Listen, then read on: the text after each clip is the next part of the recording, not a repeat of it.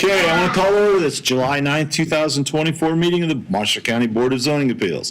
First item of business is a roll call of the members. Mr. Bennett. Mr. Hostetler. Here. Mr. Kephart. Here. Mr. Miller. Here. Mr. Gustafson. Here. Okay, the next item is the review of the minutes of the June 11th meeting.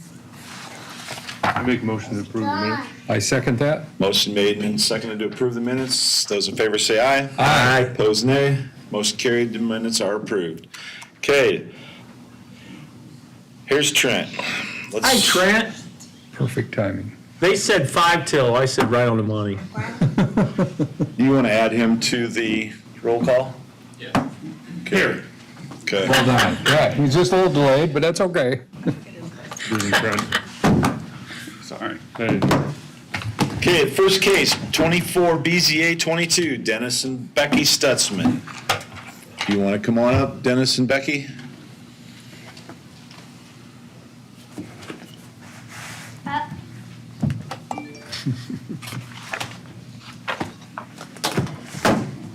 And if you both would state your name and addresses for the record, please. Dennis Stutzman, Address? 5300 Sage Road, Plymouth, Indiana. And you, ma'am? Becky Stutzman, 5300 Sage Road. Okay, thanks. Have a seat. Ty? Alrighty, the applicant is seeking to permit an existing home-based business here on the property. Here are some of the aerial photography and satellite imagery. And then we went through last month and showed all the pictures attached. The procedure for this is the Board of Zoning Appeals reviews and makes a final decision on this case based upon the findings of fact as defined in state statute. For the analysis, Energy Efficient Roofing is seeking to approve an existing roofing business at his residence that he and 4 other crew members operate, 3 of which are his sons. They park their trucks and trailers at his property when not in use at the job sites. They store leftover material from completed jobs within a portion of their pole building. They expect to get 3 to 6 trucks per year on average to the house, with all others being delivered directly to the job site. Hours of operation are from 7 a.m. to 5 p.m., and any deliveries would generally be between 1 and 3 p.m. Mr. Stutzman and Energy Efficient Roofing has been registered in Marshall County since 2018. For the finding number 1, the approval of his scale of business should not be injurious to the public health, safety, and general welfare. For finding number 2, the applicant shall meet all standards set forth in the zoning ordinance for home-based businesses.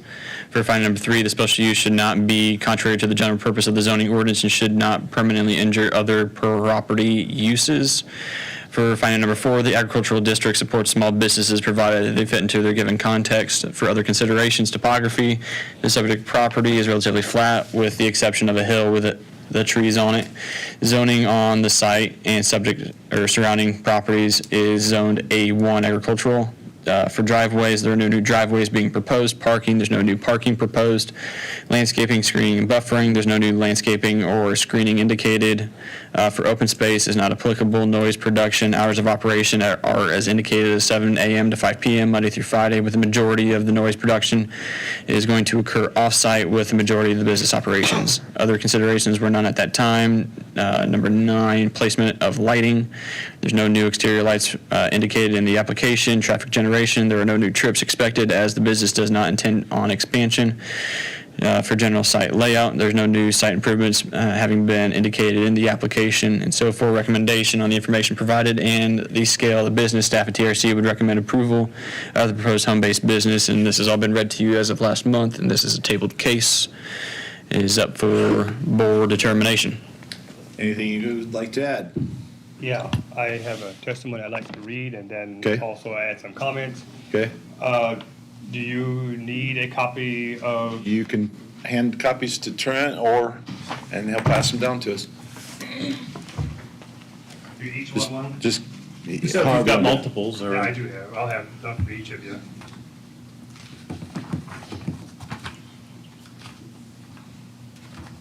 I might be one to need that though. I just. Sure. Oh, I need one too.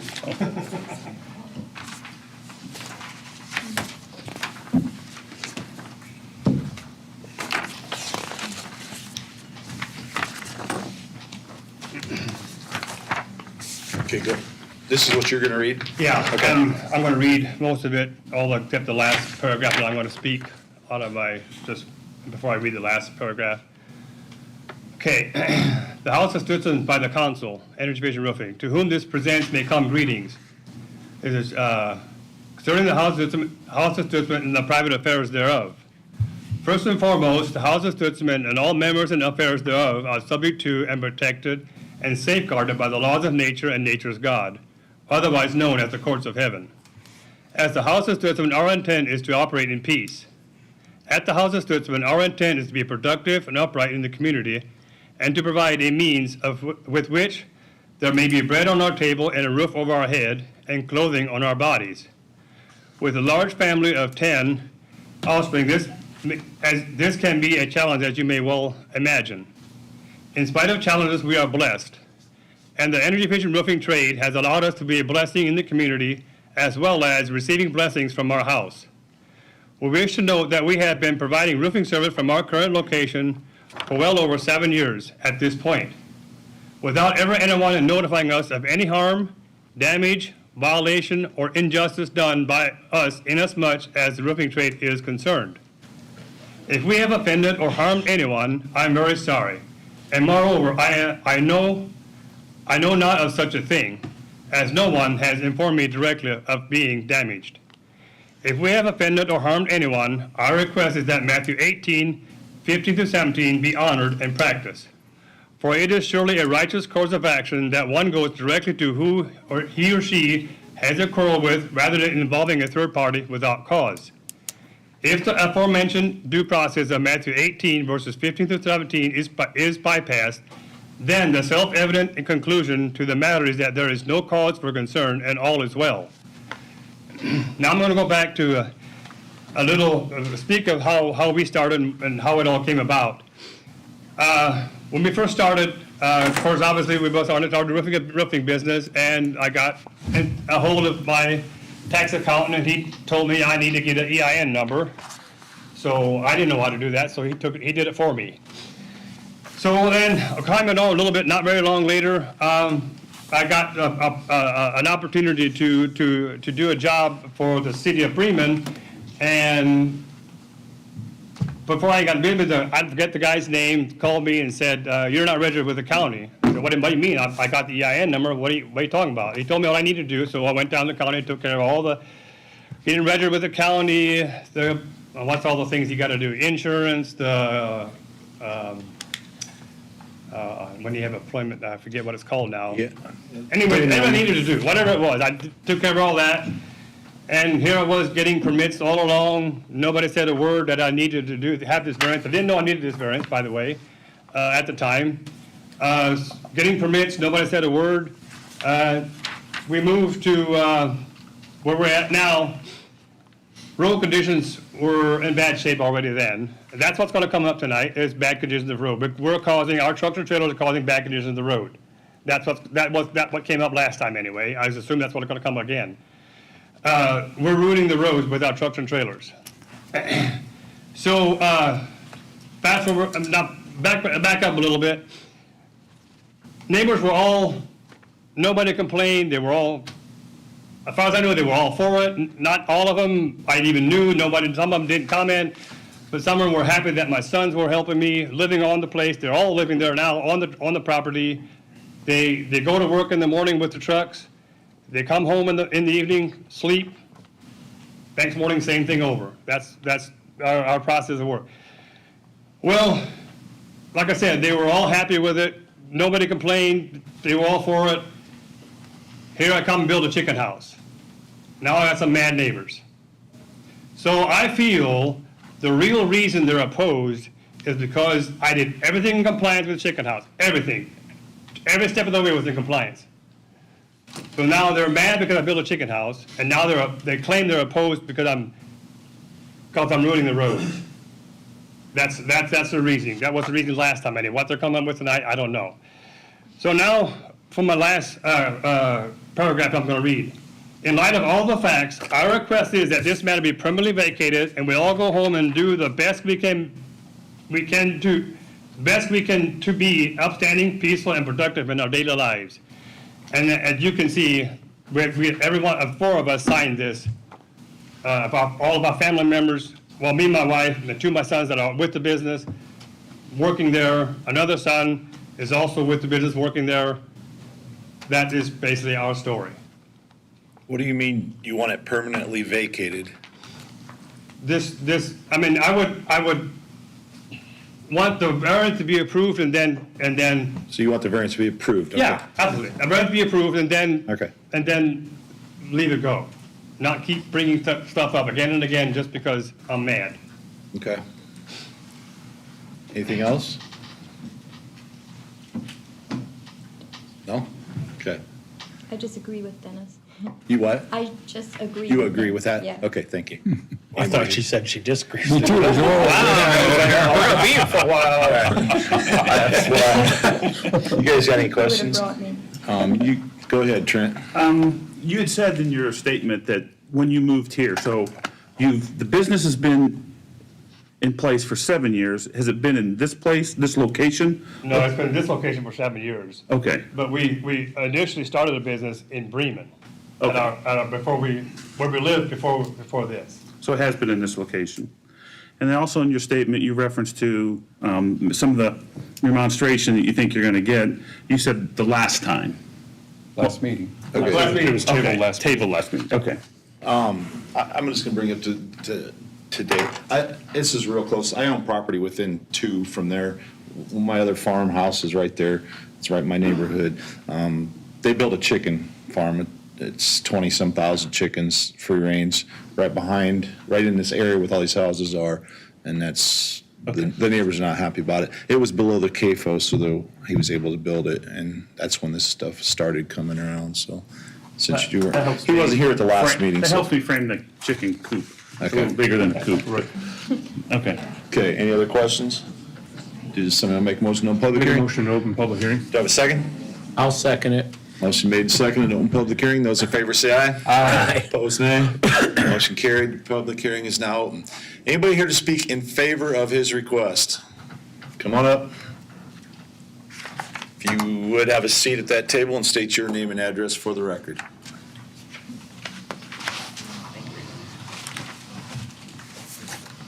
My name is Ryan Stutzman, 5284 Sage Road. I'm actually happen to be one of the sons of Dennis, and I actually own the house right next to them. And this has never been a problem, obviously, that he stated that before. And I'm actually one of the employees of this company as well, and I depend on this for my living. And I just don't see any damage being done to any of the neighbors. I've never had any damage done to my house. So that's all I have to say is I'm definitely in favor of it, and I depend on this for my living, and so do my brothers.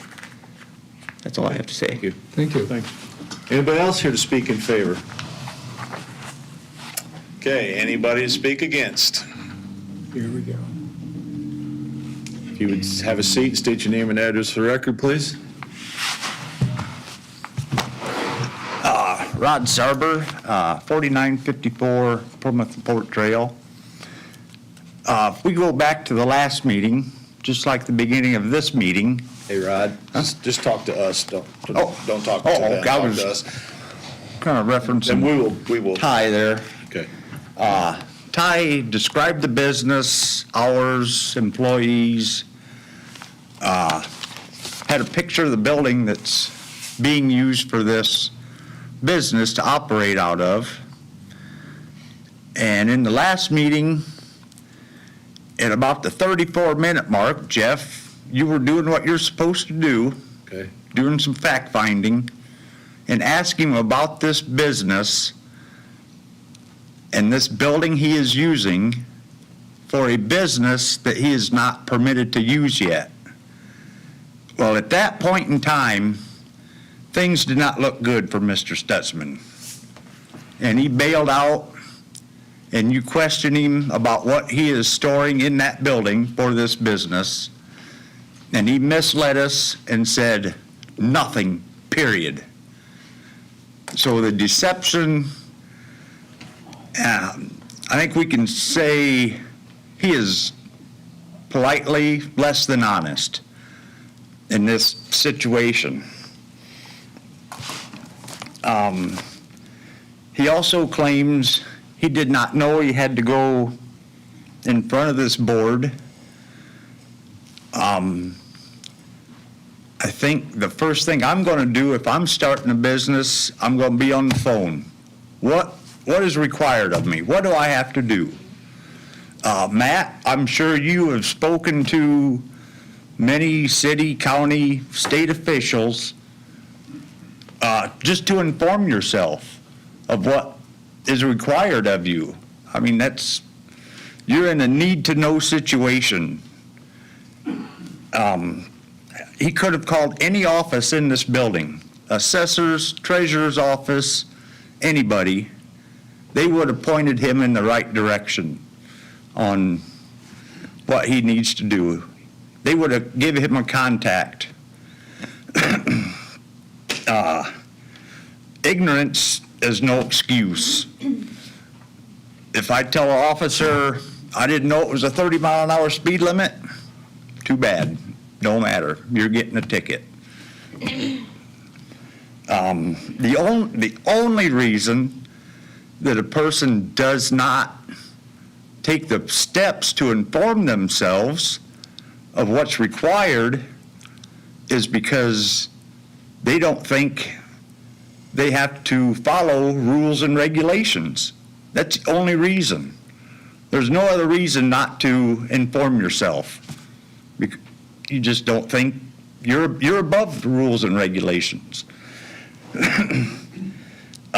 We also, at the last meeting, had a picture of, they call it a containment hole, full of trash, and he claims this hole is 8 feet deep, and apparently he claims he don't have a dumpster on site, and what he wants us to believe is that dumpster day comes, we have a dumpster, we jump in this hole 8 feet deep and start sorting trash, plastic, styrofoam, aerosol cans, whatever it is.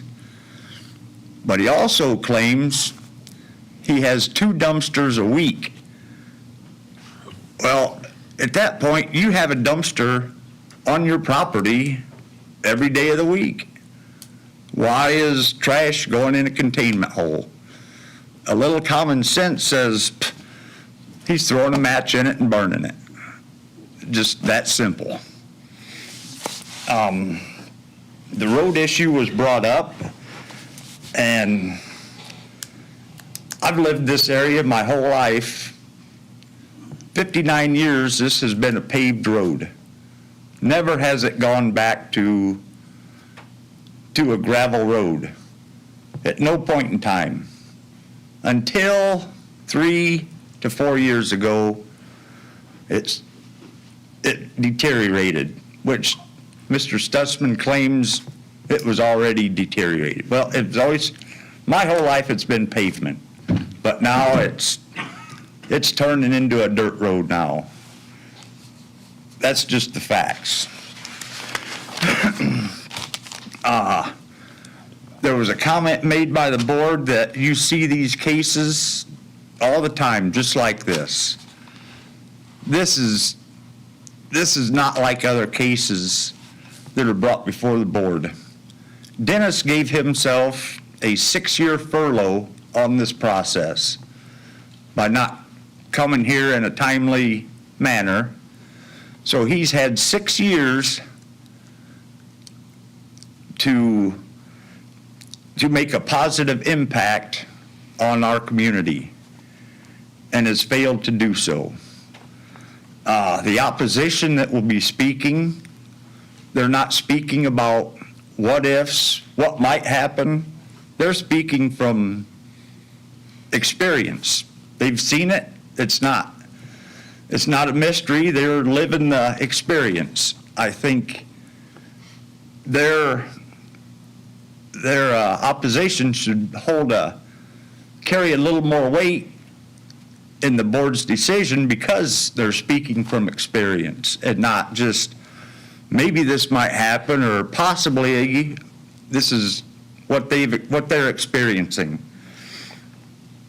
I know the board likes to issue special use permits. It's not a secret. You post how many you issue. like it's good for the county. And you also at times like to use stipulations. You know, we'll issue a permit if you do this, which is nothing more than an empty threat. You can't enforce nothing. I'd like to see you steer away from this practice. I have some pictures, and pretty much it just depicts like building materials laid out in the driveway. I drove by once a week. The piles, they're still there. They never go away. Sometimes they grow, sometimes they get smaller, but they're always there. Maybe our community has been spoiled by some other small businesses. The community will remember like Jerry Zartman, who was a contractor, carpenter, worked out of his home. Let me ask you, Yeah, you've been there 59 years, I've been there 45 years, we're neighbors. yeah. Who lived there before? Mike Strang. What did he do? He owned a Carpenter business, right? Yes. So there was a business there as a carpenter then. And never did you see equipment, materials laid out in Mike's driveway. Never. Do you live, how close do you live near that place? It's under a mile and a half. And have you ever seen him burn trash there? I have not. I'm Okay. just using common sense. My question to you, and I'm not one way or the other, why now bring it up and not 5 years ago, 4 years ago, 3 years ago? He didn't have a hole, his containment hole 4 or 5 years ago. But you said the roads went bad. Oh, yes. Did you complain Yes. to the Jason? No, And no, there's nothing I can do about a road. The road coming out of his place going north to my roads. Yeah. It's in good shape. Yes. There's nothing wrong with that. Right. The only place it's bad. Right. Is where it comes out on Plymouth Yes. Court, where it goes And down that's and it's where, really low. that's where every truck going to his property comes from. Yeah. They do not go down Fifth Road They do. or come through Tyner. Don't talk to him. We'll talk to you, they'll talk to us, we'll ask you. Any When it's semi. all done, we'll ask you what your response is to this. We're just trying to ask him some questions, so. Any semi coming out of South Bend is not gonna drive through Tyner.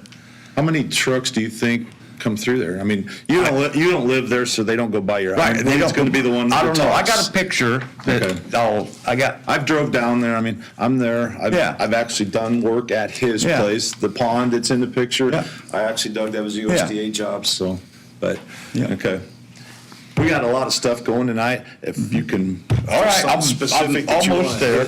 Because we're gonna have a lot of people talk tonight. So, yeah, these pictures just depict trash, or not trash, but building materials. I don't think that's a good business practice. So let me ask you this, Rod. If we approve this, what stipulations do you want put on there? We have multiple small businesses in our area, right? Right, I mean, right. we have a ton of them. Yes. To sit here and say that we don't want any home-based businesses is not what you're saying. No, no. You know, but the ones No. you want them to be, you know, last month, it was unloading trucks on the road. We can put a stipulation on there that he cannot unload trucks on the road. But you can't If somebody- enforce that. if Somebody, huh? You can't enforce that. Do you think that if he unloads a truck on the road, that we won't get a picture sent in to us the next day with a violation? Do you think that won't happen? And do you know what happens? Ty, tell him what happens. Violation letter goes out. If he continues to do it, he takes it to court, we'll take it to court or bring it back to this board and have the use removed. And how many times do we do that? Do A violations? lot. Multiple amounts. Well, there should also be a violation for waiting 6 years to come before you. We're going, we'll handle that one. Okay. So we got trash, we're going to take care of that one. The unloading trucks, we're going to take care of that one. The road, you know as well as I do, the bad part of the road's in a low spot that it's wet.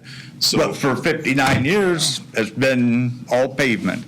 but I'm surprised they held up that long. Is it gravel now? It's gravel now. Just, if you look where the road, where Sage Road comes down, right here, where the curve is, right in there between Plymouth Laporte Trail, there's an area there that's, it's pretty bad. So If I can present, just get in the pictures and, like I said, I don't mean to rush you, Rod, but we got a big meeting tonight, so. Are these the same that you handed in? Yes. Okay, thank you. This depicts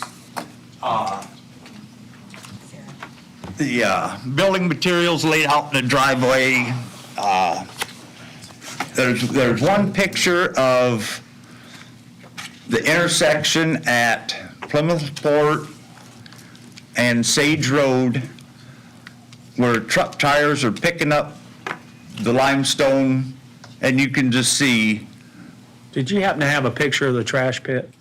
no, Okay. no, I'd have to trespass. Okay. Okay. The last two pictures are my favorite. I drove by on June 24th, I believe. Two guys standing outside the truck. And I stopped, I take a picture, and I thought, did I see what I thought I seen? So I got home, I enlarged the picture, and there's the guy standing outside the truck, giving me the finger. We don't worry about that stuff here. I mean, that's, we That understand. just kind of says Okay. their mentality and what they think of their neighbors. Okay, That just, all right. yeah. Thanks, Rod. All right, thank you. Anybody else that's opposed? No, we don't have a 3-minute rule, but we'll cut people off Okay. if it's. I'm Sarah. We have a very large meeting, so if you could get to the exact facts, it would really. I have it written help. down. Pardon me? I have it written down. Okay, thank you. I'm Sarah Sarber. I live at 5242 Sage Road. I'm neighbors with Dennis and Becky Stunsman. I was at the last meeting and said I oppose the approval of the roofing business, and I plead for the board members to vote no.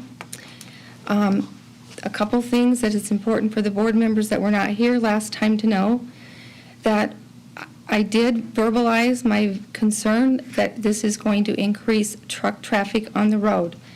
Dennis made the comment just a few minutes ago that the only concern was the road condition.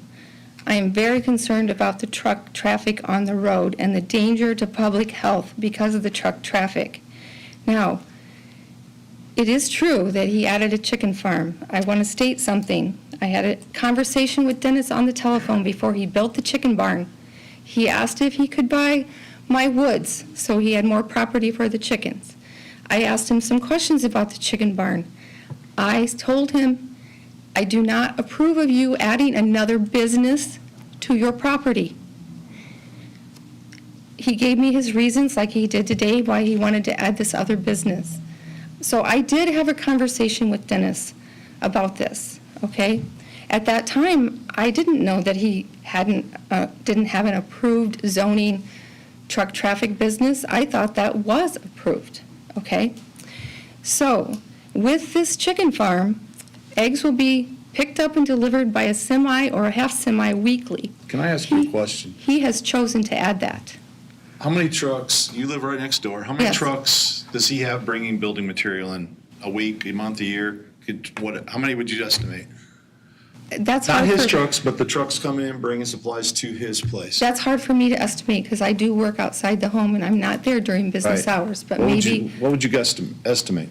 Or have you heard? One a week? Well, I've heard that, I did see one semi that was off to the side of the road and it was unloading supplies. Okay, So I don't know how many. we will take care of that one tonight. Okay. Okay. But you can't, every situation is different. This situation is different. You wouldn't be approving just one small business.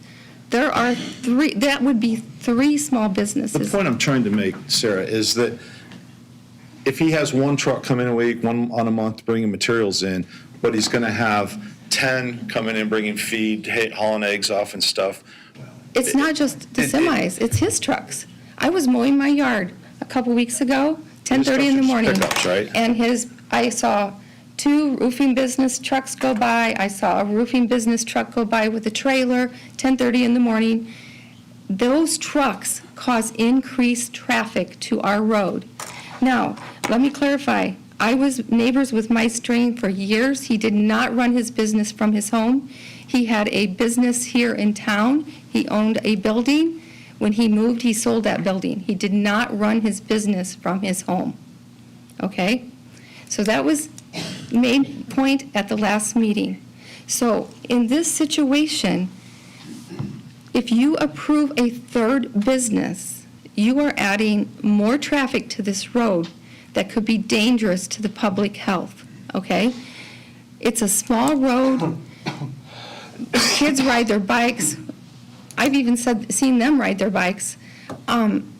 There's lots of traffic, not just people who live on Sage Road. I see people from the golf course drive by. So I made that point. He also has a deer business, LLC, and then with the chicken farm, it's going to add more trucks. So, in my opinion, you should not approve this third business to What's this the business property. across the street from your house? Swan Lake. Swan Lake Golf Course. How many people come from Swan Lake Golf Course? They, Most of them go down. I live. Oh, I you most of mean them down go Sage Boulevard, Road? But the driving range is right there. I don't know who is in the vehicles, but I see cars, We have what I'm saying is there's a business directly across the street from you. right. So, okay. Now, that Yeah, business, the Go ahead. main entrance to that business is on Plymouth Laporte Trail, not on Sage Road. And I'm gonna be flat out.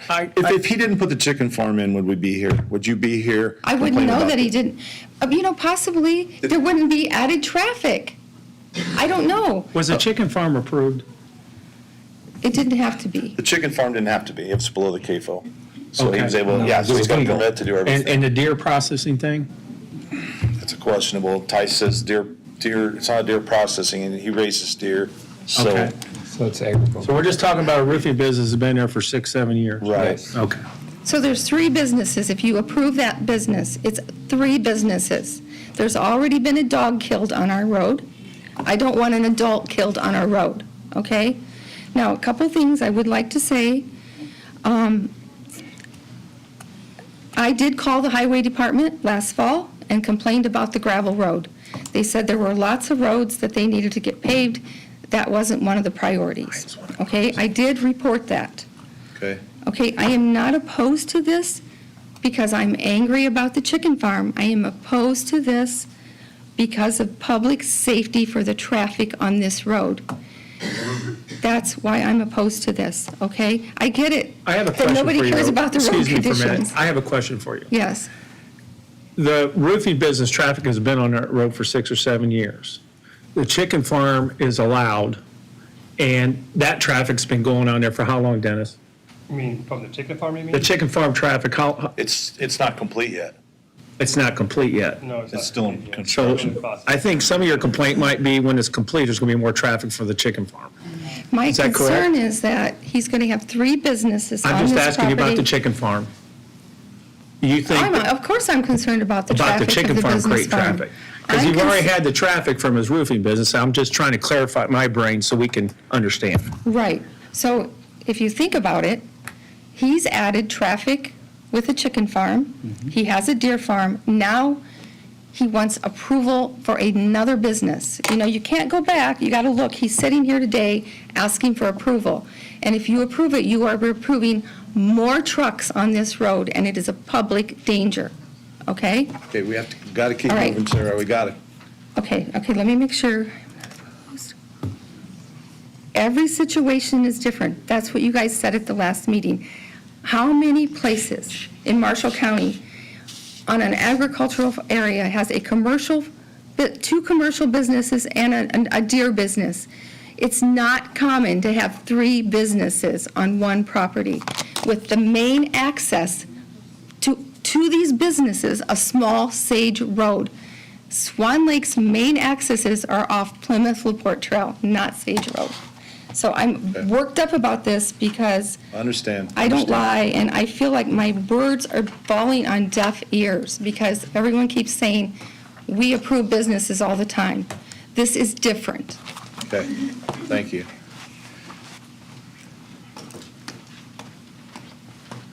Bonnie Salyer, 5378 Sage Road. And at the last meeting, this was tabled. You can have a seat if you Oh, I'd rather stand, Okay, if that's okay. And at the last meeting, it was tabled because everyone was against it. Everyone on Sage Road, except for one person, which is Ben. Hold on, it was mainly tabled because Matt and Trent Well, were here. you made the comment that he needed to bring more, he I needed to bring, didn't make- you asked no, him I if he had, didn't. you asked Dennis, oh, you did? Jim asked him. You asked him to bring people in favor? Right. Okay, my I apologies. asked him if he had I any did people not. in Oh, and favor. he said he did, but where are they? That's what I asked, and that's Yeah. why, that's one of the reasons, but it was mainly tabled because they weren't here. Okay, but you asked that, and he said that he had lots of people in favor, so you asked him to bring them here. We heard from the ones he brought. His son, who lives next door. just saying, Right. we heard from him. But, and you see our Well, petition. the reason that- we tabled it, it was, Dave and I live right in the neighborhood. These guys have nothing to do with it, so Mm-hmm. it would be great for this board to have somebody that has no interest in it, has no knowledge about it, to help make the decision. Mm-hmm. Okay, but that was one of the 'Cause we have to statements that have- he was asked to bring people in favor. Three of That us was a have statement. to though. vote one way or the other, so, Sure. so that's. No, I get That's that. why we were tabled it. I so. get that. Okay, but he was asked to bring people in Okay. favor. Yeah, because we brought our And he petition of doesn't really everybody have to, against. we don't take a vote on it, but from the. Okay, the, but you do clients. sit on the board, Jeff, and you're in the neighborhood, too, and everybody's going to be somewhere. You have to be, I mean, I presume that you are an unbiased board. We are. I presume that you are going to vote for what the public wants and in the public safety and all of that. So that having to vote, being in the neighborhood, I would think you could separate I own yourself from that. property right there. I Yeah, own a house no, I right get on it, I Fifth get it. Road. I get it, So- but I just wanted to, I that may was live one of there the some things, days. was to bring people in favor. You know, we have lots of people that say no. Everyone on Sage Road, you know, we are against it. It is a lot of traffic. I would invite any one of you to come and sit in my front yard. There's a lot of traffic on our road. It's quite frightening when you have children. And even when you're on the lawnmower or with our animals, I mean, it's our responsibility to keep everybody, in our area, but things do happen. So since you live right next to it, and you're the one right next to him, everything goes right by you, Mm-hmm. how many trucks does he have come in there that brings material to him? How often not including the chicken barn? Sure. I'm Oh, talking. yeah, no, you can't before count the those because I chicken don't barn have enough started. fingers, yeah. No, I understand, no, so when I'm outdoors with the kids at the play yard, they're shocked when they see the semis come by. It's To very count rare. them probably since, if I had to make a guess, the last school year, I don't know, maybe 9, 10. For the whole If year. it was semis, well, a school year, so in that 7 or 8 month period, well, and we're not outdoors in the Dennis, winter, so. Dennis, do you have semis bringing stuff to your roofing business? I do, but not 9. I have at the maximum 6 a year. Okay. And So we gotta. okay, I understand. Well, and you're gonna do what So you're this gonna is- do. You know we're this is- against it. I can beat my head against the wall, all day long too, so. Okay. Yeah, it's a lot of traffic on our road, and I have lived there for 35 years. You've lived there a long time too. Our road has not 47 been years. deteriorated. So what I'm saying is, if he's had 6 trucks delivering materials, the other trucks are just his going in and out. Mm-hmm. Okay, so even if he didn't have the business there and they parked the trucks at home, what difference would, Well, and then there's the some- deer business, so there's delivery of feed and that sort of thing. That's for the, well. But for the it's other. traffic. So this is added traffic. It's one more thing. How many more are there going to be? So yeah, it's one business that's been there, but now we have all the added traffic and you add that in and it's a crap ton. It's a crap ton of traffic going down our road. I feel for you with the chicken barn. I mean, Well, it's right but behind your that's house. not, you know what? But can we That's not tie why the chicken barn in with the existing businesses? No, been there that's not why I'm here, but it is traffic. Right. So when you add all that traffic, you can't separate, it's traffic on our road. Okay. And it's another business. It's that many businesses in one area on a small country back road. So, yeah, it is what it Okay, is. thank you. Anybody else to speak in opposition? Are you coming, Julie? No, go ahead. Are you sure? Yeah, I'm absolutely sure. I'm Jamie Schreimeyer, 5170 Sage Road. So you live next to Jeff and Sarah? Yes, Okay. yeah. So, not to double up on what anybody else has said, but I did want to bring something to the attention. I am a little bit more concerned about the drivers of the vehicles, of the roofing company vehicles. Okay. So, for example, our sons are best friends and hang out very frequently. And I'll say about 6 weeks ago, there was a car in front of my house that did a burnout. And it was stopped talking to my son. And when my son came up, I said, "Who was in that car?" And he said, "Derek, who's 15 and had Matthias in the passenger seat and did a burnout in front of my house." So my question is, because they are ex-Amish, do they have driver's licenses? That really doesn't have anything to do with us here. It kind of does, because it goes back into the risk. If you have unlicensed drivers driving their commercial roofing trucks, it puts my children, we have 6 kiddos, 4 still at home, all the way down to 10, you're putting them at risk. Okay. Anything else you'd like to, any other issues?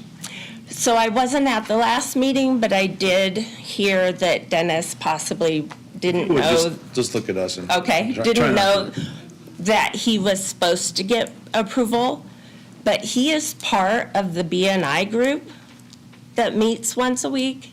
He's also a contractor, so he's fully aware of what approvals he needs to get. So I just wanted to bring that to the attention of everybody. Okay, thank you. And as far as the dog that was killed, I was coming home, and the dog is one of their Beagles puppies that they decided to keep. This dog was a red and white puppy dog. She was full-grown. Penny was her name. And when I came home, she was completely red, laying in the road. It was still snowy. There was blood everywhere. I went home, called Wade and Bonnie because they have a red dog that looks just like that. And I said, "I think your dog just got hit on the road." Got a box, went back to collect the dog. It wasn't there. So I went into Becky's house and I said, "Did you know that one of the dogs got hit?" But she had to have been hit by something that was large to make her look the way that she did. She was completely red. So you're talking about a dog there, which I understand, but my children are on the road all the time. You also have the people from the golf course coming to collect balls in my yard all the time. So I'm imploring you to please think about the risks that you're putting our families at. And you've lived there how long? I have been there since 15. 15? And it's not been a problem? What? You've not called Ty to say that there was a problem with him, with his business or anything there then, until now? In other words, it was fine until now? With regard to the traffic or the business in general? The business, anything? Well, I am the one that provided the video of the burning, Okay. so it was Of the what? alarming. Is there anything that you want to add to a stipulation that if we approve this, that we're going to, the trash issue we'll take care of? There's 5 things here we're going to take care of, so if not, we'll move on. So I would like to say, when we chose to build our house back in 15, we chose this area, 1, because it was quiet, 2, because of the view is simply amazing in the back and the front.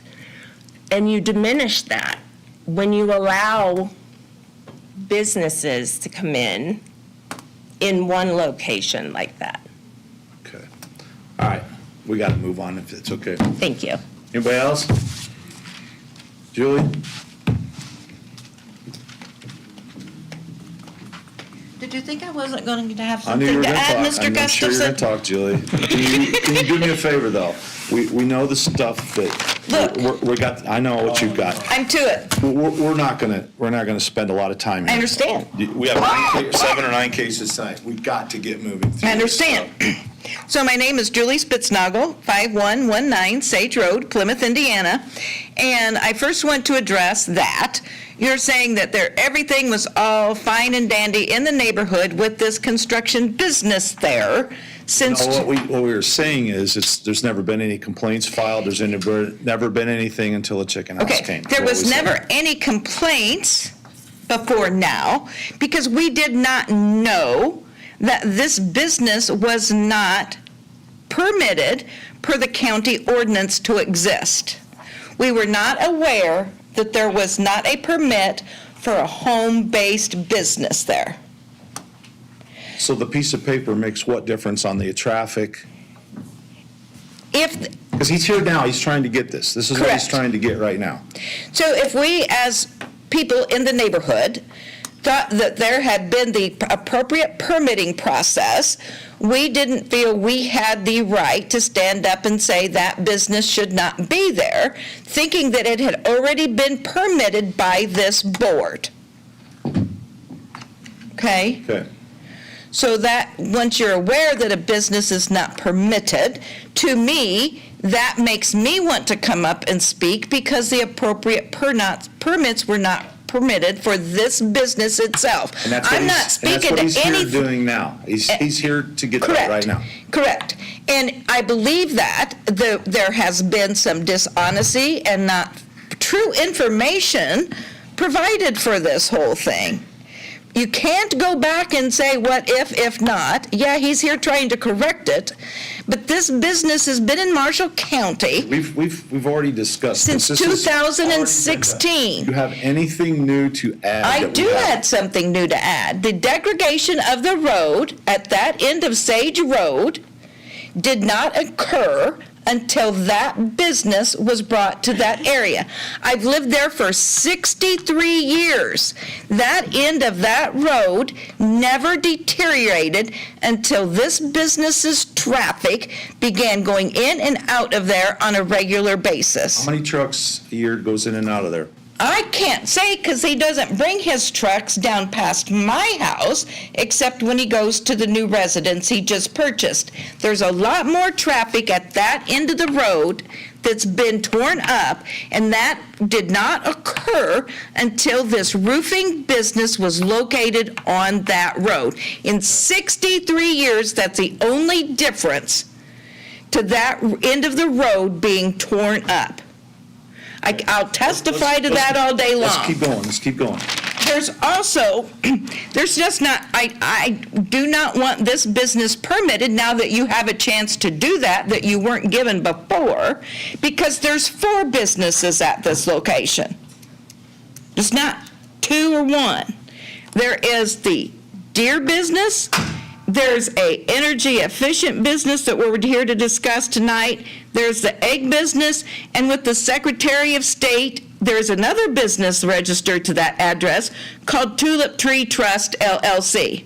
So how many home-based businesses can you have on one piece of property? So you're asking what stipulations there need to be? There needs to be a stipulation on how many home-based or how many businesses you can run out of one location, even though it's zoned A1.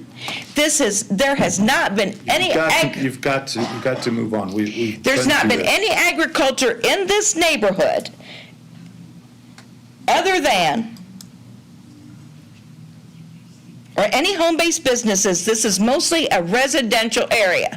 This last thing I want to bring up is this sheet metal screw that are laying on the roads that went into my tire that caused me to have my second tire fixed, and don't tell me it's a possibility I picked it up somewhere else. It's a probability I picked it up there, and I heard it pop in my tire right in front of his house. So there should be another stipulation that the road should be kept free from debris that causes property damage to the other homeowners in the area. Okay. Are you done? Do I have to read again the letters that objected, petitions and stuff that He will were do read that at the when we first get meeting? done. Do they have to do that again is my We'll do that question to the again, board. just like we did last time. Okay, just a All right. question. And for everybody to know, these are all my friends. And so yeah, They were. they were, they may not be. I may be black belt. 63 years. Yeah. Okay, Julie, you gotta sit down and have a seat, please. 63 years. Please. Realized 63 years ago was across the road. Anybody else to speak in opposition? Hey. What? Any I was correspondence, because Ty? she was really intense. We do have a few new letters I really am. to add to the process. The first one is, that's a big no. Haven't they done enough for our neighborhood? Let them rent a place like other business. Sue Carter. The next letter that was received was Private Administrative Court of the House of Graber, Paul Graber, on the 9th day of July, 2024, written on behalf of and in support of Dennis and Becky of the House of Stutzman. The folks from Energy Efficient Roofing have done work for us, and we highly recommend them. In fact, I can't think of anyone better to install roofing. They do honest business, and they do quality workmanship. We helped Dennis and Becky and their family move over to Sage Road in 2016, and that road was a disaster then. I suppose it has been in ruins for long before they moved in, considering that Marshall County has a history of some very poor roads over 50 years that I am familiar with. Sincerely doubt that Dennis has made it any worse. Paul Graber, all rights reserved. And then an additional petition has been submitted where it indicates, yes, we approve of Energy Efficient Roofing LLC, established since 2014 to run a roofing business at 5300 Sage Road, Plymouth, Indiana, with the signatories of Beth and Andrew Brown, 909 Van Buren Street, Walkerton. Two I cannot read because they're underneath the paper. Carrie Stutzman, 5300 Sage Road, Christian Deutsch, 5440, looks like 48 Plymouth LaPorte Trail. That looks like Jason Hollerand, 18738 Fifth Road, Plymouth. Sandy Hollerand, 18738 Fifth Road, Plymouth. Jeremy Cleveland, 18483 Fifth Road, Plymouth. Terry Horace, 10360 East 700 North, Walkerton. Amy Cleveland, 18483 Fifth Road, Plymouth. Something Miller, 4947 French Street, Plymouth. Katie Miller, 4771 French Street, Plymouth. Christine Miller, 4947 French Street, Plymouth. Looks like BJ, 4925 French Street, Plymouth. Something Jakowski, 4925 French Street, Plymouth. Ryan Stutzman, 5284 Sage Road. Sylvia Stutzman, 5284 Sage Road. Illegible signature, 5285 Spruce Trail. Jeffrey Stutzman, 5300 Sage Road. Melissa Stutzman, 5300 Sage Road. And looks like Oscar Del Torre, 5159 Spruce Trail. And those are all of our new ones that we have received since last meeting. It's not necessary for you to read the old ones? Would you like me to? No? Okay. If it's not We've necessary. read them into the record previously. How many was there on the opposition, though? On the opposition,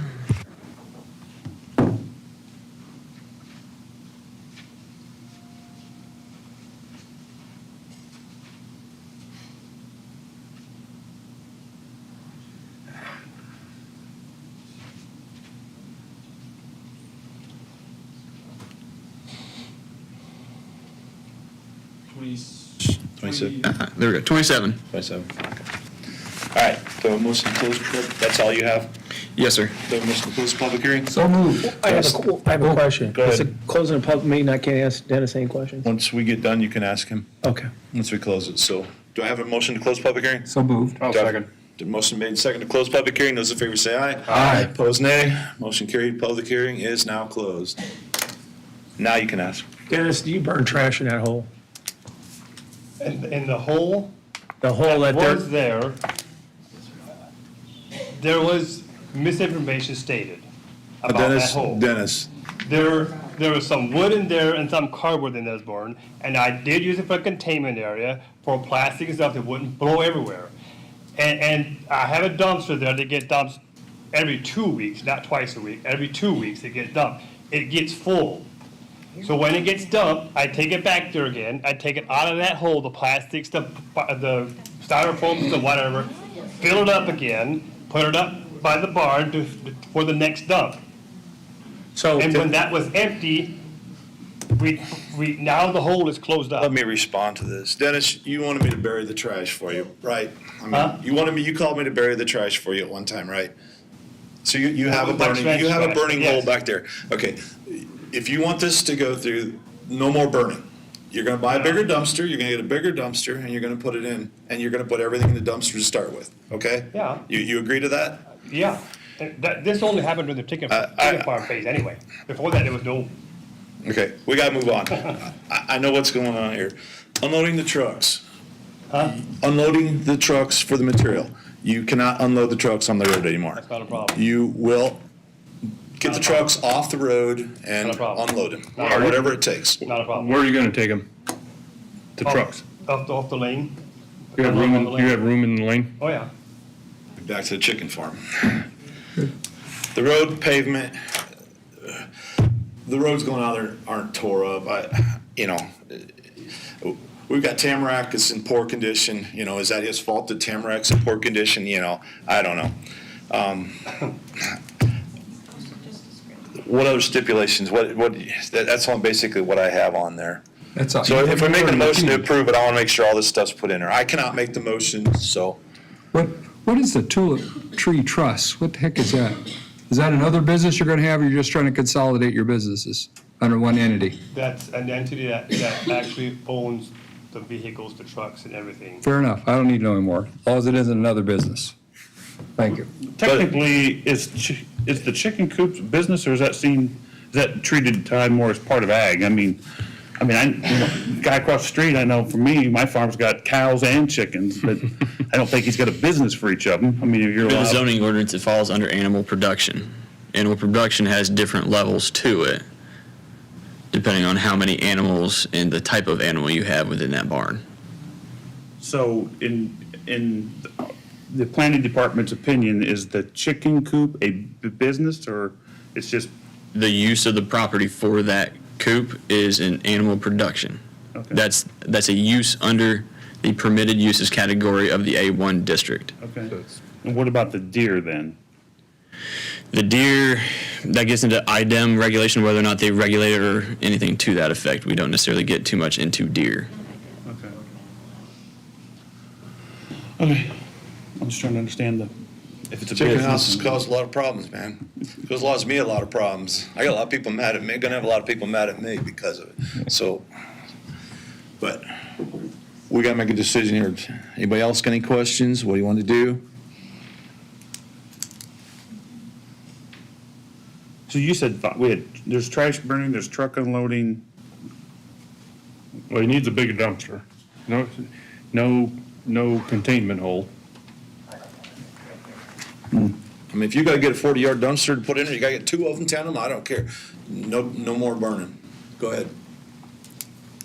Just to clarify, the containment hole was dug when the chicken barn went up, so that the trucks, concrete trucks, can wash out their, Dennis, when I went to your house and dug the pond, there was a pile there by the woods. that's way back there. Right. That was Mike's range. And you burn in there, so I know it's there, okay? That was- They know it's there, I know it's there, you know it's That's a there. totally different It's not hole. gonna be there anymore, okay? Yeah, it's already not there. Okay, It's already closed up.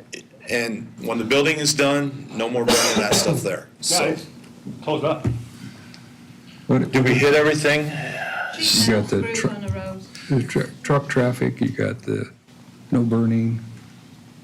What was the other things you want to make sure we were at on? The trash, unloading the trucks, the road pavement, I mean, how are we Can't gonna do do anything with anything that? I had Mike Strang, used to have the business there, Mike Strang had the business there. Yeah, he did. You know as well as I do. Absolutely. And I just wrote stipulations. No, okay, I understand. I think the stipulations were how are we going to enforce it? And as I said, if you unload a truck on the road, They're gonna take pictures. those people will have, I'm serious, they will have a picture of it in Ty's office that day or the next day. So you will get a violation call and a letter. So if you don't do it, and you will be watched everything you do. So you make sure you do everything good. What about storing the stuff outside? I mean, that was part of it too. Yeah, the trash outside. Was there much? It's not very Where's the bad. pictures again? It's minimal. It's minimal? Well, I drove through that neighborhood, and honestly, there's a lot less trash stored outside that place than were in some other I've houses seen that just around the also. corner. I wasn't gonna say that, but I agree with that Can you statement. move the stuff around so it's not visible from the neighbors of the road? Put it behind the back or whatever. I can do that. Okay, let's make that a stipulation too. Okay, you ready? Whatever you do. All right, I'm going to move that we approve this request with stipulation. Oh, by the way, before I go any further, what about the fact that he's been so many years without applying? Do we make that part of this process too? We don't, he has bought, the only time that we do that is if they don't get the permit to build a building, right? We've never fined anybody for not having a I want to make sure I make that, if we do that, I want to do it now, not after the fact. Is that something we've done in the past, or is this? From a use standpoint, no. For construction, yes. We have done that in the past, but not always. All right, then We want people to come in here and get the variances to run the businesses. We want the small businesses, so we don't want to do stuff to discourage them from coming in here, so. All right, well, I move that we approve this request with the following stipulations. You must provide a truck for place for your trucks to park to be unloaded that is off the road. You must no longer have. Delivery trucks. Delivery trucks, I apologize, let's be specific. Specifically, no, you shouldn't be unloading any trucks on the road anyway, but, let's be specific. I do not want any more burning happening on the property. Any commercial size burning, I don't care about a burning barrel, but, you're burning your trash for your construction project. The burning barrel should be excluded too. You shouldn't be burning? The burning barrel shouldn't be allowed either. All right, then don't allow any burning, period. If you want to burn, you can burn trees, there's Oh, just certain see, rules now to it. I'm getting corrected in my motion, but thank you, I I appreciate it. can't make the motion or I would, so. Yeah, and then we need you to move your excess material storage, at least to get it out of sight of the roadway. Behind the building, beside the building, whatever it is, so it's not an eyesore. That's my motion. Okay, do I have a second? No second, huh? I'll second.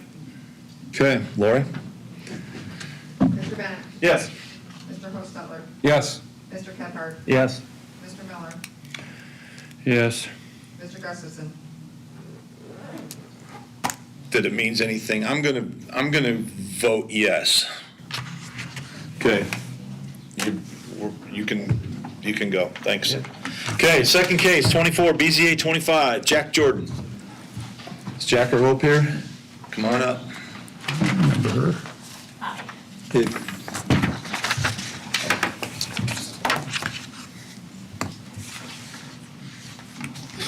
If you would state your name and address for the record, both of you, For please. Hope Jordan, 3127 C Lane in Bremen.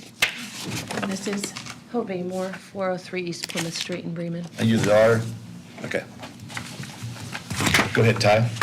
Alrighty, so the applicant is seeking to permit the use of intermittent commercial events on the property. It is for the artisan market variance proposal.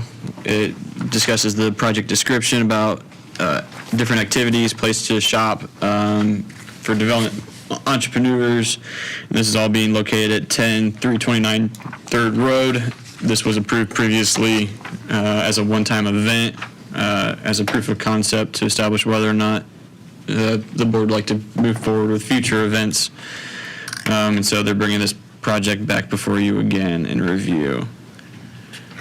Some of the documentation that was provided by the applicant with pictures during the event itself.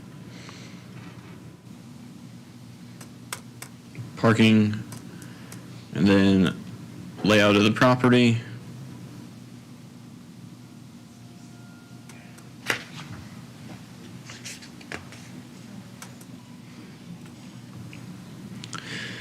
So the procedure for this is the Board of Zoning Appeals reviews and makes a final decision on this case based upon the findings of fact as defined in state statute.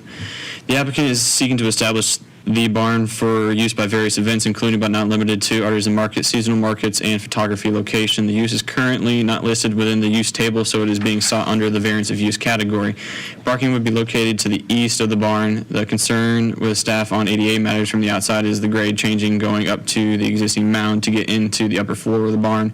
There are no permanent restroom facilities planned for the business and will contract porta potty facilities on an as-needed basis. A one-time event was permitted as a trial and was attended per the applicant by 547 guests, 290 cars, 33 vendors, and assisted by 17 volunteers and 1 police officer. Based on dimensions as presented by the applicant, over 40,000 square foot of indoor and outdoor vendor space, which can fit approximately 40 vendors. Per the applicant, there is sufficient parking for 178 to 207 parking spaces, and for reference, the total lot is 2.41 acres.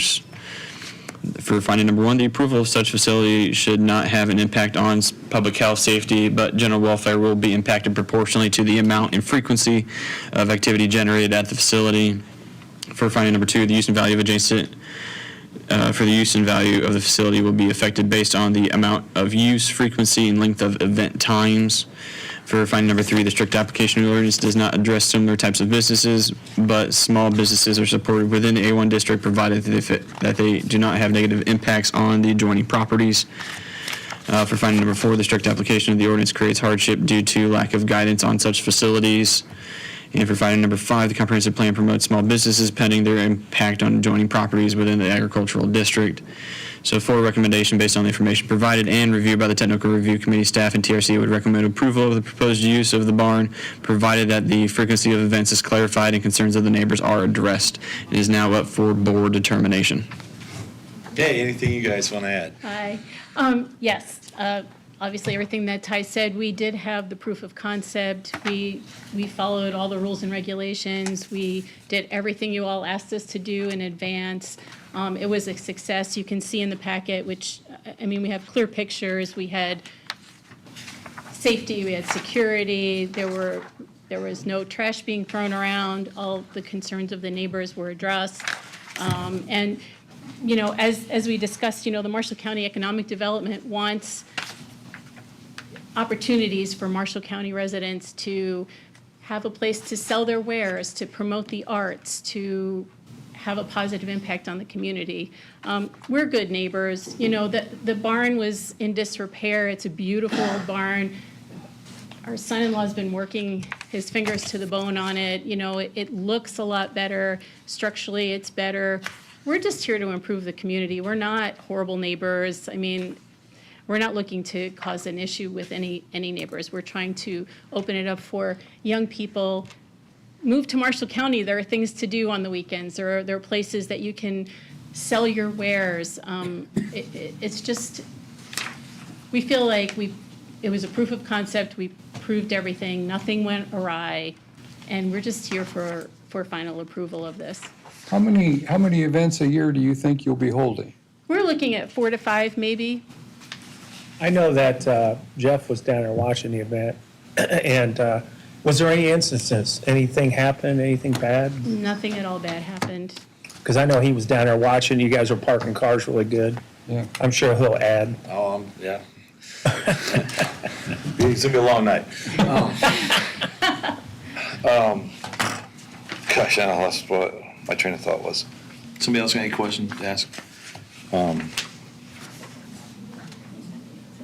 Did you have, just to remind me, and I do remember specifically the night you came in, and I appreciate your input. I appreciate the way you did run the first event, because, you know, we did have people reporting back to me, and then you kept your word. You did what you said you would do. To me, that's a big deal. And I want to hope that, obviously, anything we approve here, you'll continue that path. Of course.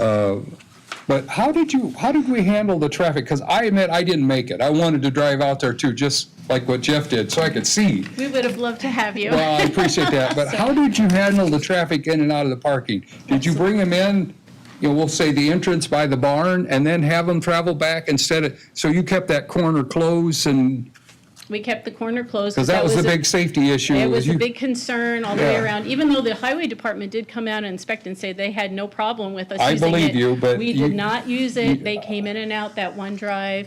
I see It that was as you're cordoned listening off. to what the neighbors were concerned with and you addressed it. I appreciate what you did there. Absolutely. We used the entrance that the neighbors wanted us to use. Yep. It was corded off. Yep. And then we had actually a police officer directing Yeah, traffic and in. you had enough people. And people directing traffic out. We had people in safety vests. We had flags. So I know the neighbor across the street was worried about them parking because they look similar. Did that happen at all? It did not. I mean, I understand the concern, and I'm not trying to minimize it, believe me. But honestly, this is a big orange barn. They do have kind of a long, skinny garage toward the back. Again, I'm not minimizing their concern at all. I'm just saying there was no confusion about where the artisan market was going to be Fair enough. at all. And we tried to mark it well with signage. We actually have a couple of the parking volunteers here. There were 17 volunteers total. 8 of them are here today, and 2 of the vendors are here too. So if you have questions for them, they can also speak to that piece. Casey, any questions? You remember what you were saying, Jeff? Much more technical to Ty about bathrooms and stuff like that. I mean, We had 2 porta potties, and we had someone assigned to clean them at regular intervals. The porta potties were delivered the day before and picked up within, I don't remember, a couple days. There's pictures in your The pictures packet. in are Yes, we see it. pictures. So you can see where it was located, and it was on solid ground. It was on a cement pad, 2 of them. And again, we had somebody assigned, actually Jack was assigned to clean the porta potties. As he should. So, in this presentation, it says you were going to use the barn.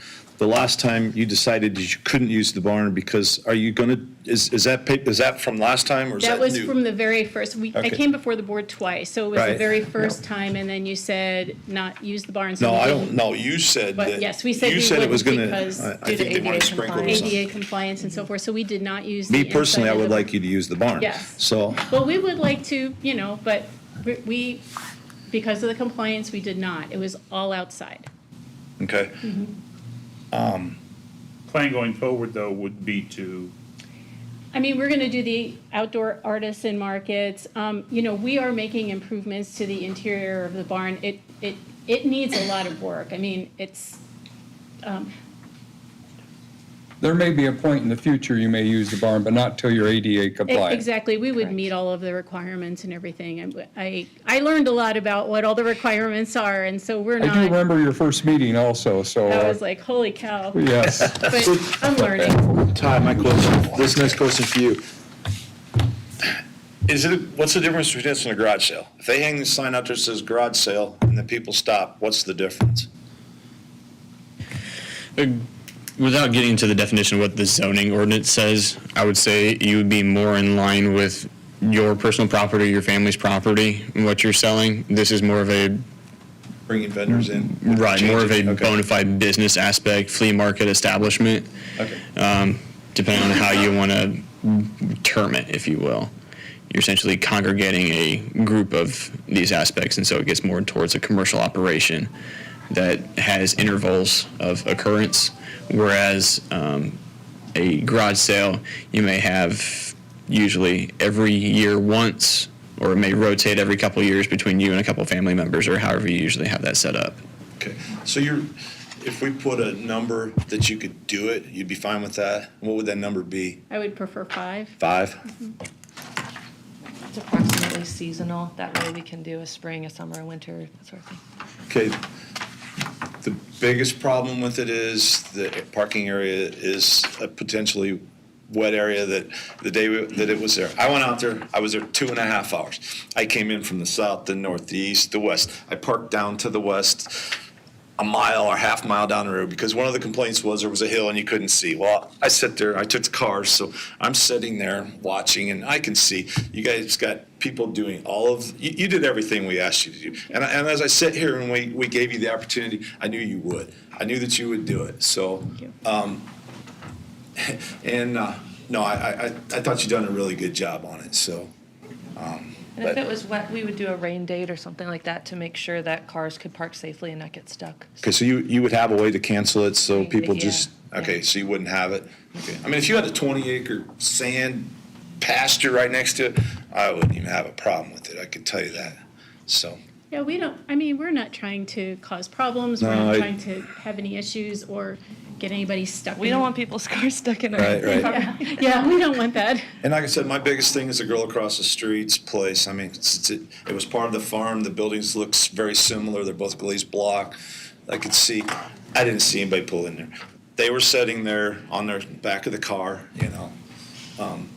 Sometimes we did the abate thing down there, which is 700 bikers go down. And the first year we had a lot of people here that were opposed to it. The next year, those people came back, were in favor of it because they went to it. Nice. And maybe if we do this, maybe the people will get interested. We'll see. We'll see what happens when we get the public We would like to open hearing. that opportunity again. But, okay, anybody else got any questions? I move we open public hearing. Do I have a second? Motion made and seconded to open public hearing. Those in favor say aye. Aye. Opposed, nay. Motion carried. Aye, I'm sorry. You okay? Yeah. You're in favor of it? Yeah, I'm ready Okay. for a nap.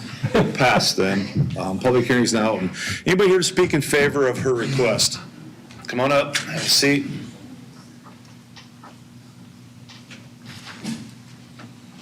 If you would state your name and address for the record, please. Yes, my name is Nick Amor, 403 East Plymouth Street. I'm the Jordan's son-in-law, and Hope is my wife. I'm the one that's been working on the property, so I just wanted to speak to the parking aspect, because I'm most familiar with the property. One, I think that, you know, to the neighbor's concern, in the springtime, the field is not parkable. We know that. We're the property owners. We understand our own property. Like they said, we're not going to put cars into the field when it's unparkable. It dries up about end of April, beginning of May. And then I mow that field constantly, take care of everything, maintain everything. So I think from that concern, I just wanted to speak to that. Now for the actual being in favor of it. My wife, she didn't say, but she was a part of Leadership Marshall County last year. She got the opportunity to hear, I believe it was Ty speak about development of the county. I'm going to be a part of Leadership Marshall County this year. The whole idea behind that is that we're developing our county. We didn't always live here. We moved back maybe 3-4 years ago, I can't remember. But we're here because we want this community to grow and have opportunities like this. And so if we can be given these opportunities, we'll take advantage of them and we won't disappoint. And I think that's the positive to this is it's not going to disappoint because I know the quality of work that we put forth. So I appreciate your consideration. Thank you. Anybody else here to speak in favor? Come on up. And again, if you would state your name and address for the record, please. Craig Sink, 3896 3rd Road, Bremen, Indiana. So you live close to it? It's same road, but it's not. Okay. It's more in town. Okay. I was one of the volunteers that helped park cars. We were very safe. Had the police officer there, which was mentioned, Marshall County police officer there. Very safe. I think you guys mentioned earlier, we brought cars in, used the lot to keep cars off the road. Just more, I was helping with the parking, I guess, so speaking to that. I recently moved to Bremen from St. Joe County. I love having these kind of opportunities in Marshall County. It's great that, this is my new home now. It's great to have these kind of opportunities and want to see more of it and just wanted to be here to support that and look to see more opportunities to do so. Okay, thank you. Thank you. Anybody else speak in favor? Come on up. State your name and address for the record, please. Hi, I'm Alex Givens, 1021 West Stock Street, Bremen. So I wrote some things down, but specifically, I worked the entrance where everybody was coming in, and we handed out little maps of where everybody's, like the vendors were. And the amount of positive comments was remarkable. Everybody was like, wow, this is amazing. Are you going to have another one? When's the next one? And I cannot tell you how many comments I got from that. The cleanup was remarkable. I literally walked around at the very end. I found one piece of trash. That was it. There was no trash anywhere. We followed all the rules. They had everything sent out weeks in advance to all the volunteers about everything that needed to be done and what we should be doing. The vendors were so appreciative. They said it was the best event that they had been to. In fact, then we saw one of the vendors later on, and she literally said she was the most successful at that one event at the barn. And she said she's never had that before, and she's been to stuff at Coppice Commons before in different places. Like I said, everything was communicated really well. Cleanup and tear down, you wouldn't have even known there was an event there. We left that night and we went and then had pizza that night, and you wouldn't have even known that there was an event that just happened. It was all cleaned up. We felt safe with the police officer. There were numerous workers. We all showed up early in the morning. That was another thing the vendors talked about. We helped them pull their stuff out, and then they moved right along, and you guys had like the vendors parked in a different area, and the vendors were like, wow, we've never had help unloading our cars before. And it was just like, everybody was moving. So it was very like all hands on deck. I even have neighbors that were around the corner and they showed up at the event, I have friends that were neighbors around the corner from the barn, and they were all smiles, and they're like, this is the best thing ever, and they loved it, and they lived around the corner, and they were like, this is great, and they were looking forward to it because they had seen it advertised on Facebook and on the signs in town. And just in general, it supports the local businesses. For my sister, she was a vendor and she had great success. This was her biggest event as well. But I'll end with, everything was contained on the land. Like, we worked within the land and it was just so successful. And I heard nothing but positive comments from everybody, from the vendors, from the volunteers, from the people that came, and just being at the entrance, seeing tons of people I didn't even know, and they just kept coming up, when's the next one, when's the next one? So I highly recommend it. So you did parking? I was at the entrance. So my husband was in parking, and then they came through a tent and down the lane, and we were keeping track of how many people were in there. So what would you have done if they were clear full? If they were clear full, And there was cars coming, lined up, what would you have done with them?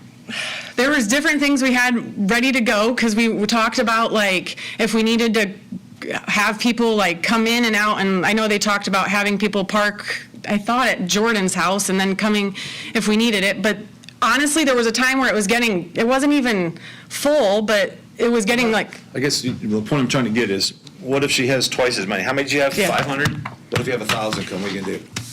I'm sure they'll come up with a plan. Okay.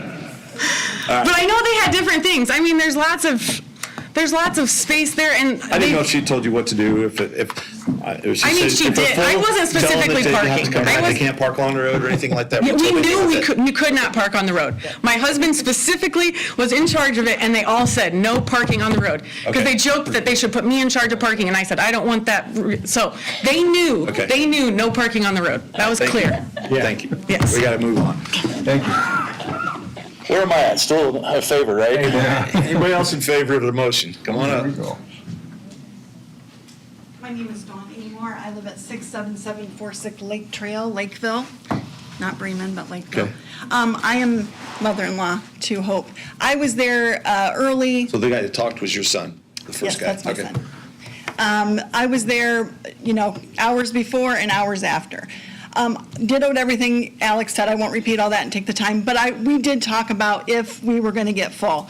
I think we got, and Nick could correct me, I think we were about 10 to 12 parking spots, and so we started talking about, we were going to tell people they would need to come back. We would have redirected them, told them that we had a list of other events in the area that we would have said, hey, this is going on today. I think Bremen was having a Tri-Kappa something downtown. There was a church bazaar close. So we had made that list in preparation for that fact. We didn't get there, so we didn't have to turn anyone away, but we were ready to if we had to. Okay, thank you. Thanks. Anybody else speak in favor? Come on up. Name and address for record, I'm please. Nicole Wolosinski. I'm 27218 State Road 4, North Liberty. Did you get that? I was also a volunteer. Hold on just a second. Hold on. You spoke too fast. I'm sorry, Nicole Wolosinski, 27218 State Road 4. Did you spell that correctly? Okay.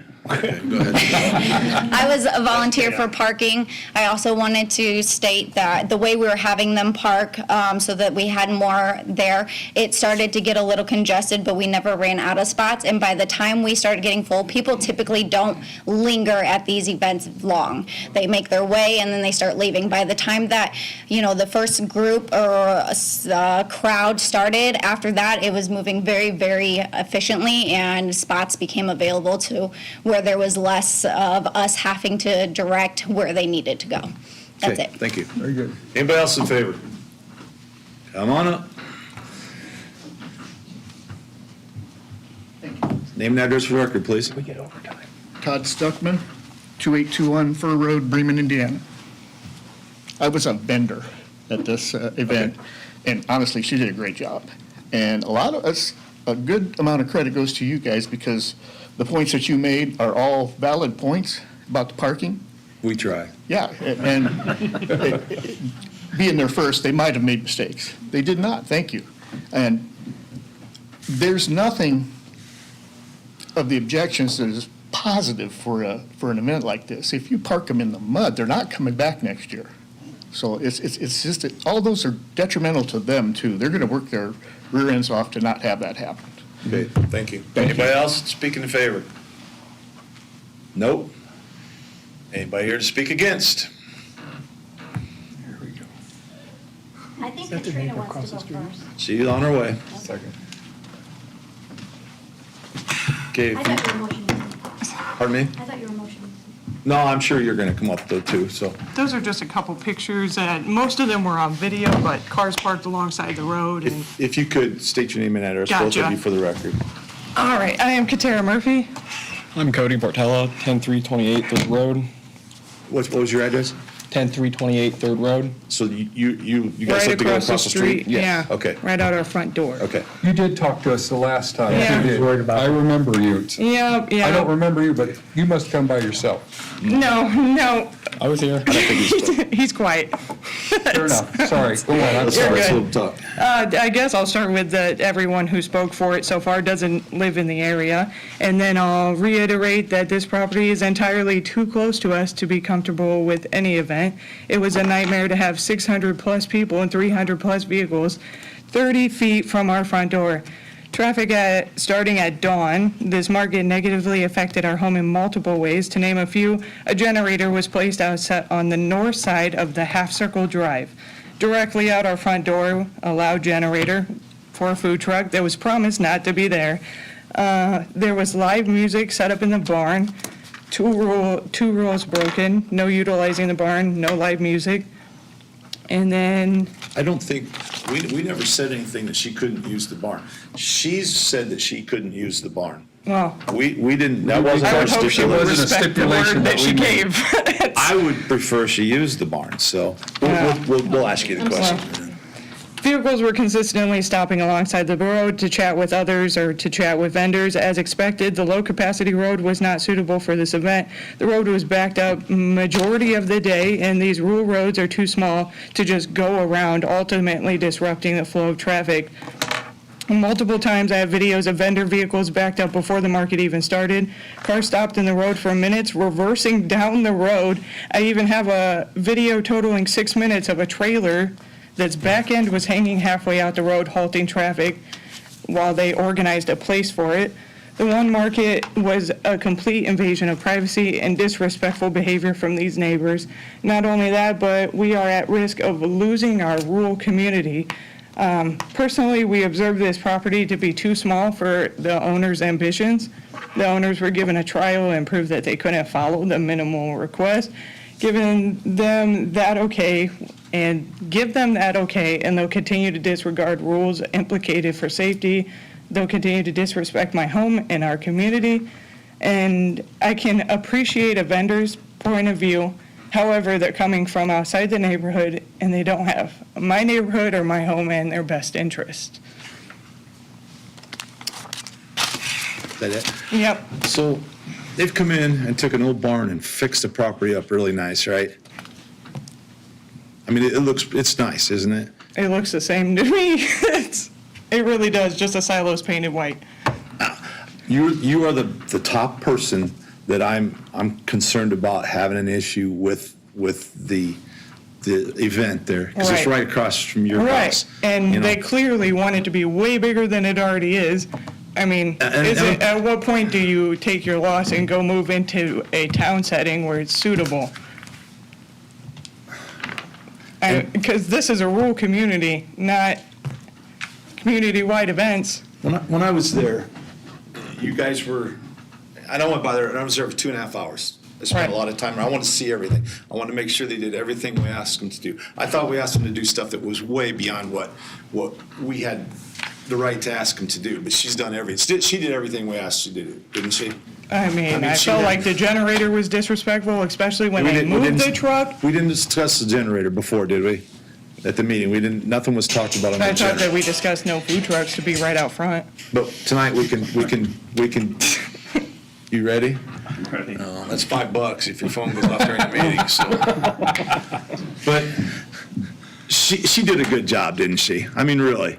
Because when I went by your house, you guys were all sitting at the back of a vehicle. There was a whole row of you just waiting for something to kind of go wrong, right?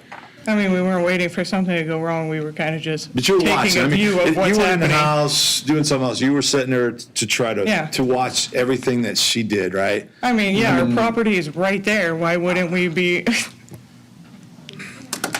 I mean, really.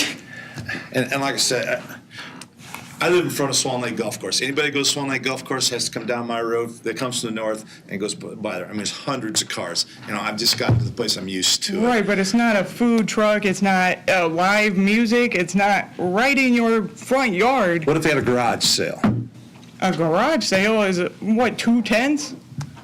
Yeah, but I mean, what if, oh, help me out here, guys. I mean, What if they set up a band there just to practice on their own because they want to play their own rock and roll band? Would you'd have to complain about that, right? Well, yeah. But anyone, I don't know all the noise ordinances, but in certain areas you're allowed to do that. I was Up to till 10 or 11 o'clock. there is no noise ordinance in the county, so we did set one. Not for fireworks? I don't know about that. It's 11 o'clock for fireworks, I already know. Cops are calling me. But I guess what I'm trying to get across is there's other things. I mean, she could have her family there and stuff like that. Did anybody pull in your driveway, turn around, No, they were alongside the road instead. but they just parked along the road and then pulled Which in? is something that was a big concern the first time. But did they, Those roads are too small to just be parking did alongside they the park on road. the road, or were they waiting to enter were- and exit? Well, that too, and then they did pull up and park alongside the road too. The trucks all in those pictures are parked, either talking to someone or parked alongside the road. Waiting for their time to go in and set up, or they parked No, there if for you 3, look 4 at the hours? pictures, they aren't even coming in the right No, direction. but did they park there for 3, 4 hours, or are you talking for 10, 15 minutes, 20 minutes, 30 10, minutes? 15 minutes, still a traffic violation. You can't park in the middle of the road. Okay. Is there anything that if we let this go on that you would like to add as a stipulation? Not to Is there anything, I mean, The live music really was unnecessary, and putting a generator right out of front door, we can ask her to, I mean, that's all day long. if you wanted to have a band come in your backyard and play for you, could Yeah, you we do really it? could fight fire with fire, yeah, if we I wanted mean, to. but, okay. That didn't work. No. Okay, is there anything else you'd like to say? You, sir? You? I'm just worried about my animals outside. Yeah, we have outside We literally had animals. to lock all our cats away. Okay. The day that I was there, I parked clear down the road, half mile to the west, and I was there. There was a bunch of pigs come out of the cornfield. And so Yeah, apparently they think that was I'm us. sitting there just Like trying to we would watch. let our profits and run everybody wild. stops by, all the neighbors stop by, they're ready to chew my butt because I'm parking along the road, and I'm just watching. So, but we'll get into that, I'm sure, here shortly. So, is there anything else you'd like to say?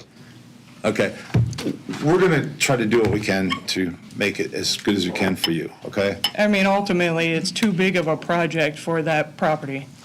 Okay. And you would put it in town where you want it to be for a community event, There's a lot of people don't want anything around their house, so especially in the rural community where you purposely moved away from people. I know. I mean, that's just disrespect. Okay. And then not being told about it. Okay. All right. Thank Thank you. you. Thank you. Anybody else speaking opposed? Line up. Okay. It's Wayne and Rebecca Mishler, 2693 Kenilworth Road, Freeman. The one thing that I would like to ask, or that I'm concerned about, is that it talks about markets, and then it talks about various events. I'm concerned, what kind of events are we talking about? You know, if you open it up to them having events and markets, this could be a daily thing. I guess one of the things I stated last year is I didn't like the traffic. Again, I still don't like the traffic. I don't know anybody in this room that would want more traffic in their backyard, and I don't. The one thing that I also, they talked about noise. Now, we did not hear the noise, we left for the day. But they would not necessarily, we don't like this because it's disrupting our way of life. However, they would not want us sitting in the lake in a pontoon playing our music. It would disrupt their way of life. So there's a yin and a yang here as far as, you know, what we want, and that's not it. I appreciate that they want to do this for small business, but I don't necessarily think it generates small business for everybody. The one thing that I think that has not been talked about, and I think this speaks volumes, is that the village of homestead farmers in that area that own acreage have been there generations, not a year, not 2 years, generations. And to me, that speaks volumes that they've paid the taxes, they've supported that area, and we just don't want this to go on. I don't know what more I can say. But I am concerned that how many markets you're going to have and what they talk about as far as events. Okay, she just said 5. But the letter states, the letter that I got from the. It doesn't matter what the letter says, we're going to make the determination right here, and that's what it'll be, so.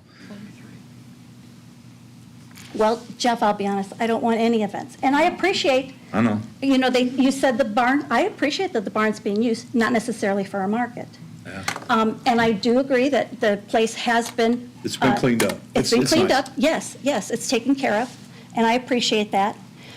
But I would You say weren't- that. You weren't there that day then, right? I was there in the afternoon. In the afternoon? And I have to say. It was done really good, wasn't it? I mean, I'll I be never honest went with you. by, I wasn't interested.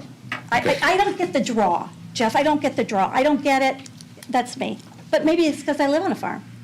I don't get it. As I said before, I live by Swan Lake. I mean, we have. And I've probably gone we by have your house golfing, many we times. have Exactly. All kinds of stuff. There's hundreds of cars. I have livestock, I have kids and everything it. else, you know. And so it's just part of, you know, the roads are made to drive cars on. Yes. You know. Do I notice there's an extra 20 cars one day for an event or 100 cars? I don't even notice at this point anymore, Well, so. if I totaled it up right, it was well over 300 by the time you include the vendors, the participant, or the people that came and their volunteers. That's a lot of vehicles. And then if you're going to multiply that by 5, that's a lot. And the other thing you said last time was parking along the road. They didn't park along the road, did they? No. Didn't park I give nothing them a there. lot of credit. I do. But that doesn't necessarily mean that I want it in my area. I don't. Okay. And it was, because it's the first one, it's also low attendance. So I want that to be brought, into the factor. I guess I just don't want this market or markets or events, what's going to happen, to be the expense of a young family. And that's what bothers me. And I'm talking about the young gal that spoke earlier. So that's what I have to say, too. Okay, you want to talk to Wayne? I'll keep it short. The traffic, it was just one event, it's one day, now we're talking 5. They got through that day without any accidents or incidents happening. The more you have, the more it increases. If you could move Swan Lake away from your house and get rid of the traffic, would you? Yeah, you would. For me to be on this board, it's really. I understand. I really I don't understand. care what my neighbors do. I understand. You have kids. But I care what everybody else is. I have grandkids. Right. That's right, starting to ride their bikes up and down the road. It's just going to increase the traffic. I lost my train of thought. We just, I do. I give them credit. They've cleaned it up. They did a good. But from a farmer's point of view, it looked better to me when there was cattle in that pasture. Probably won't be Not called there tents, again. not cars. And it's like, nobody wants this across from their house. They wouldn't want a hog complex or a chicken complex across from their house. And they can't tell me they would, because nobody does. And it's just a fact, everybody that is for it doesn't live by it. It's not in their neighborhood. They live miles away. So it's just, it's a concern to our community, that's all. That's it. Thank Anybody you. else opposed? Come on up.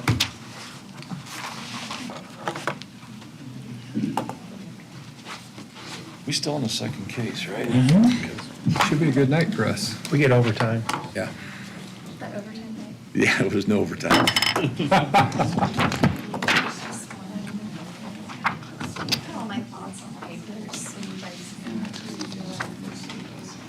You saying we may have retention problems, you're gonna tell us we'll forget? I mean, I didn't, I'm teasing. We'll be good. Please. Can I leave now? Yes. As the board knows, my name is Kim Mishler, and my address is 2560 Kenilworth Road, Bremen, Indiana. And I want to state again that we live on land that has been owned and occupied by the Mishler family since 1860. This variance request is again vague. Intermittent markets and events, and I know we did talk about that, but it does say events. And so to me, the Jordans initially told people in the community that this barn was being purchased for storage and for family functions. Then last year it was for an artisan market. And now it seems that they're requesting intermittent markets and events. And it seems that these variances are growing in scope. I could be wrong, but that's the way that it seems. Their application stated community events, suggesting that these events would be in alignment with the county's comprehensive plan. After reading the I read the entire Marshall County Comprehensive Plan. I can say community events are not referenced anywhere as being part of a goal or part of a vision for Marshall County's future. In fact, the comprehensive plan states over and over the rural character that makes Marshall County unique should be protected. And quote, we will plan growth in order to protect the country's rural nature, which is comprised of a healthy agricultural base. Marshall County's comprehensive plan also states, quote, as growth occurs, more Marshall County's rural farm and forest land is threatened with conversion to residential, commercial, or other uses, end quote. The rural character and aesthetic section significantly states, quote, part of Marshall County's quality of life is provided by the character of its rural areas, which risk being lost to continued development. Approving this variance would be a step towards development. Marshall County's comprehensive plan's first vision statement's goal is, quote, Marshall County should minimize the loss of forest land and farmland to other unrelated uses, such as homes and businesses, end quote. And Vision 4 states, quote, Marshall County will protect the citizens and natural resources of the county from misuse, end quote. This concept is again reiterated in the agricultural conservation section, stating, quote, agriculture is a key component of Marshall County's economic base and should continue to be so in the future, and allow large-scale farm operations to continue. Designating land specifically for agricultural uses will help slow the turnover of land to non-farm uses. And I appreciate you guys being patient with me. Keep going. The thoroughfare plan, which is included in Marshall County's comprehensive plan, references local roads such as the ones that lead to the barn. Quote, all county roads are not recommended as arterials or collectors, are designated as local roads on the plan. They are low-capacity roads whose function is to provide direct access to homes and property. Through traffic and heavy use of these roads should be discouraged, end quote. The roads leading to the barn are not intended for any commercialization other than access to roads and property. Community members and local officials involved in creating the comprehensive plan strongly agreed, quote, developing commercial areas around the interchange of US 30 and US 31 or allowing commercial development to be scattered throughout the county as concerns of access management and architecture were voiced. Artisan markets and events in this area go directly against the thoroughfare plan. The Marshall County Comprehensive Plan confirms, quote, "One of the defining elements of that character is the small, unincorporated rural communities scattered around the county. These villages to be nurtured and supported as a way to focus new growth rather than allow it to be spread through the county at random." The barn would be random. Mrs. Jordan also claims her application, the barn, will increase economic development. The economic development plan usage is written in a way to preserve rural land in areas of the county. Policy 3 addresses the risks and potential dangers of allowing commercial enterprises in our agricultural area by creating, quote, "land use regulations that balance the needs of large-scale agricultural operations and adjacent land uses." Large agricultural operations such as farms or confined feeding provide an important source of jobs and tax revenue for the county, yet are often in conflict with surrounding uses.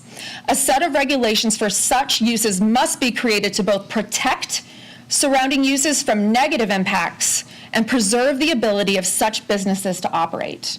The reality, there is minuscule economic impact an artisan market and/or events would have for the Marshall County economy, and would in fact go against the comprehensive plan of protecting surrounding farmland.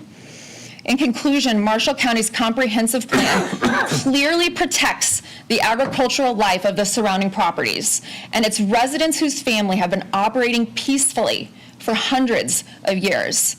The plan also requires, quote, "a coordinated effort between the county and all of its communities to make sure that growth occurs in a pattern that ensures mutual benefit for all," end quote.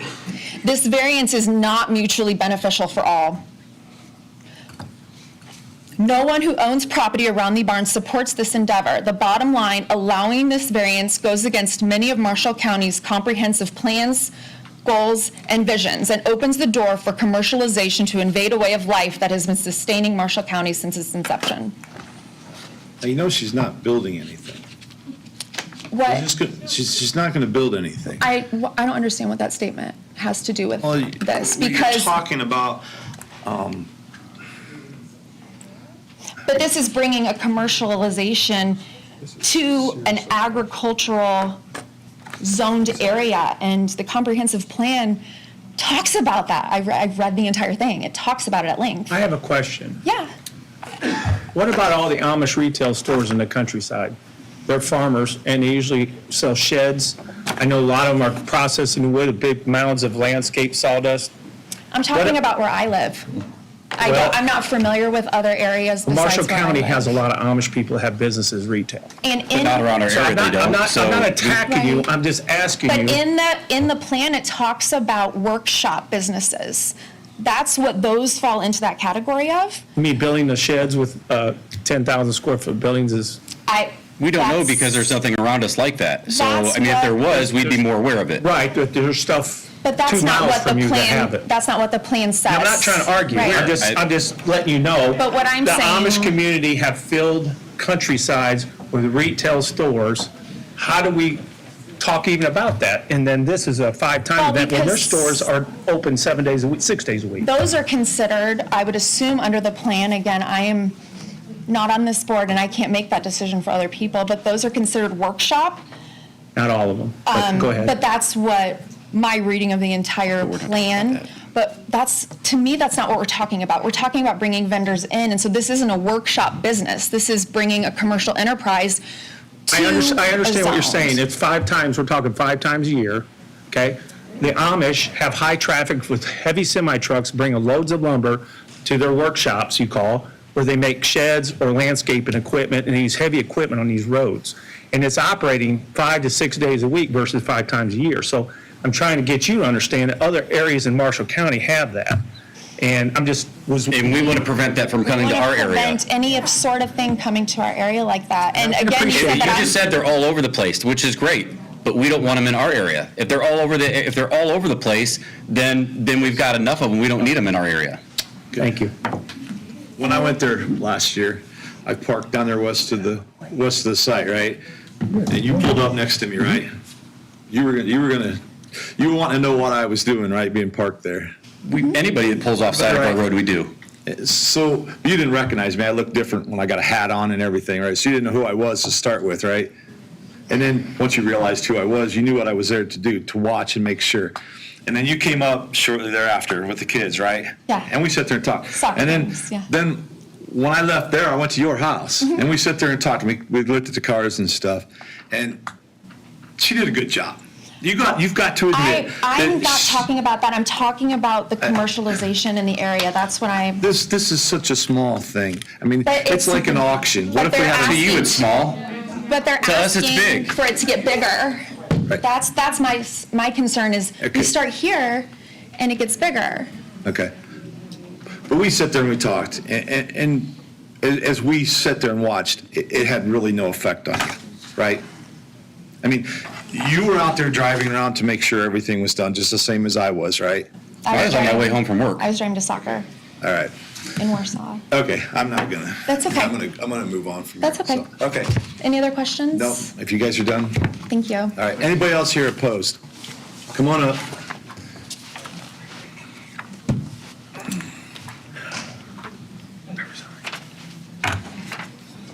If you would state your name and address for the record, please. Mark Marsh, 2437 Kenilworth Road. 243, so you're north of 3B then. Which house would yours be? It's old Albert Place, big white barn. Okay, it had the pigs? Had Okay, you're hogs. the- yeah, okay. We'll talk Show about pigs. that. We'll Okay. talk about that. Oh, all right, all right. All right, I recognize you now. I've lived there 40 years. Okay. And I'm only going to talk about what goes on there. That's what I we don't care want. what goes on somewhere else. I live there because that's the kind of life I want to live, a farmer's life. I raised hogs, I raised club pigs for years. I have a neighbor that didn't say anything. We talked about having a pig sale, club's a pig sale. We'd have had trailers parked up down the road in my barn lot, whatever. We never did that. But we could have. But that's what we do there. That's what we do there. We farm there. We raise crops, we raise livestock, not so much livestock as it used to be, but that's what we do there. So how will this, if this goes It on? went fine. It didn't affect me a bit. How will it affect you at your house on your property? It's just something that's not part of the landscape of the area that I live in. Okay. It's a fine thing, they can have it somewhere else. That's I what get we that. hear here all the time. We But don't mind as long as it's somewhere I live else. there because that's the lifestyle I want. Okay. That's all I got to say. Thank you. Thank you. Anybody else want to speak?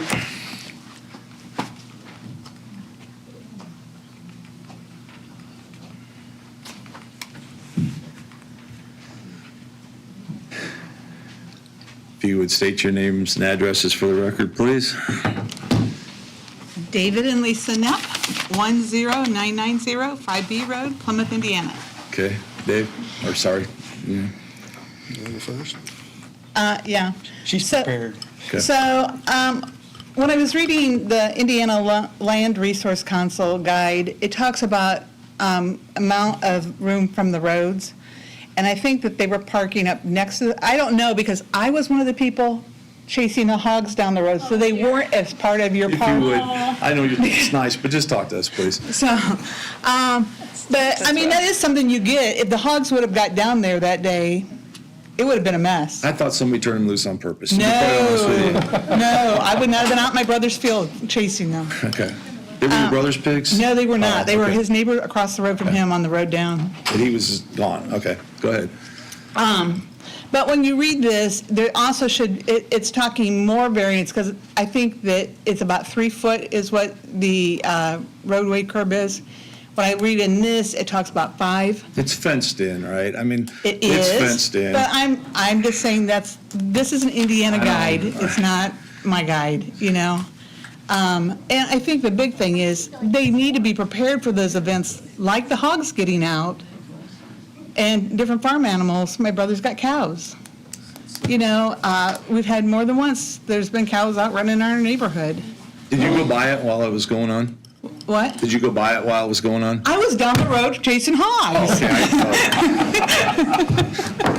I've been up since 4 o'clock this morning, showing cattle. I was chasing hogs. I didn't eat supper yet, so. I come from the other direction and I saw the hogs and I was like, oh my goodness, this is going to be a hot mess if they go down the road. Okay. They did a good job, didn't they? I don't know. I was chasing hogs. The hogs are almost there, so. Okay. But my comment is, if it was the spot that they're wanting, what they're wanting to do, it will grow if they stay, and it will become more and more of an issue. Did you hear the question I asked one lady? What happens if the parking lot's full?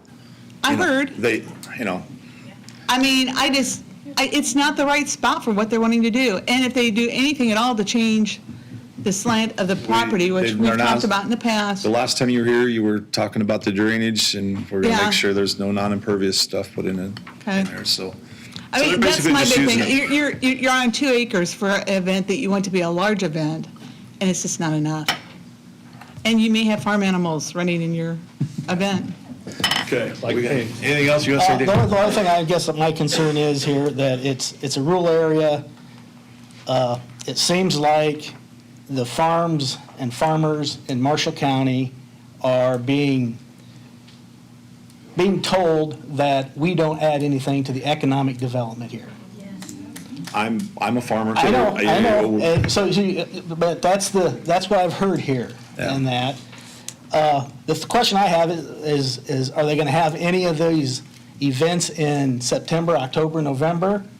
I've got 300 acres of corn there that I've got to harvest, and if it happens to be the day that they're having an event, then we got real problems on the road. Let me ask you a question. When you're harvesting your crops, do you park your semis on the road? Yeah. Yeah. I mean, I got a picture of Wayne's truck sitting there. I don't know what date it was. October 24th at 5:22, his truck's sitting on Yeah. Kenilworth Road. So you add more traffic So- and everything, get things. But it's okay for the farmer, and I'm one, so, but can everybody work together? This is a really small event at this time, At this time, that right there is and the we're going to make sure that it stays up. We're not, you've talked. Anything else you want to say? I guess that's the biggest thing, is I think we've done a poor job as a county protecting the in farmers. protecting the rural areas. Okay. I would like to see it stay a rural area, Okay. is what it comes down to. All right. Anything else? I just like to see, our farm where we're at has been in the family for 171 years. Well, this isn't gonna I'd like change it. I'd like to retain that. Right. Next generations are coming. Good. All right. Anybody else to speak in opposition? Come back up. State your name and address. My name's Andrew Mishler, 2560 Kenilworth Road. As I sit here, Jeff, we've got a lot of historical farmers that are surrounding this property. Not once have you defended them and the property that they've done and upkeep in this area, but yet you've done them, and all you've said is how nice of a job, they did a good job, they did a good job. Well, we've done a good job at maintaining our property around that area. So why aren't you backing us up that we don't want anybody coming in that doesn't live anywhere around the area coming in and affecting what we have going in our lifestyle? You haven't defended any of the farmers once. You can't tell me that if you had your farm there for over 100 years and all of a sudden Swan Lake Golf Course came in, that you would want the golf course there. You would want that traffic. Our land is also really close to the lake. That's also commercialized as A1. That wouldn't stop me from putting in a shooting range right next to the lake, but I'm not going to do that because I have courtesy for my neighbors. If I'm going to put in a shooting range, I'm going to put it right next to my house. I'm not going to put it down the road where it's not next to my house, which is exactly what they're doing. We don't want it. First they went from 3 events a year, now they want 5 events a year. When is that going to stop? But I guess the big thing is, Jeff, when are you going to start, defending us around there that have done a good job too versus the barn? I guess the only point I'm making on this is it's such a small event. It's very few times a year. If it was next to me, I probably. To you, it's a small event, Jeff. We don't want it. To us, it's a big deal. Yeah. It's our livelihood disrupted.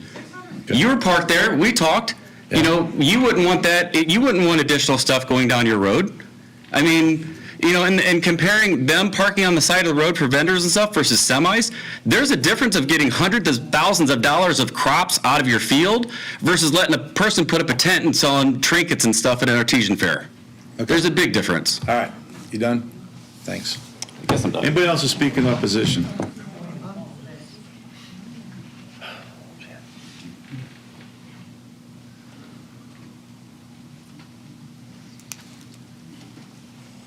Stan Murphy, 11019 3B Road.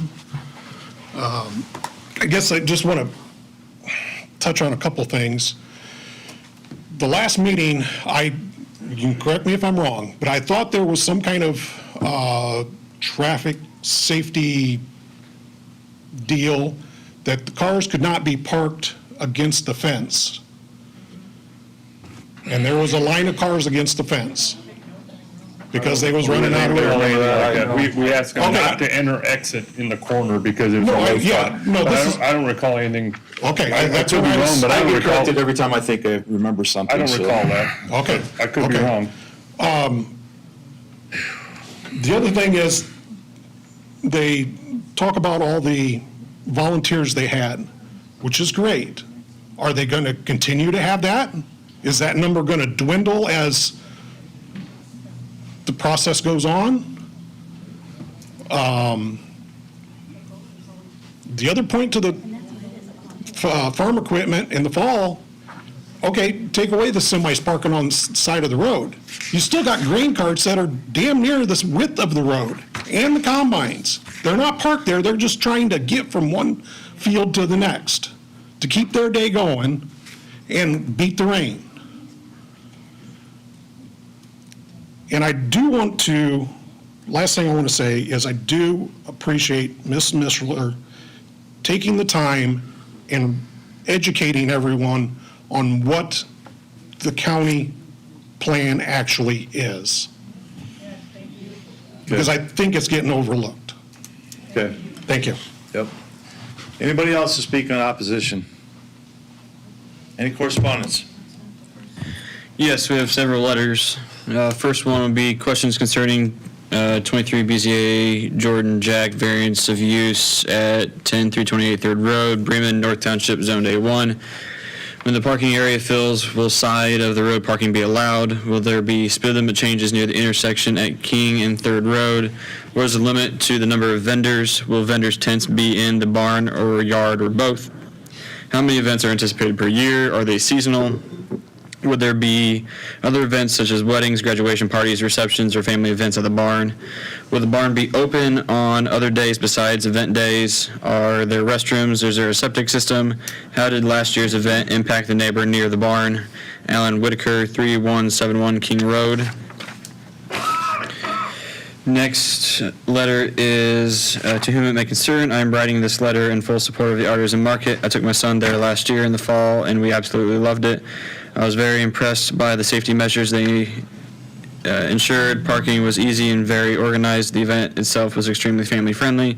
It's a great way of showcasing local businesses. I believe it's important to us to support local businesses and the American people following their dreams.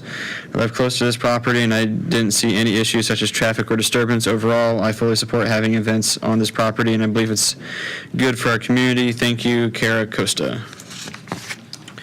Next letter is, good afternoon. I'm writing this letter on behalf of my family and I to show our full support for the Barn Artisan Market. We are a homeowner and neighbor to this property.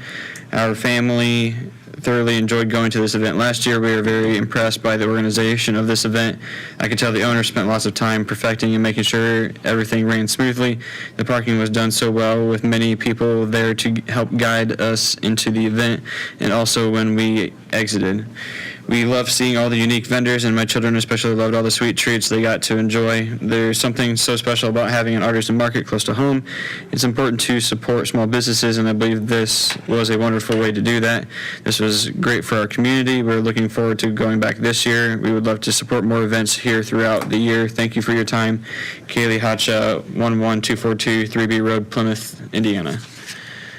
Next one is to whom it may concern. On Saturday, September 9th, 2023, I attended an artisan market at the bar and venue located at 10329 3rd Road, Bremen, Indiana.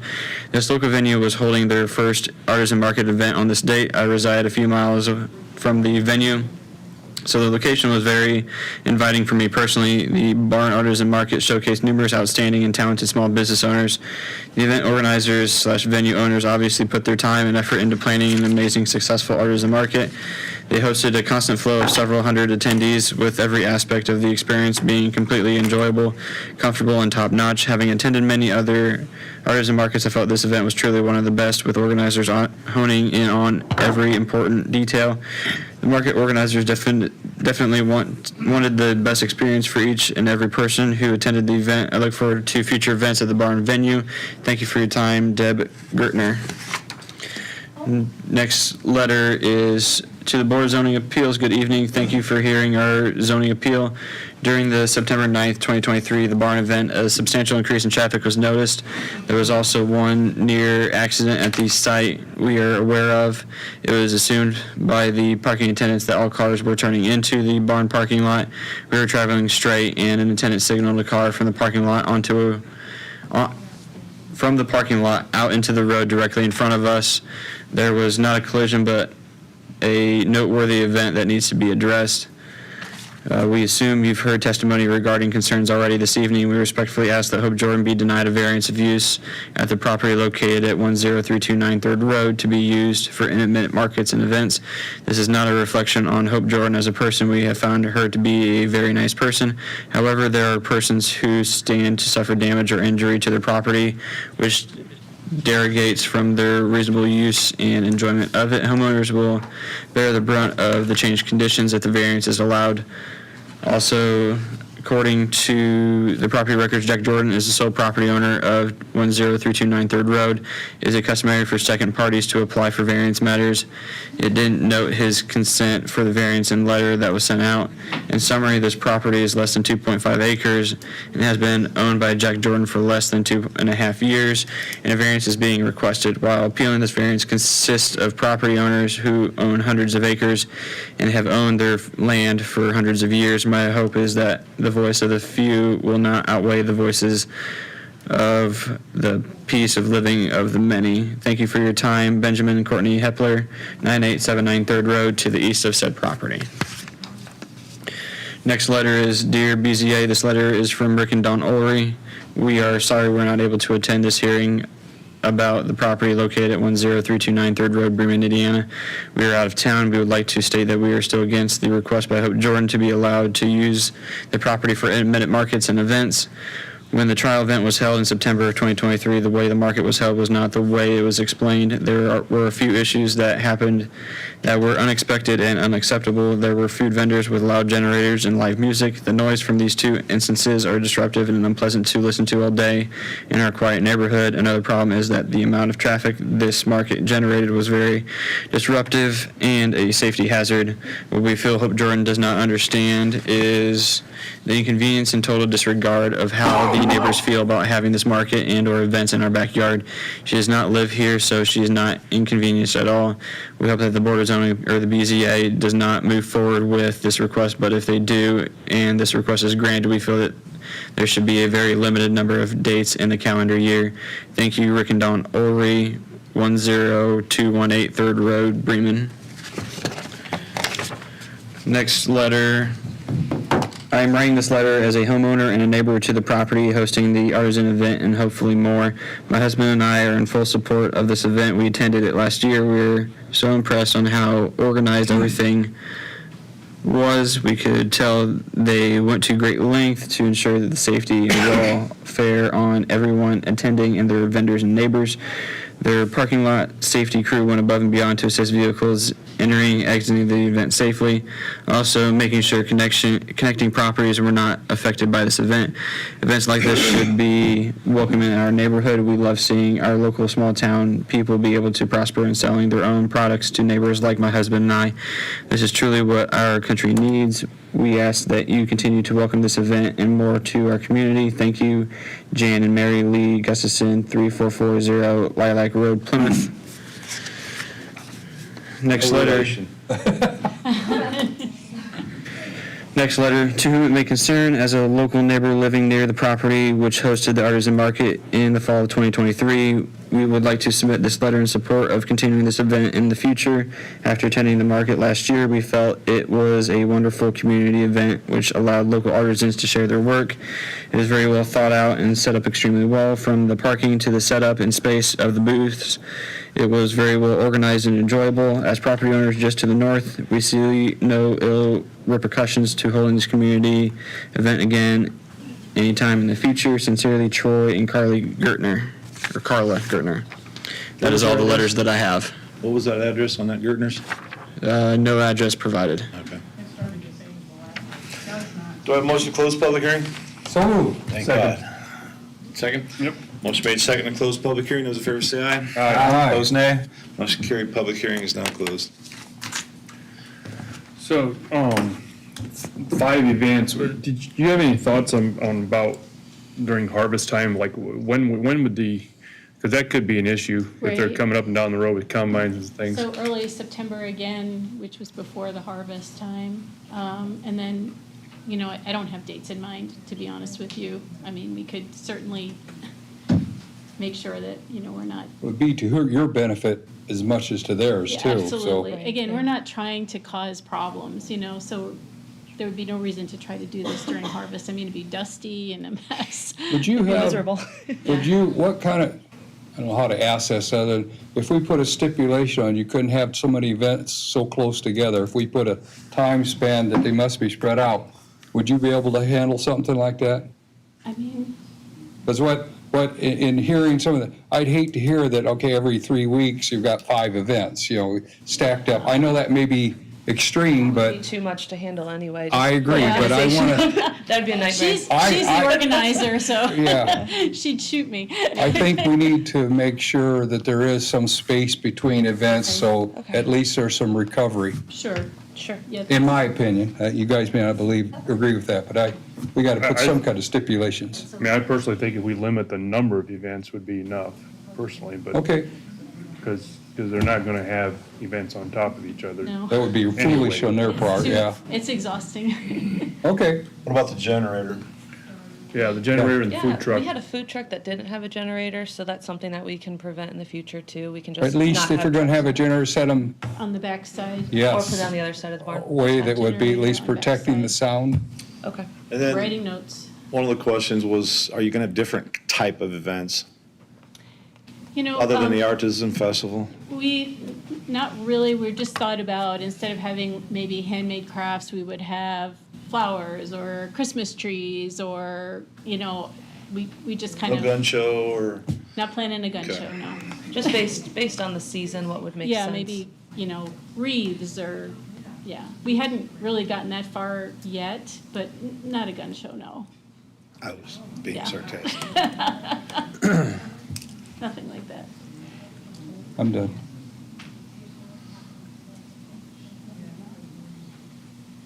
Questions, motions, comments? I'm done making comments.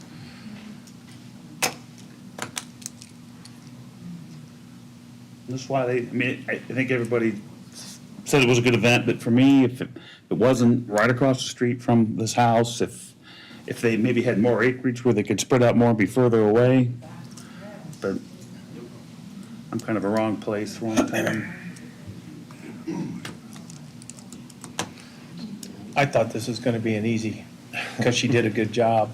Did a very good job. I ask that you do not make this a 2-2 vote, so. Well, I'm just going to put it out here. I actually was for this until hearing all the testimony. It breaks my heart because I think you're doing a wonderful thing, but I'm going to say no as far as to the application. I would be willing to go 1 or 2 a year, but after all this testimony, I can't say yes. Somebody has to make a motion. I move we approve this request with the following stipulations. No more than 5 events may be held in any one year. Effort, and I'm going to leave this a little bit, effort must be placed so the generators and noise-making type things are protected away from the neighbors, specifically the neighbor across the road. Okay. And I still like the idea of spreading the events out, so I'm going to say no more than one event in a month. Okay, oh, yeah. And I hate to hear if you use the trick of the word where you got one last week, you know what I mean? No, At least the principle, that would be my conditions on the motion. Did you have a limit of them per year? 5. I said no more than 5 per year. I'll second that motion. Motion been made and seconded, Lori? Mr. Bennett? No. Mr. Westfeller? Yes. Mr. Kephart? No. Mr. Miller? Yes.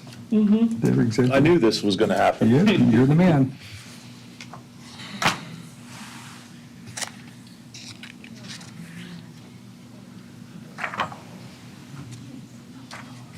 Could you knock it down to 3? Would you do 3? Can we do 4?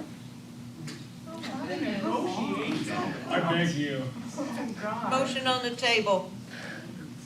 I can handle the meeting quite well, okay? Because I could have the motion changed. I have to vote, so. Just thinking winter, spring, summer, fall, when a season, and I'm just concerned with all the opposition to it. I watched you, I watched what you did. I took 2.5 hours out of my day to I'm go actually over glad to that you watch did. what you did. I wish you'd And stop by. I was impressed.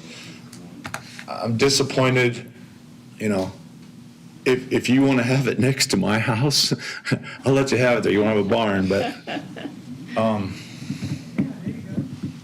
I actually have a place on Fifth Road that you could probably have it. But then we got the other group that's by my house that wouldn't appreciate it, so. But there would be plenty of parking. Repeat the motion again. I made the motion to approve the request with stipulations of no more than 5 events per year. I gotta look at my notes. I said they must be, I wanted them to at least be no more than 1 per month. Generator. And the noise generating on the back. on the backside of the barn to reduce the effect of the neighbors. Absolutely. Those were my stipulations that I added to the event. Did you want me, would you like me to change the stipulations? I really didn't think there would be that much opposition to it.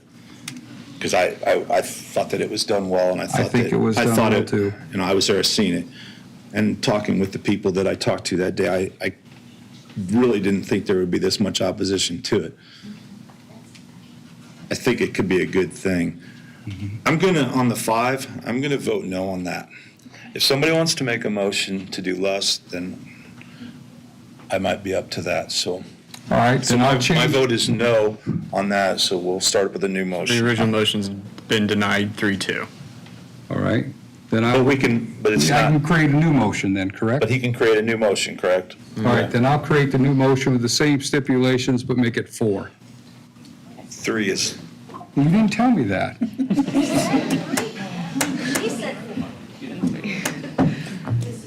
I thought 4 before, before we came into the meeting, I thought 4 would be plenty. I think she did get on 1, I would probably vote in favor of 3. I'm leaving my motion where it is. I'm At tired 4? of changing it. It's Okay. 4. If nobody wants a second, that's fine. I'm not making. I'll second. Okay, motion been made and seconded, Lori? Mr. Bennett? No. Mr. Hostetler? Yes. Mr. Kephart? No. Mr. Miller? Yes. Mr. Gustafson? 3 is gonna be my limit. You vote Okay, no, so, that's fine. all right, so if we go to 3, then everybody's happy, then we can do it? But I have to have a motion for, I'm not making the motion at 3. I'm tired of this. I'm sorry. this is the worst meeting I've ever had. We can do 3. We can do 3. Okay, so I'm gonna vote no on the 4. Okay. I'll make a motion to allow 3 events Thank you. with,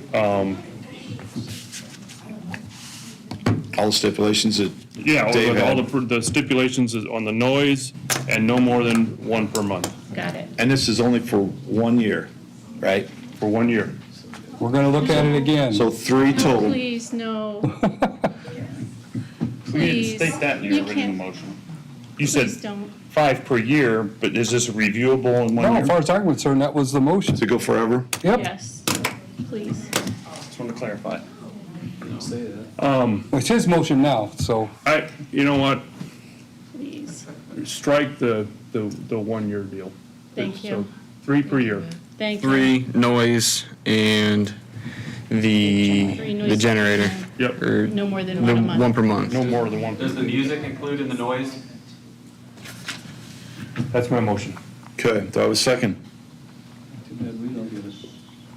Let's repeat the motion again. So the generator be moved, 3 total per year, unlimited number of years.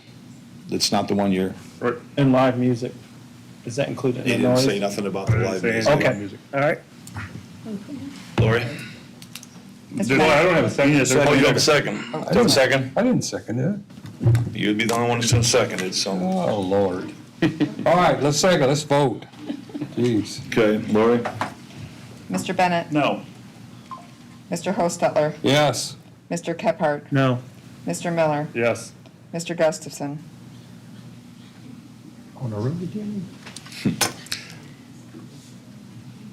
I'm not gonna have any friends tonight when I leave here, but I'm gonna vote in favor of it. Thank you. Thank you. Okay, next case. Thank God. Sorry to put you in that No spot. problem, no problem. 24, we're gonna take a restroom Yeah, I break. gotta go back. Hey, you got guard duty. I got, okay.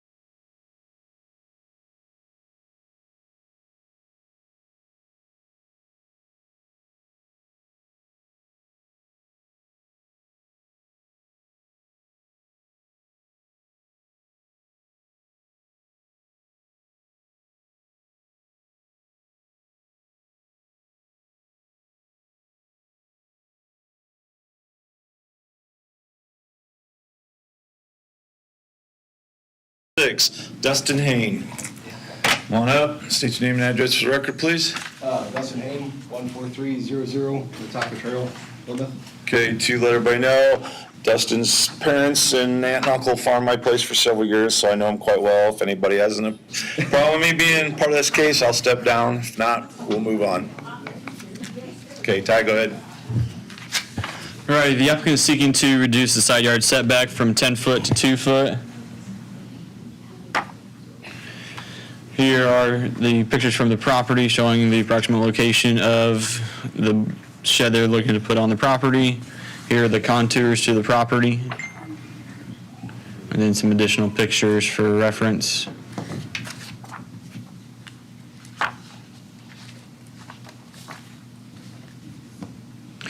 The procedure for this is the Board of Zoning Appeals reviews and makes the final decision on this case based upon the findings of fact as defined in state statute. For the analysis, the applicant is seeking to place a 14 by 24 shed on their property and would like to place it 2 foot from the property in order to take advantage of the most flat portion of their property. Therefore, they are requesting to reduce the side yard setback from 10 foot to 2 foot from the house. The property slopes 34 foot to the lake over a distance of approximately 271 foot. The closer the structure gets to the property line, the harder it gets to be able to maintain. For findings, the public health, safety, and welfare, use and value, and strict application are taken into consideration. For finding number 1, the approval should not be injurious to the public health, safety, and general welfare. For finding number 2, the use and value should minimally impact the adjacent properties. And for finding number 3, the strict application of the zoning ordinance would not permit the proposal and is partially self-imposed. So for the recommendation based on the information provided and reviewed by the Technical Review Committee staff and TRC would recommend approval of the reduction of the side yard setback from 10 foot to 5 foot due to the grade of the property.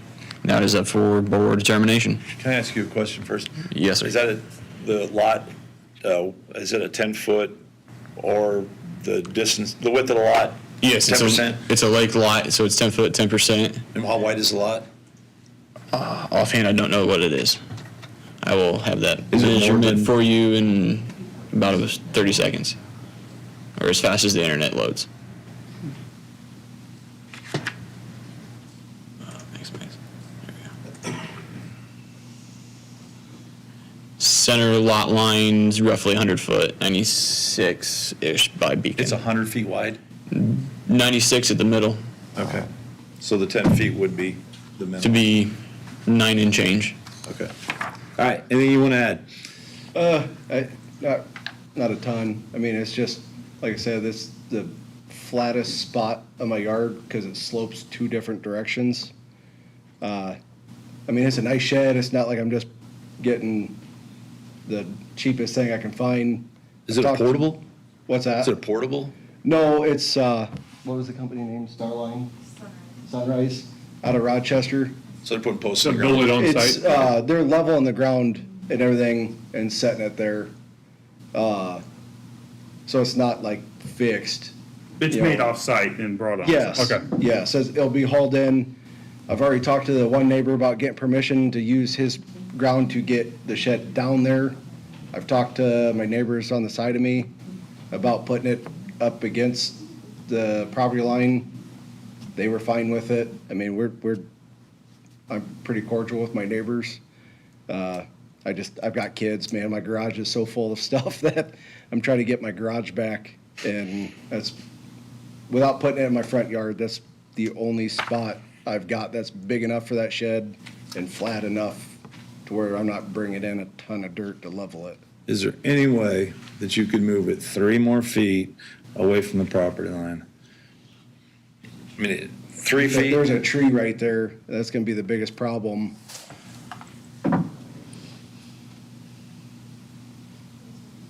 It is a steep pretty hill. My father lives around the corner.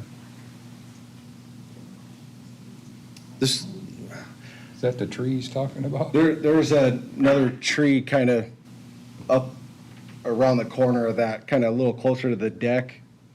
That's right there, right on the edge of the one picture. I mean, because we want to jam it clear up against that pine tree and back up to those bushes, just so we have the clearance with the tree in front and the trees on the sides So we're looking off of your property, the arborvitae hedge That is is, the that is property line? that is the edge of the property line. That's technically on my section, and the property line is just on the back side of that.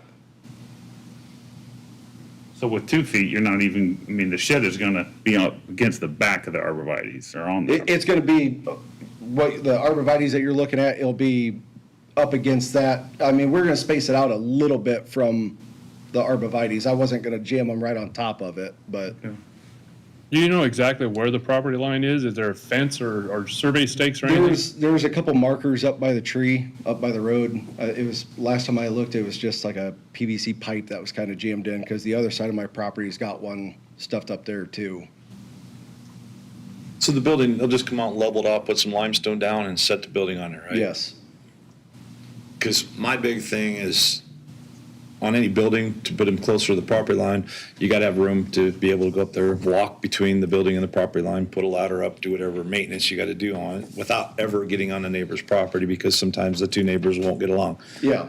This one's portable, so it could actually, if you needed to work on it, you could move it and then push it back. Yeah. How big a shed? 14 by 24. Oh, wow.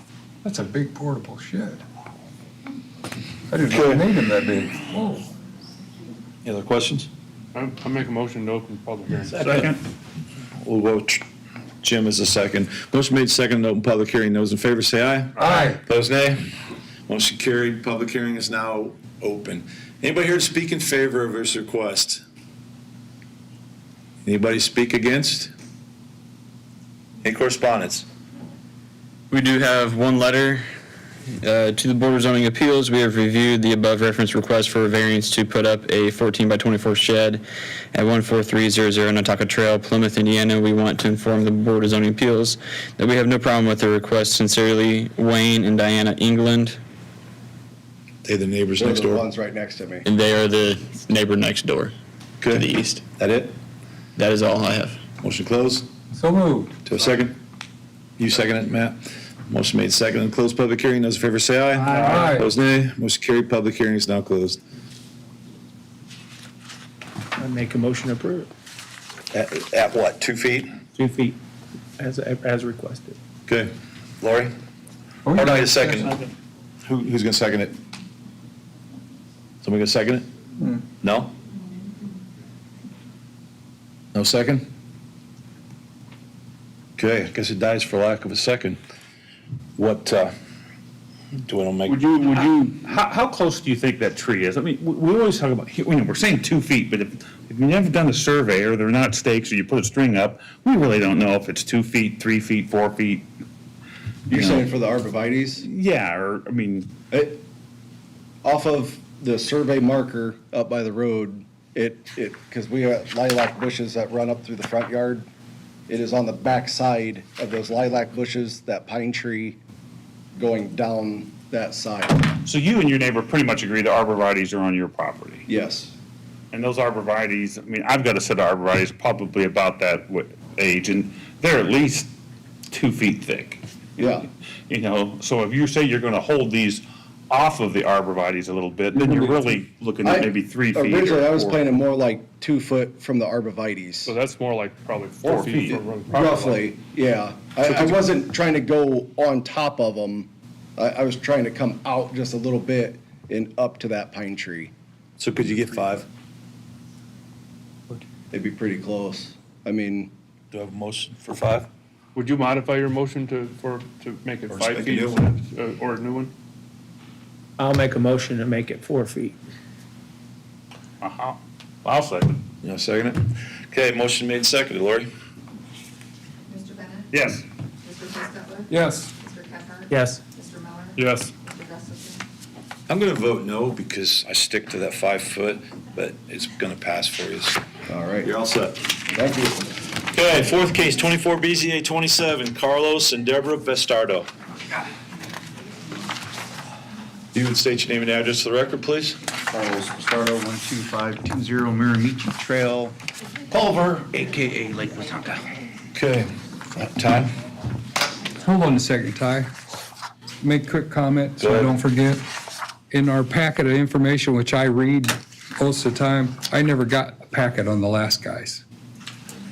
It was not in my group, but please go on. I'm interrupting the process. We got all the information, but I want, We can touch base on that later. yeah, thank you. So for Bastardo, the applicant is seeking to permit a secondary structure before a primary structure. So here are pictures of the property, going up and down the road and looking into the property.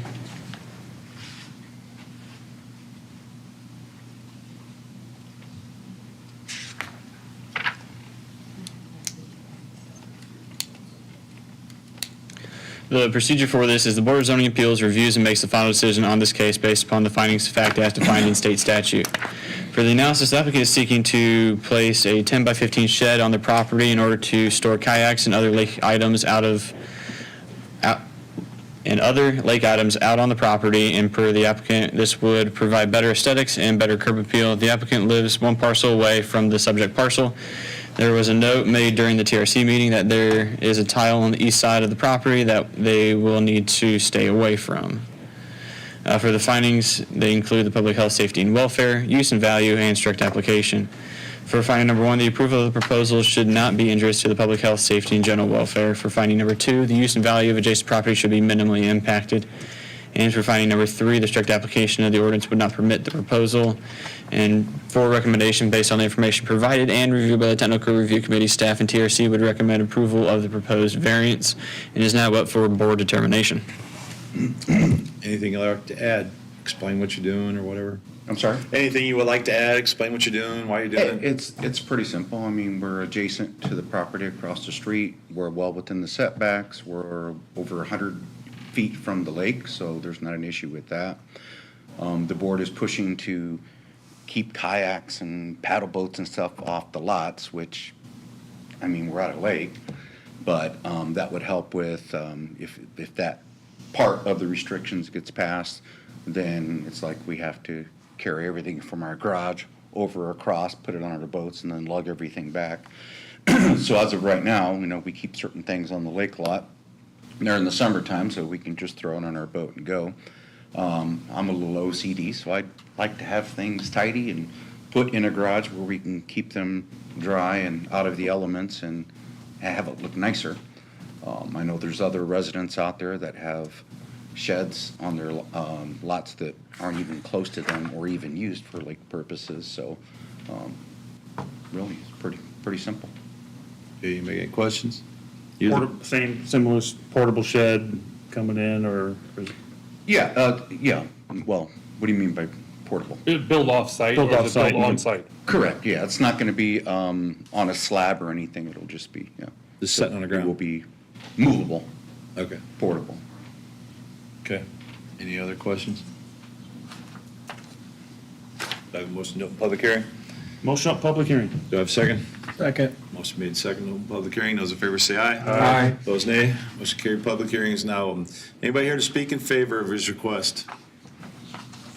Anybody here to speak against? Come on up.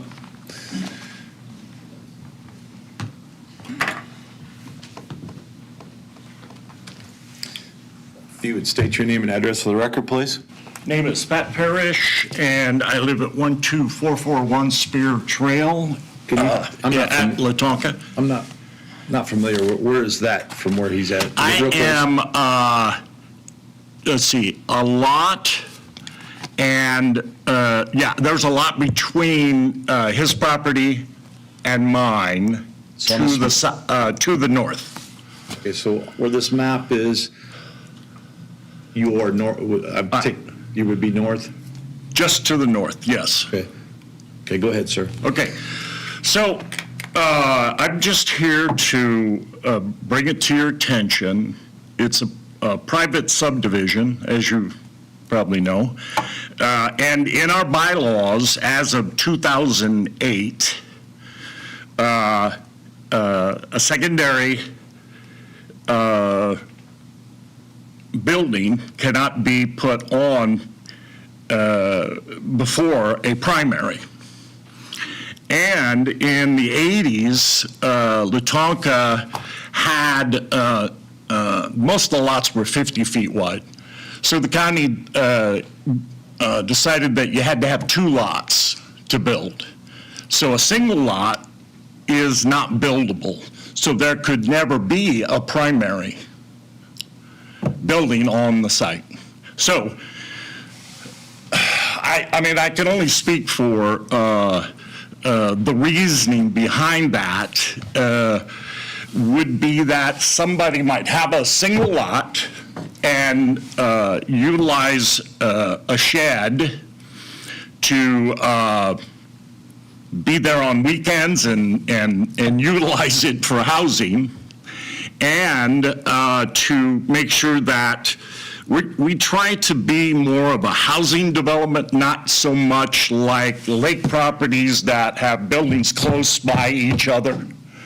And so, like I said, I can't speak for exactly why they made this ruling in 2008. There are single 50-foot lots that do have buildings that were put there in the past. That is true. But anyway, so in our bylaws, it's just not, it's clearly not allowed. Does the Lake Latonka board really meet? We have cases come from Lake Latonka all the time.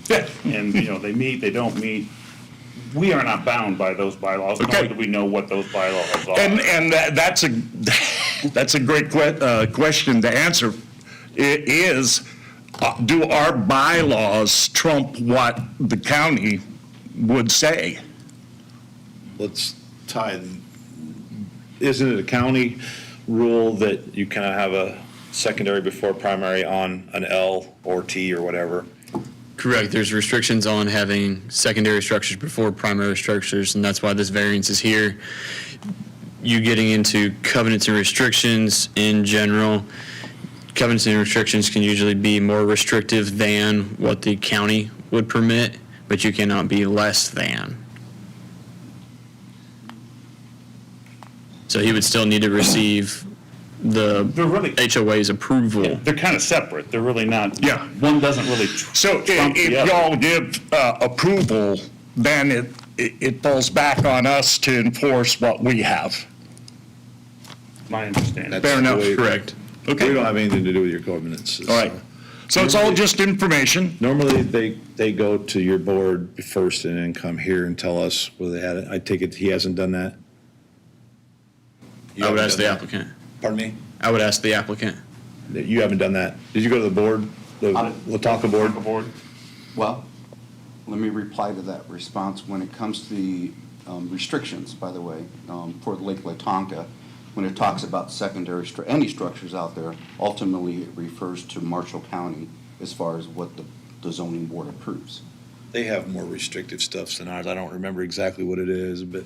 And secondly, I was wanting to get my approval first and then Okay. take the next step to let the HOA know that we want to place the shed over there. All right, so if we make a motion to approve it, let's make sure that he has to go through the HOA. Is that cool with you then? Okay.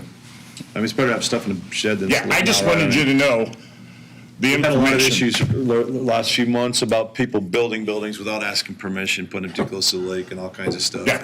And for the record, I'd like to say that everything we've done out there, we've done by the book. We've gotten approval for building our garage, for building everything that we've had out there. So we try to abide by the rules of the county and everything else that we do out there.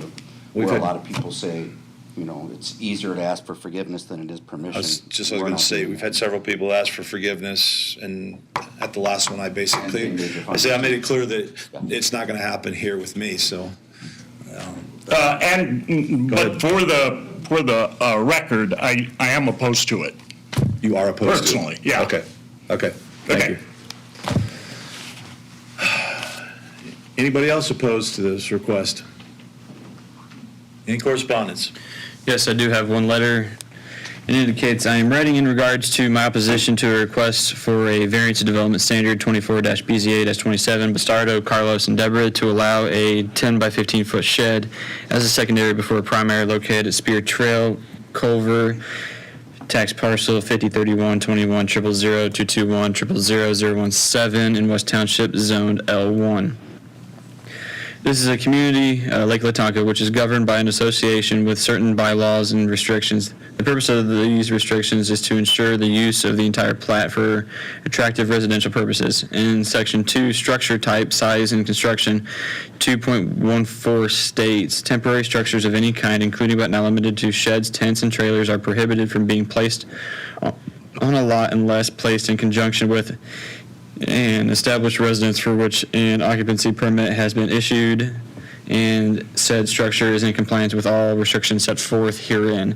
Placing a shed on this vacant lot is a clear violation of these restrictions. I am therefore writing this letter stating my opposition to this variance request.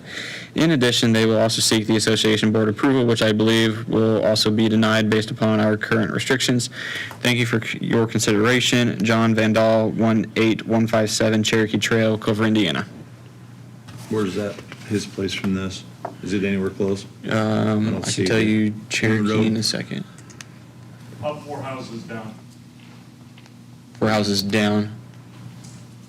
So go south. I don't see Down. Cherokee Road. I don't even see Cherokee Road on there. Reason I'm asking, does that guy have a building that's not in compliance? At this point. Just like to say, my neighbors on each side had no opposition to it. Okay. Is that all in correspondence then? Yes, Cherokee Trail is to the north where the road tees, where it begins to create a peninsula. So it'd be north If of the you guy take just Spear closed up. Trail to the intersection of the next road north, that would be the corner lot that he's residing at. Which is out of eyesight from our lot. Where is your house from here? I missed that. If you pull back up. The yellow lot. Zoom in a little bit. Oh, the yellow Yeah, lot down there. Okay. Yellow line, so it's technically, if you go You are- corner to corner across the street. it's across. That's all the correspondences I've received. Okay. Do I have a motion to close public hearing? Motion to close. Public hearing. I'll second. Motion made, second to close public hearing. Those in favor say aye. Aye. Opposed, nay. Motion carried. Public hearing is now closed. So it isn't a matter that he can combine the lots then, since there's a street in between. Yeah. Technically, you own both those lots then? Yes, sir. We had to combine those lots to be able to build the standalone garage that we put out there, even though it was on, the 2 lots are on the same, next to each other where the house is. So we've already had to combine those lots to build the garage and to get that taken care of. And then right across, adjacent from that corner to corner in blue is our lake lot. This didn't come through in my presentation because I don't, none of this looks familiar from Yeah. what I went through before I came here. Yeah. So I didn't get a chance to look around anymore.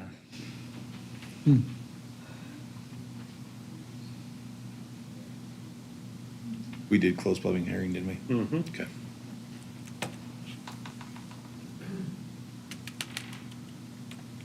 Questions? I might be a little confused. Shouldn't it be approved by that place, then comes to us, or not?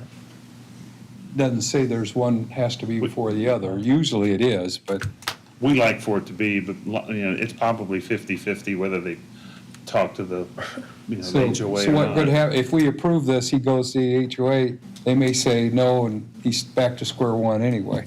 I mean, the last time we had the HOA in here was when the Can I make a statement? person wanted to do something, bought a property from one of the, next door to the HOA member, and they were here, but I've not seen him since. Yeah. Go ahead. Mr. Goldsmith on the north side of the lake just recently got approved within the last year for the same exact thing, except for his lot is 2 lots down, not even adjacent from his property. So he was approved to be able to put a shed there. Is he the one on the east part of the lake? There's like a Sycamore Road or gravel road? Northwest side.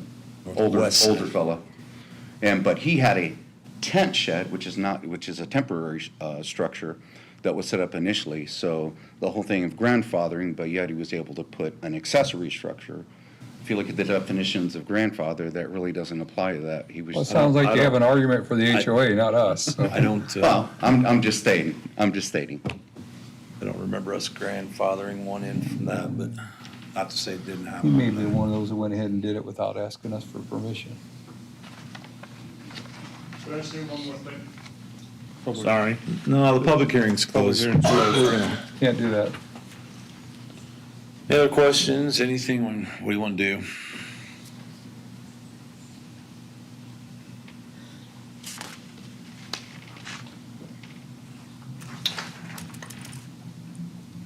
would like to table this till next month and let him go to his HOA and get that approval first. If he gets that approval, then I'd like to reconsider. That work for you? I just want to say, sir, you said that one is independent of the other. Yes. So like you said, it's going to be my battle anyways to deal with the board on that. I agree. So I'm asking you today, sir, to make a decision based on the county and the governances within the county. Well, according to the county, it's a no, right? You can't do it, right? Without a variance. That's why the variance is here, yes. Well, I guess my advice to you is take his table and come back. Because if we vote it down, you can't come back for a year. If you what, I'm sorry? If we vote this down, you can't resubmit, even if your HOA says yes, you can't come back before us. Am I right here? I think it's a year you have to wait. Right, but what I'm asking you is why are we making the determination when they're Because two I think- separate things? Make the motion and we'll vote on it if that's what he wants to do. Okay.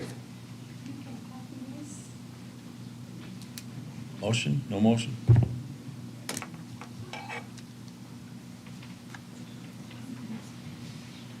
All right, I'll make a motion, we approve this request just to get this off the square one. Have a second? I'll second it. Motion made and seconded. Lori?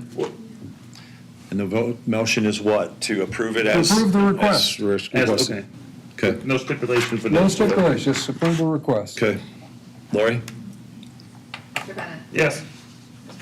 Hostler? Yes. Yes. Mr. Miller? Yes. Mr. Gustafson? No. got Okay, what you're you all want. set. Next What you case. need. Fifth case, 24 BZA 28, Sheila Tinkle. Sheila here? That case is tabled. Next case is 24 BZA 29 Huion. Okay, 24 BZA 29, Kenneth and Janet Huyen. Come on up. I think we've seen these people before. Both of you would state your name and address for the record. It'd be great. Ken Huyen, 17671 13th Road. Okay, you ma'am? Janet Huyen, 17671 Plymouth, Indiana, I 13th Road. apologize, I know them, I know that's where. why. Do you want to state anything or? No, Okay. there's no conflict here. Ty, go ahead. So the applicant is seeking to permit a secondary residence on the property. And you can see where it's located in the red circle. Here are some pictures from the property itself, being able to walk around and provide context.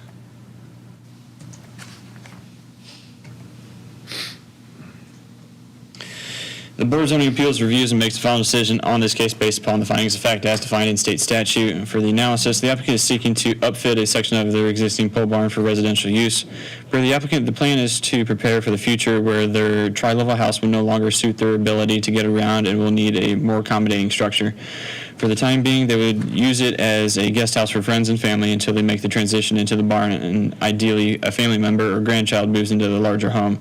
The parcel is 7 acres in size and is mainly wooded.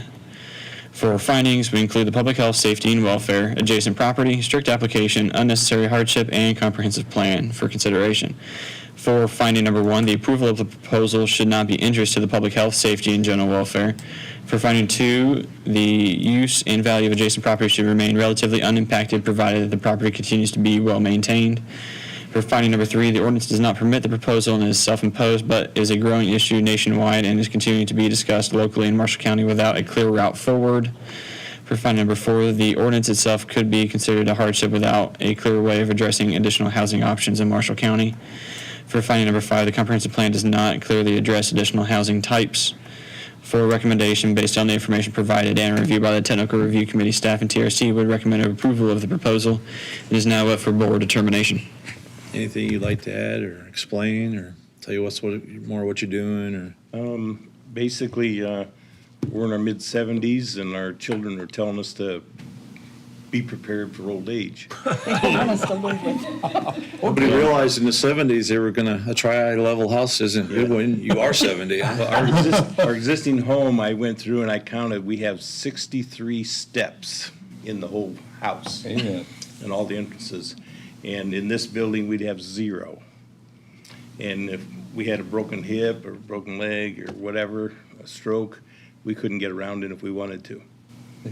And this building is 30 years old, and we used it as our office for our work. And basically, we're going to take desks and filing cabinets out and put a bed and a end table in, and it's a done deal. It's already carpeted, air conditioned, heated, has a full bathroom. That was what I was going to ask you, if the septic would hold, but you already got a bathroom. Septic's been being used for 30 years in it. So we shouldn't ask about if it had permits, because it probably didn't 30 years ago. Not that I know of. Okay.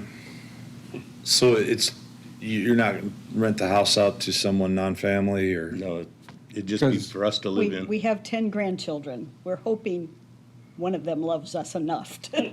So you wouldn't have a problem if we make that a condition Condition to what?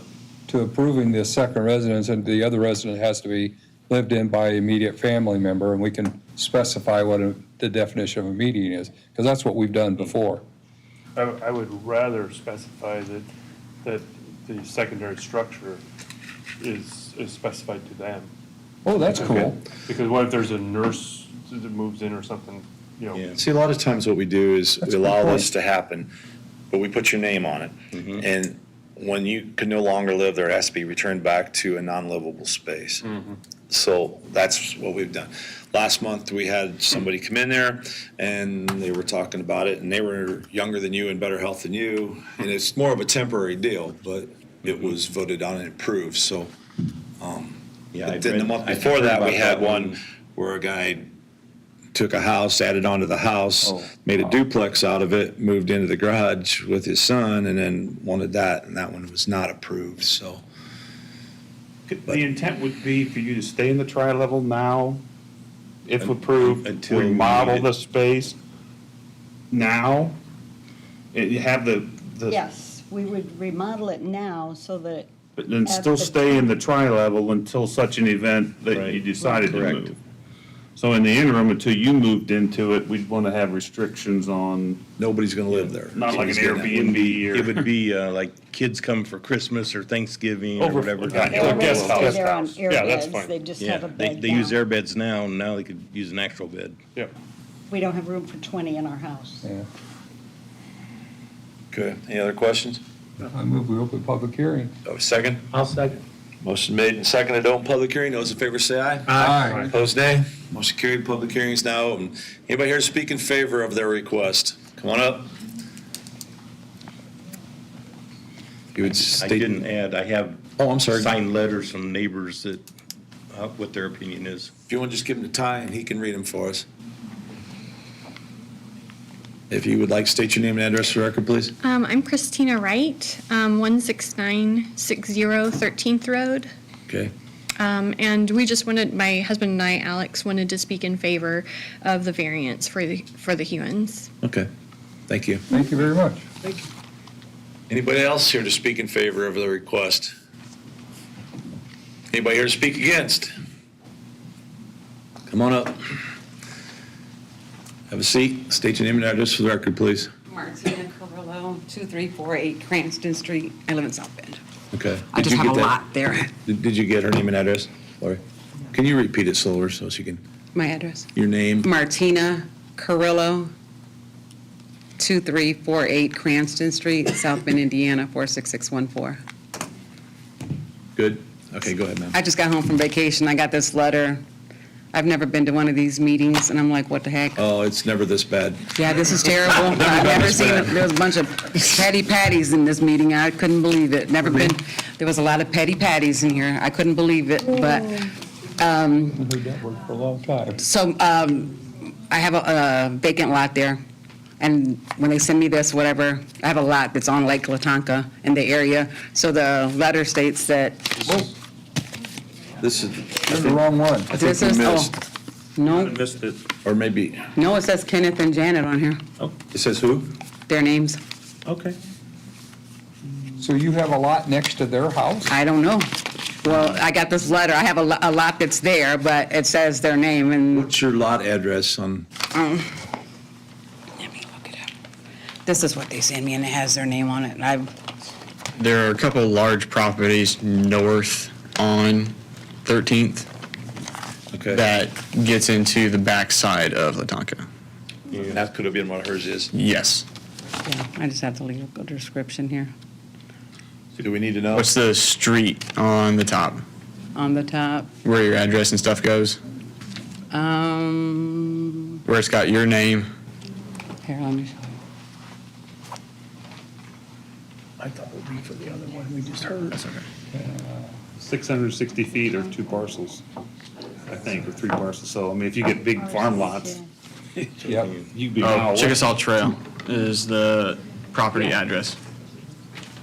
So it's near Lake So I'm selling Latonka. the property anyway, so I'm not against them at all. Okay. I'm selling it or whatever, but when I got the letter, I was thinking, okay, I need to come see what's going on.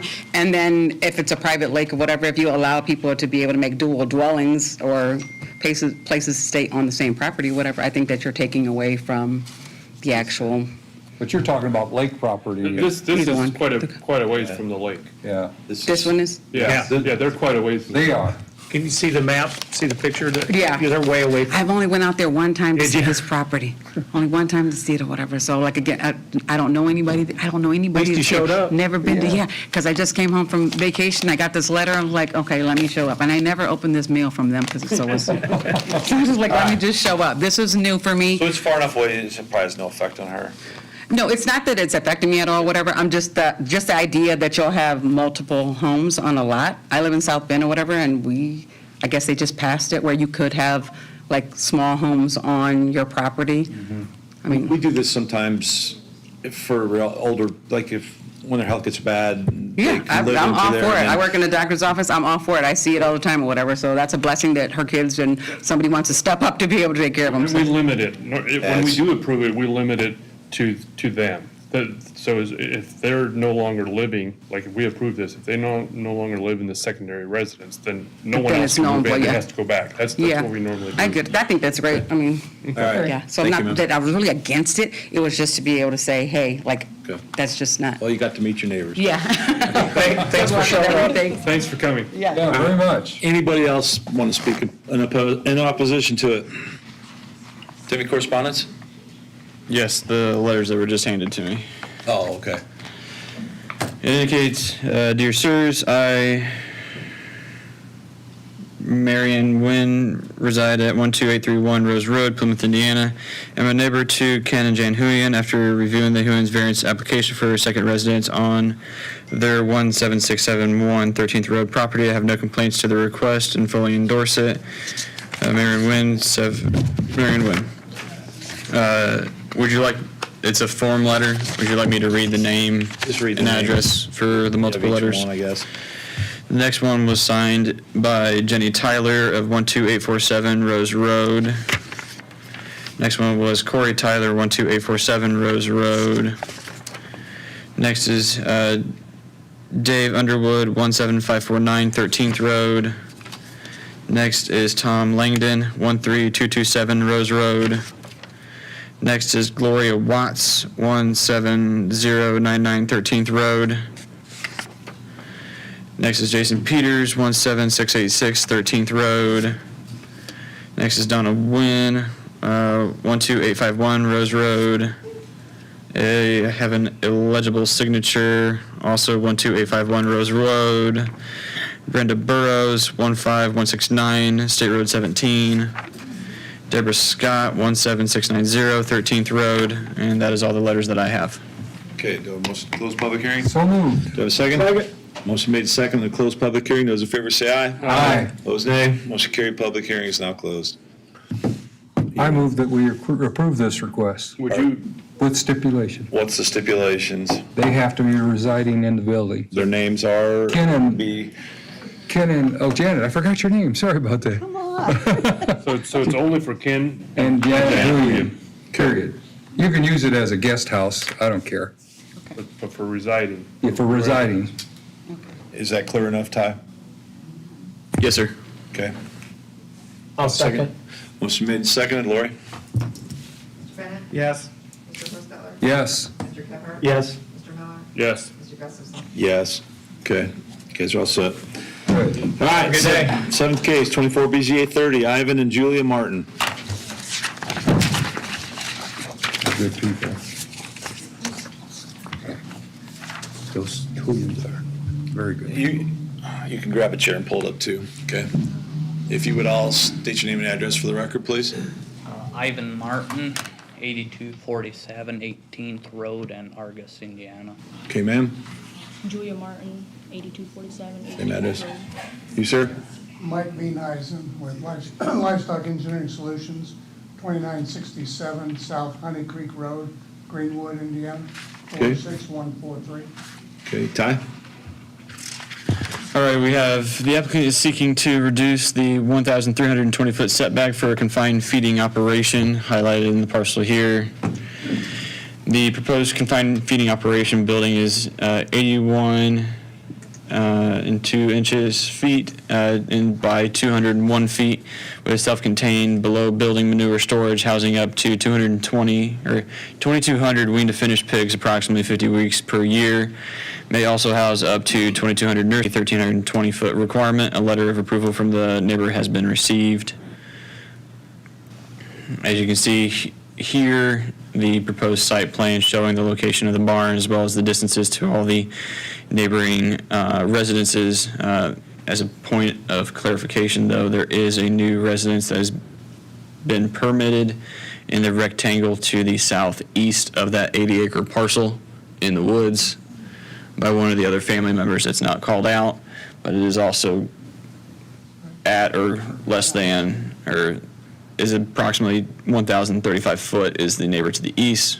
So approximately it would be greater than that. And the applicant could probably speak better to that construction as well.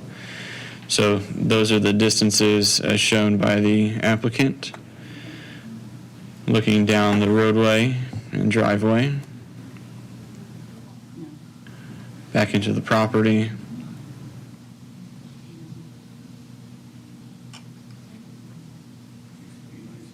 Wish my garden looked that good. The procedure for this is the Board of Zoning Appeals reviews and makes the final decision on this case based upon the findings of fact as defined in state statute. For the analysis, the applicant is seeking to construct a confined feeding operation on their property at 8247 18th Road for pigs. The setback is set at 1,320 feet from non-participating residences. There's only one residence within this distance, which is the residence to the immediate east at 1035 feet. All other neighbors are greater than the minimum setback. Per the applicant, the owner of the eastern property, Irvin and Susan Raymer, do not object to the variance being rejected. The barn is set to be 81 by 201 feet with a self-contained manure storage beneath the building. They will house up to 2,200 weaned to finished pigs for approximately 50 weeks per year. They may also house up to 2,200 nursery pigs for approximately 12 to 16 weeks per year.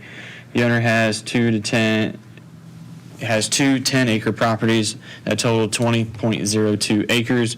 Due to the size of the structure, a drainage plan will be required. For findings, we're looking into the public health, safety, and welfare, use and value, and strict application. For finding number 1, the approval should not be injurious to the public health, safety, and general welfare. For finding number 2, the use and value of the adjacent property should not be substantially affected given the available uses in the agricultural district, provided that the barns are properly maintained and meeting industry best practices. And for finding number 3, the strict application of the ordinance would not permit the proposal only because the one house is within the 1,320-foot setback as set forth in the ordinance, otherwise is permitted by right use. Recommendation based on the information provided and reviewed by the Technical Review Committee, staff, and TRC would recommend approval and is now up for board determination. Anything you'd like to add? A couple of clarifications, just so that we understand what's being. Come up here then. Move up. Why don't you ask them to speak out? Come on up. Come up to the front row. Well, when we sat, we. You're fine. Just come on up. We couldn't, I don't even know their names. I mean, besides on the paper, we could not Okay, hear well, them. come clear up in the front. You can hear. The microphone, I don't know if it. Is it not working back there? Turn it and see if it maybe We pick heard his voice up. everybody fine until they came up, so I don't know what Oh, happened. okay. I mean, Okay. it hasn't been an all-night thing, it just. Okay, we'll have. Battery's probably dead in that microphone. He might have been too far away from the microphone since he's sitting on the end. Okay, but you were able to hear before then? Until they came up. Yeah. Once they Go ahead, came and up, just you too couldn't far hear away. anything. Okay. Go ahead and speak into it. All right. Just for a couple explanations or clarifications. Hold on just a minute. Can you guys hear now? No, there's, no. Okay, put the speaker close to you and you're gonna have to talk louder. They want to hear. Okay, can you hear me now? Good? All right. Just so that we understand what's being proposed, this is a confined feeding operation, and it does require an IDEM permit, and the IDEM permit application will be submitted this week to IDEM for review. As was noted in the explanation, the barn is a 2,200 head wean to finish building, and in this industry, there is opportunity to double stock that building with baby pigs, and then those, it's stated that they may have 2,200 nursery pigs, 0 to 55 pounds for a portion of the year. That can happen. It's included in the IDEM permit, but it has not been a typical consistent. So the site truly is 2,200 wean to finish pigs, and what that means is the pigs come in at 12 to 15 pounds, and they go out at a finished weight of 280 to 300 pounds.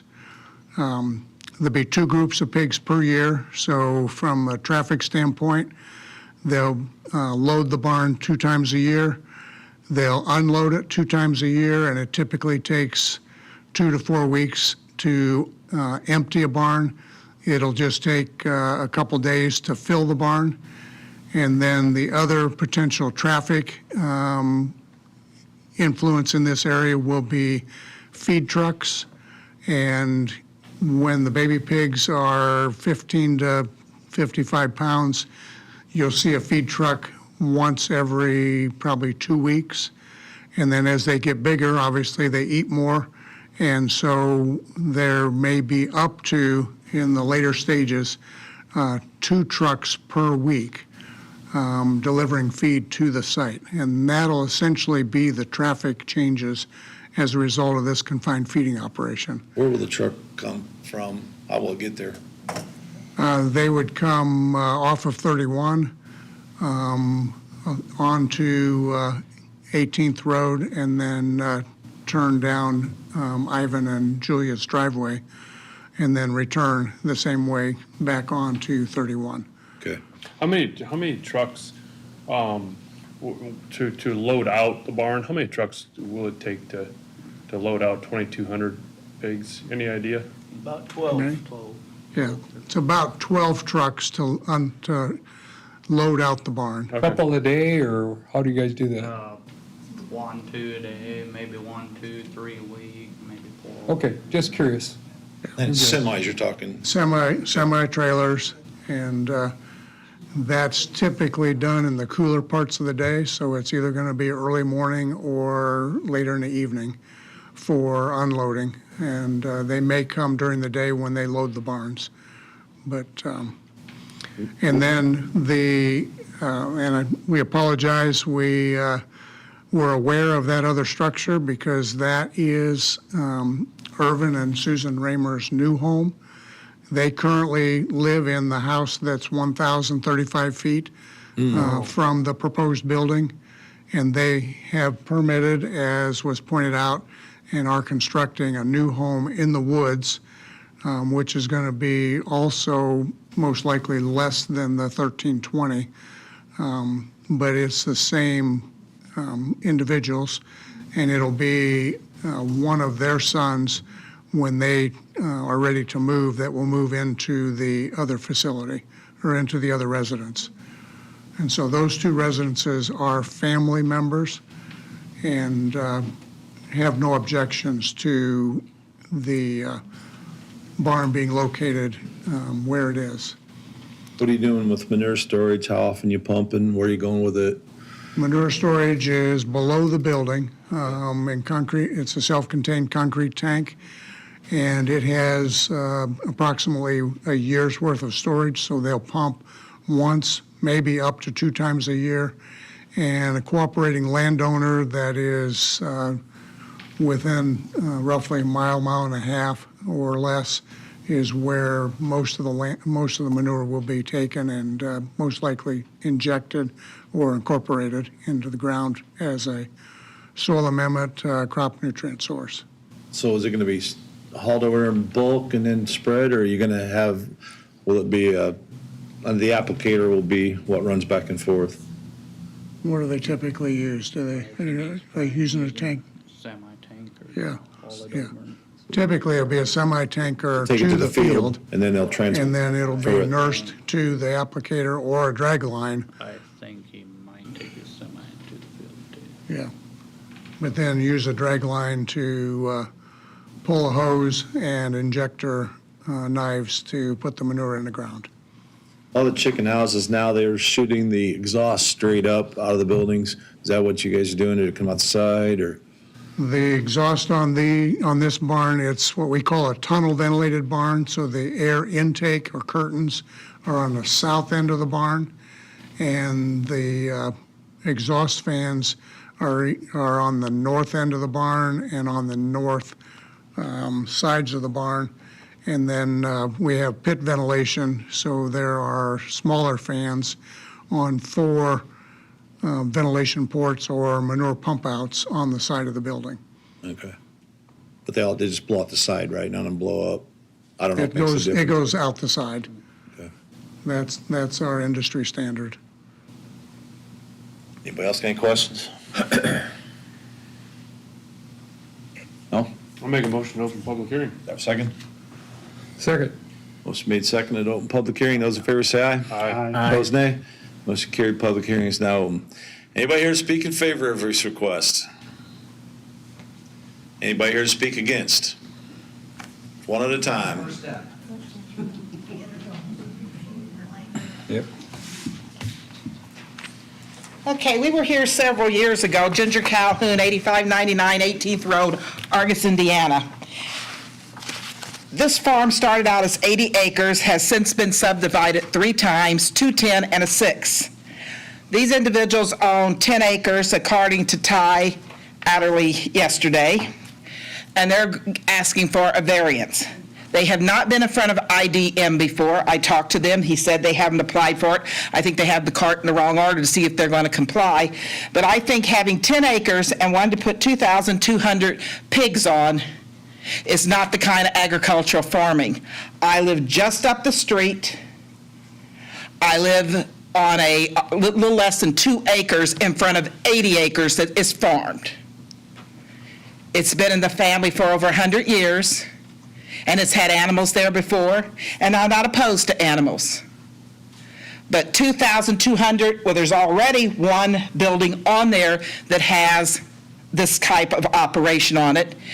And we, the landowners, had our water tested.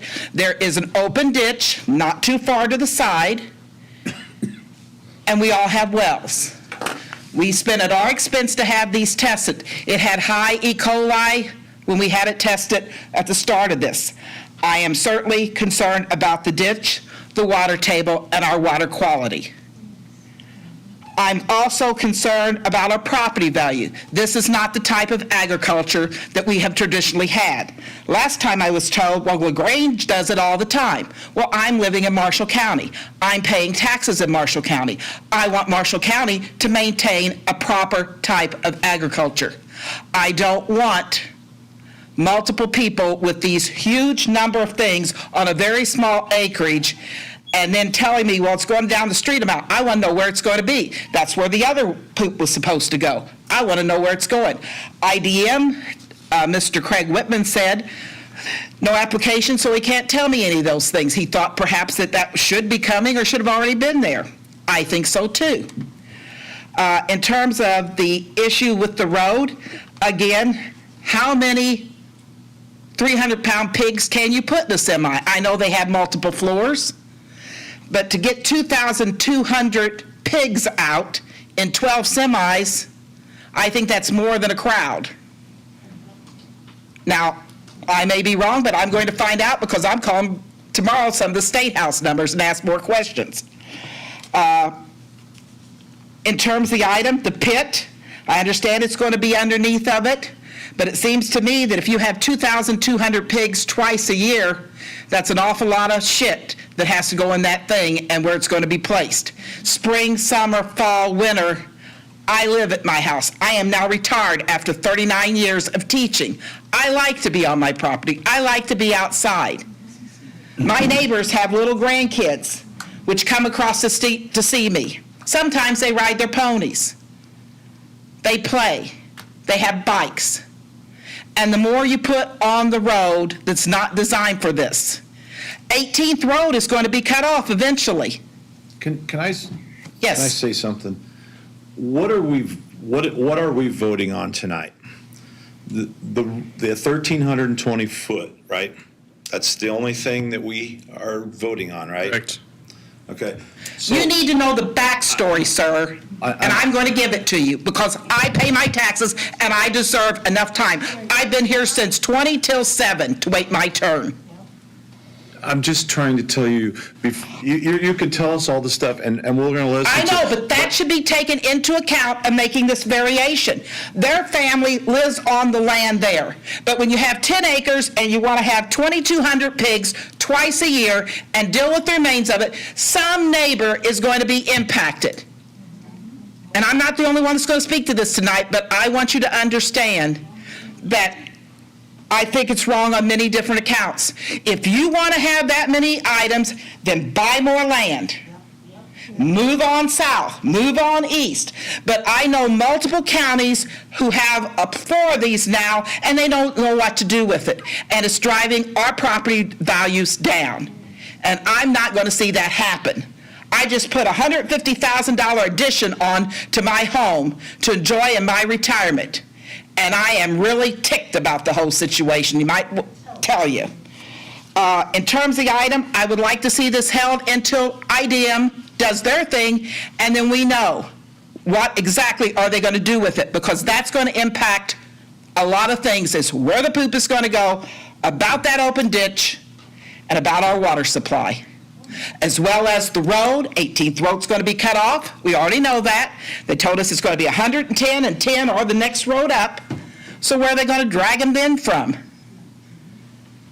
Already along the edges of 18th Road, it's bowled up where they chip and seal it, and then the edges with the trucks going down.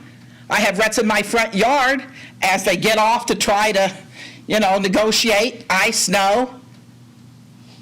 You can't tell me they're only going to do this in nice weather. And I don't like not being a good neighbor, but I don't think moving into our neighborhood and telling us to change with as many years as we've lived there, pay taxes there, is wrong. Okay. Thank you. I have a question. Who owns all the farmland around that pig farm, the proposal? Well, there's 20 acres that Ivan and Julia own. And then the additional land to the east is owned by Irvin and Susan Raymer. Who's your landowner to the west? Can't hear you. Well, Carl Procknow farms it. McCune owns it to the west. Yeah. McCune's. McCune. Yeah. McCune is the, and we have a land use agreement for about 250 acres with a local landowner in close proximity to the farm. He's a little further east, a short distance. According to IDEM's requirements, we need 150 acres to manage the manure from 2,200 wean to finish pigs. And So no one can build a house? You've already talked.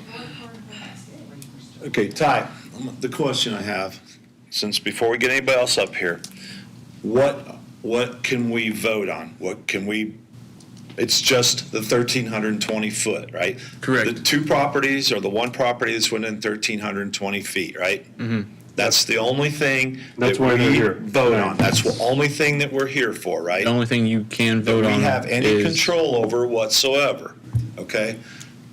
The people that are within the 1,320 have already signed, agreed to let them do it, okay? So I just want to make that clear when you come up here. You can tell us all kinds of other stuff. That's not what we do here, but you're welcome to come up. So let's do the next one. Who wants to speak next? I'll come next. I guess I would ask to start then, why did I get a letter? But I want you to know that I'm a transplant to Marshall County. I grew up in 12 Mile, Indiana, moved to Logansport, Indiana, and I suddenly learned about Wilson's and Tyson's and hogs. A semi-truck will hold 175 hogs. How do I know that? Because I lived on Main Street in Logansport, and I watched semi after semi go through Logansport to go to Tyson's. I'm not against farmers. I bought my house because it's in the country and I didn't have to smell pigs. I have been here 4 years. I would not have bought my house 4 years ago if I knew there was going to be a hog farm. I am 56 years old and I'm proud to say that, and I grew up farming. I grew up by a single mom. I know what it's like. And I don't wish ill on anyone. But to sit there and you just said, why did I get a letter if I didn't matter? Just told you what we can do. But I don't understand then. I don't understand. Nobody looks at who lives next door and what your concerns might be. Public notice law is 660 feet or 2 parcels? 300 feet or 2 properties over. So it does affect So me. if you lived within 1,320 feet and you were opposed to it, I don't think we've ever granted one that has been. Okay, that- so that- I'm not from Marshall County. I'm a transplant. 17663 South Juniper Road. Somebody tell me how far I am. I got in the car and drove. If you and look on the unless- map, look on the map. Do you see your house? on this map? Somebody help me. I don't know him. I don't know the parcels. I don't understand. What was your address? 17. That's 18, So 17663 South Juniper Road, I believe, no, that's Ironwood. Over here. You gotta go left, you gotta go left. This way? So I'm not on the map. You're over by the railroad to the Yes. west. I am by the railroad. Correct. It goes right, the railroad goes right behind my house. That's the other thing I want to say. 18th Road. Juniper Road, you guys did an amazing job with it. I have no complaints about my road. But you add, I believe a semi weighs over 2 tons. You start adding that weight to 18th Road, there's a railroad. The railroad has started to use that back side. Trust me, didn't know 4 years ago I was going to have the railroad. At the time I bought the house, it was dead. Now it's alive. It wakes me up at midnight, but you know what? It's transporting things that don't smell. Okay. And you can't take away a hog smell. And when you look at it, when somebody buys property, Marshall County is an amazing place to be. We have 8 kids. We only had 1 that went to Argus. I have nothing bad to say. I have my neighbors, my daughter's best friend. I have formed a family here. I wouldn't have formed that family 4 years ago if I knew a hog farm was coming in. And I don't care if I live 1,300, I don't care. It matters because I got a letter that said, what's your opinion? And this is my opinion. Okay. It should not be in. Thank you. Thank you. I'm going to ask you a question. What recourse do they have with IDM or the state or anything if they want to oppose this? Is there anything they can do? Once the approval, assuming that an approval is granted by the Indiana Department of Environmental Management, a letter will go out, a letter will go out to everyone within a half a mile, notifying them that an application has been filed with the Department of Environmental Management, with information that basically if they have questions for IDEM, they can contact them during the review process. Once IDEM makes a decision, then they will send a decision letter to that same list of individuals. And if a person has, they have the opportunity to appeal IDEM's decision on grounds with, and allow for a review of IDEM's decision. And that has to be done within 15 days of the decision. But you don't have a hearing like we're having here with them to do it? No. Okay. Okay. Who's next? My name is Audrey Reichert. I live at 8590 18th Road, Argus. Where is your house on here? I live on 18th Road, yes. Did you see that? Okay. I Are don't you know two when they're together? looking. You two together? My name's Yes. John Reichert. I It's live my at the same husband. address. Okay.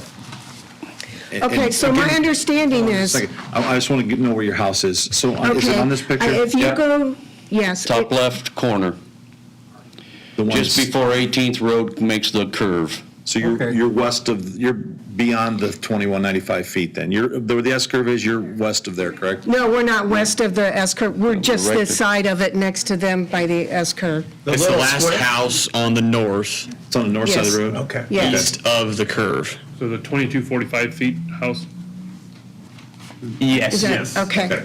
Okay. Okay, now my understanding is, this is just a vote on an agreement that you guys say it's okay to reduce the variance, to give them a permission to reduce the requirements If because they don't meet requirements, they're. which they've received from a family member. Right. That's what, so if they do it, then we can approve it. Okay. We can approve but- it. We're but- not approving the use of having a confined feeding operation. No, I understand, but but That's this allowed by variance zoning ordinance. allows this to go to IDEM. Once it goes to IDEM, we are dead in the water.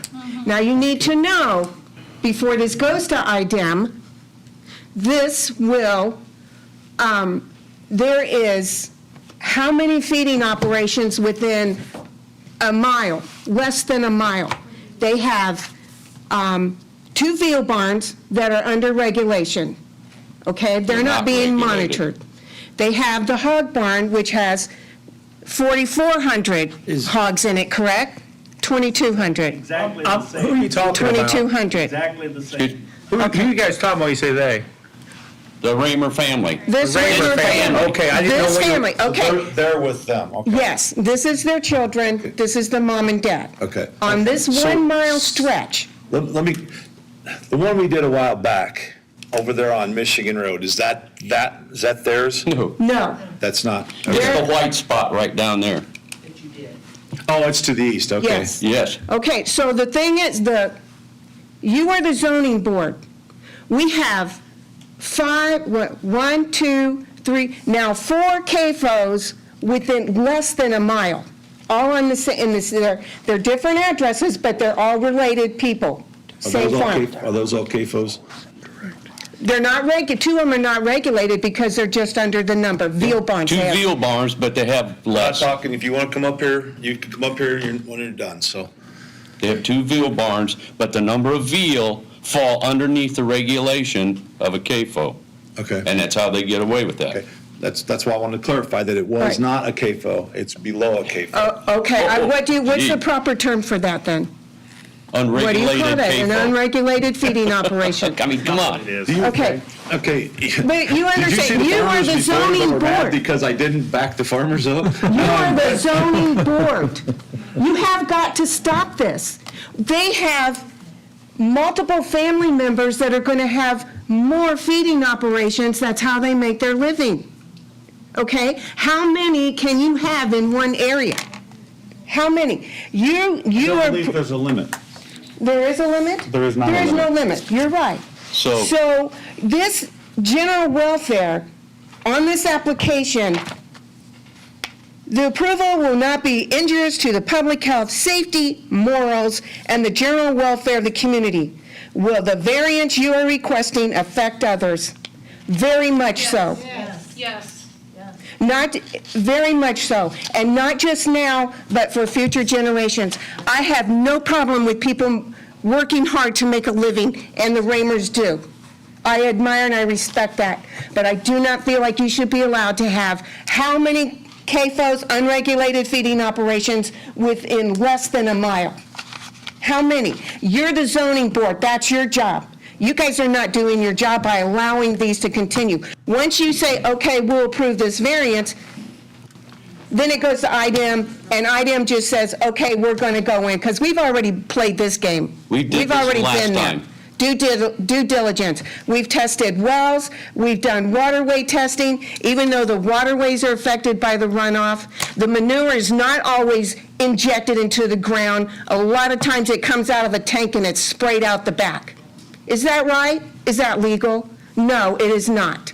If you don't know, it's not legal. I farm too. I raise livestock. I understand that, but you don't live within this, you don't live within a half mile of this. Can I please talk? I'm not done. Okay. 2,200 hogs. Okay, a manure pit, can go up to, in 180 days, can produce over 400,000 pounds of poop.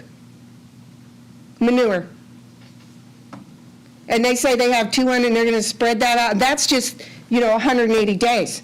And you're going to spread that over the land? Willy-nilly? Not injecting it?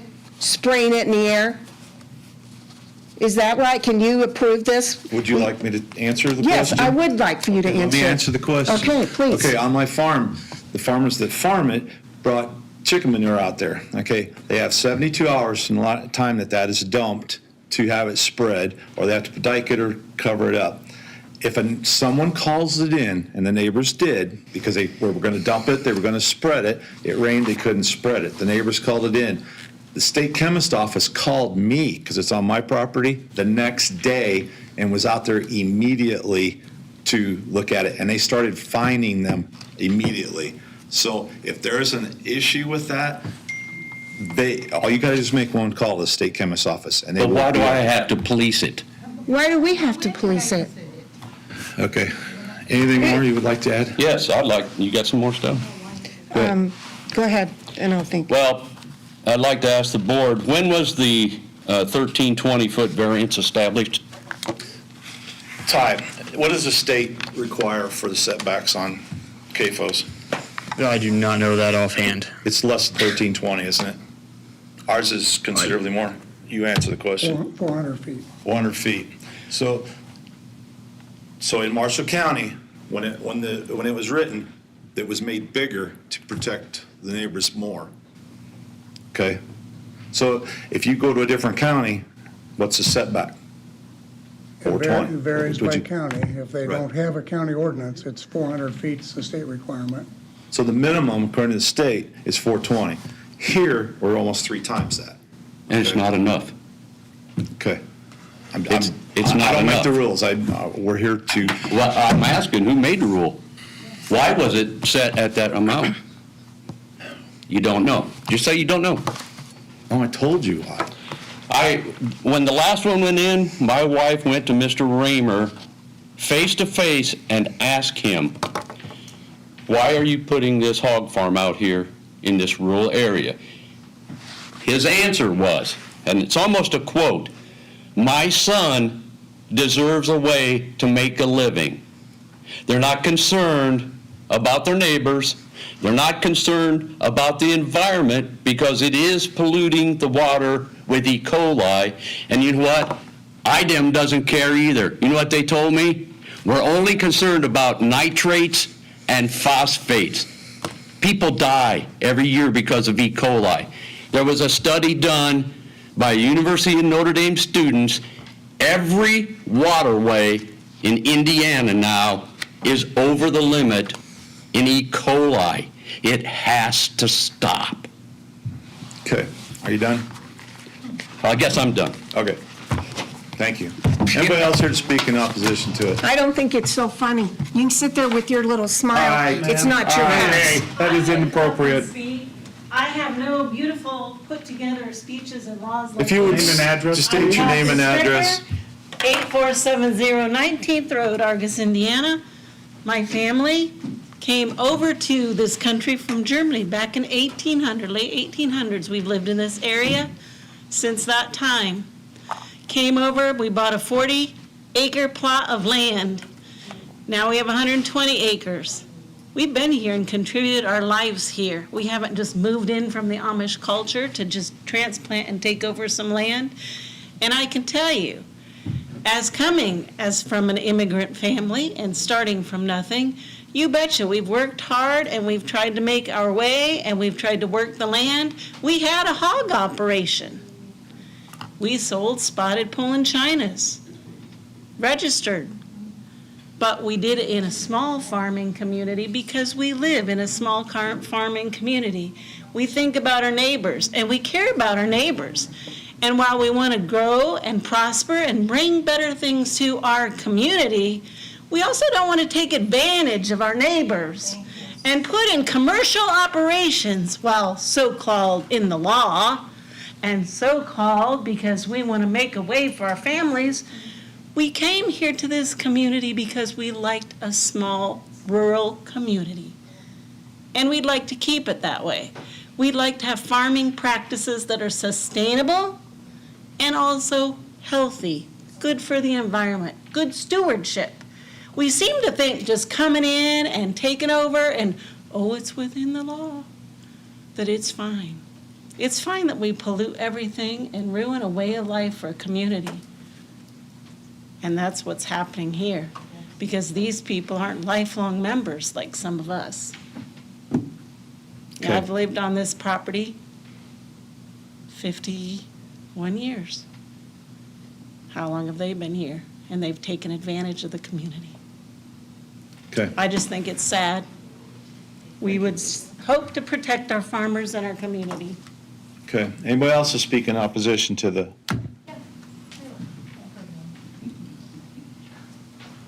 I'm Monica Weaver. I live at 17511 Hickory Road in Argus.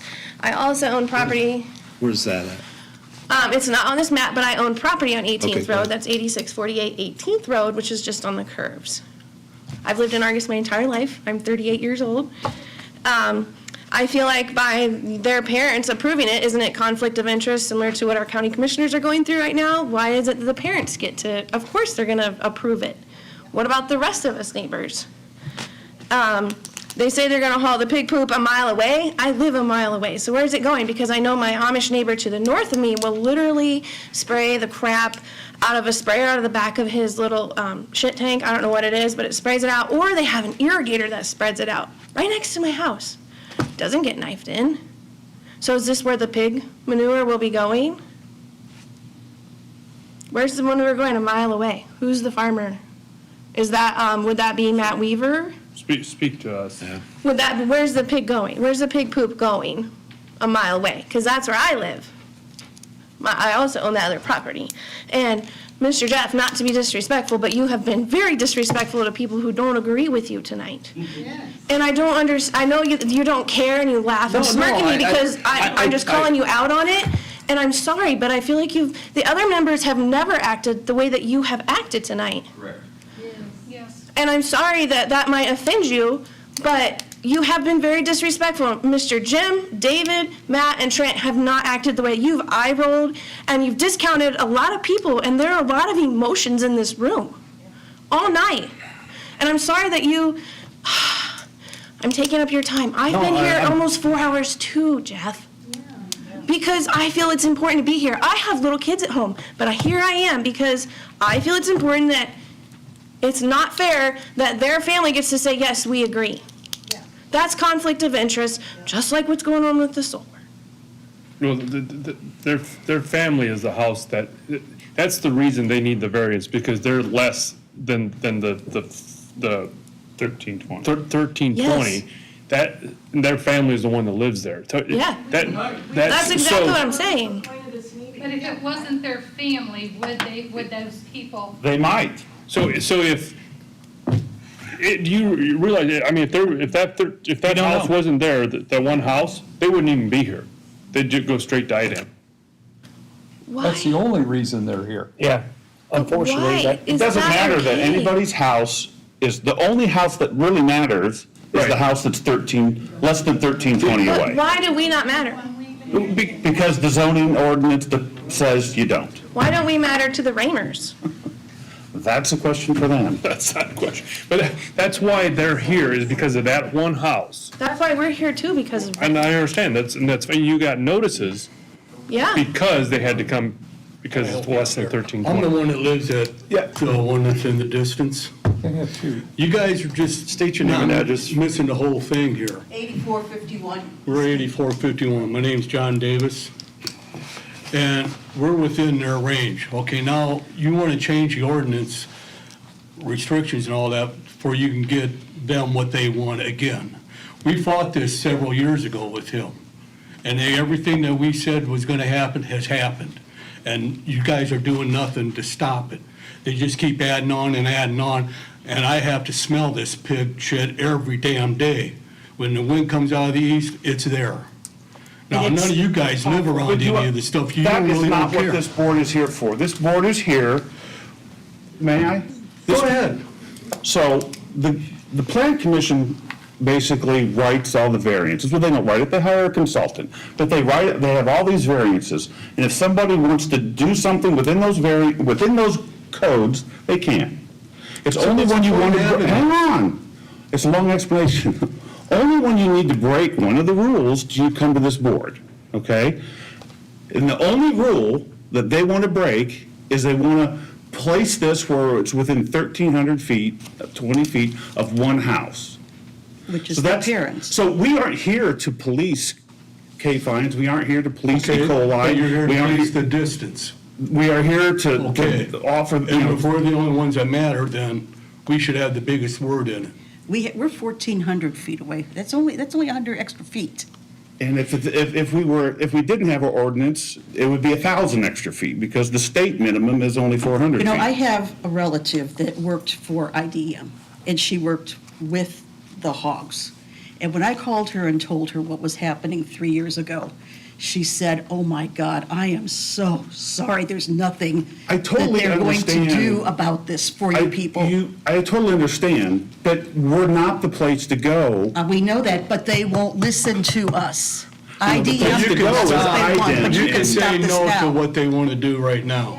That's what Putting we're this- asking, is say And no that's what now. we're here for. I understand. Okay. Let's hope it's a no then. You know, we've been there 34 years. We came from Gary, where you couldn't open the windows there because of the smell from the mills. I remember waking up as a kid and smelling that smell and saying, God, I won't be able to breathe today. It was great moving out here to the country. We bought a house. We've put so much work into that house, and now what are we going to sell it for? Who's going to want it if you have to smell that? No one's going to want that house. Nobody. Well, We have to give it away. Unfortunately, the rural land is where we put animals. I mean, that's Yes, unfortunately but that the many in a reality. small area. 4 barns in it used to be a one farm, 4 barns? That's appropriate? That's not something we administer. How do you guys not have a say? We don't. That is a plan commission issue. If you want to go to the plan commission and complain about that and have the zoning ordinance rewritten, that's where you go. Can I make a comment? Come on up, state your name and address for the record, please. Yeah, I don't like to fight with the neighbors. I feel bad about it, but I just got one comment I want to make. What's your name, sir? What? Name and address. Name and address. Irvin Raymer, 18325 Ironwood Road. I just guys got get one that? comment I want to make. I've lived, for the last 3 years, I've lived 300 feet close to one of these same hog buildings. And when the wind's from the north, we smell it, but it's not, we don't feel like it's been hard on our quality of life. And 300 feet is a lot closer than a quarter mile. But that's the 300 feet that You've already spoke, that's. Anybody else to speak in opposition? Yeah, I did. Please state your name and address for the record. Angie Thomas, 18300 Michigan Road, Argus, Indiana. Moved there 2002. All that was around was fields. If we're here to be good stewards, because I'm a Christian, I believe in good stewardship. If the Amish want to get along with farmers and all that, don't they? I haven't heard anything until I got this letter. why wouldn't you come around and talk to your neighbors and ask them their opinion on a hog farm? I have a 16-year-old who has asthma. Guess what? That affects her. I have high blood pressure. That affects me. I've read the stats, and I know my uncle had a pig farm, and it was like 20 pigs, and it stinks to high heaven. And I'm gonna catch that because I'm directly in front of them. So when it comes down wind, guess what? I'm gonna smell it. You can say no to their variance because good stewardship starts with people talking to their neighbors. Anyone else to speak in opposition? Not much more I could say. Hobart Stevens, 17605. Please go to the table and state your name, Ernest, speaker. Hobart Stevens, 17605 Juniper Road, and I'm just in the corner up here. I guess this is Juniper Road here. By the tracks? Yeah. And I'm a mile, I guess, as the eagle flies is what I was told. But I can smell stuff now when coming out of the east. And it does affect the price of my house. I built a new home, it's 3 years old, and the value of it will be affected by it. I know you're not here to vote on that, but we as a group, we vote too, for you guys. You know, so, and it puts us in a bad situation, and you too. But we do smell it, and it's gonna get worse. I'm retired, I don't wanna smell pig manure sitting on my front porch. I designed my house so I could do that and retire. And now it's gonna get a lot worse, because I know you guys are gonna vote it in, you can tell. And it's wrong. Okay. Anybody else? Any correspondence? Yes, sir. I got two letters. First one to Marshall County Board of Zoning Appeals. This letter is being written to object to a request by Ivan and Julia Martin for a variance of development standard for a reduction of required distance from property owners to allow a confined feeding operation located at 8247 18th Road, Argus. Firstly, it should be noted that there is already a CAFO hog barn in very close proximity to this proposed CAFO, which needs to be considered in this request for a variance. In addition to the hog barn, there are two additional CAFOs, veal barns, in the same country block. It is safe to say that neighbors are not in favor of this variance being approved. It is well known that with these CAFOs, there is characteristically strong offensive putrid manure odor, as well as other negative effects to water supply, compromised health, and other problematic issues produced. These toxic odors and other negative effects can become a nuisance and cause serious health problems affecting quality of life on our own properties. It is obvious that CAFOs have a negative impact on the community, otherwise the stipulation that surrounding property owners be notified would not be required. Since the neighborhood already has 3 confined feeding operations in close proximity, we as nearby property owners are already experiencing many negative effects from these operations. Property values go down drastically when such businesses are in the neighborhood.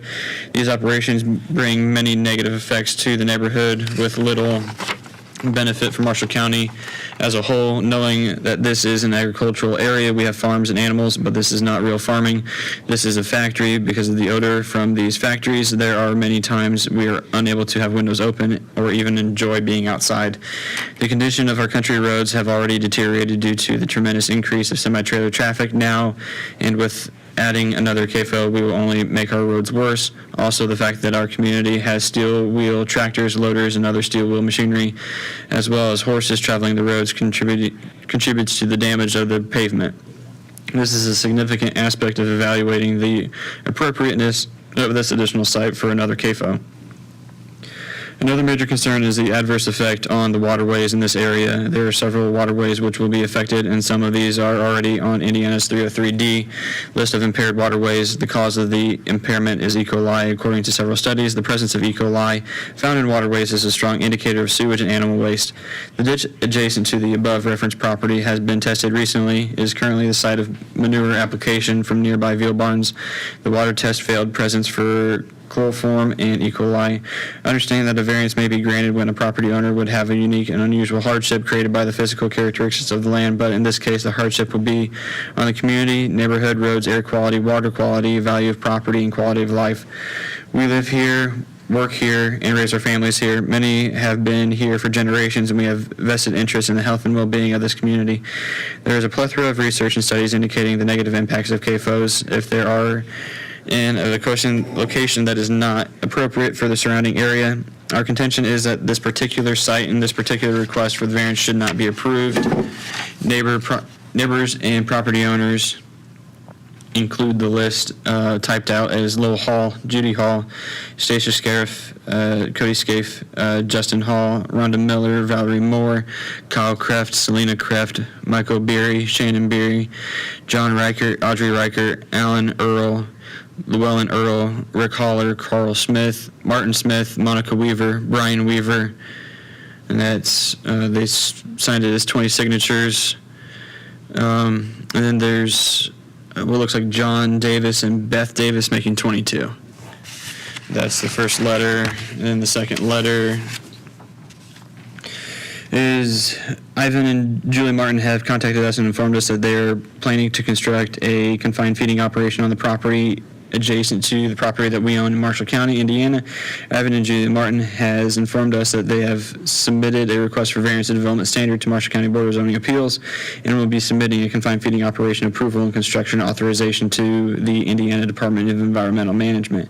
We own the property on the east side of the proposed confined feeding operation. The confined feeding building will be located approximately 1,035 feet west of our residence. We are aware that Marshall County Development Standards for confined feeding operations requires that the minimum setback of a CFO structure from the nearest adjacent residences shall be 1,320 feet.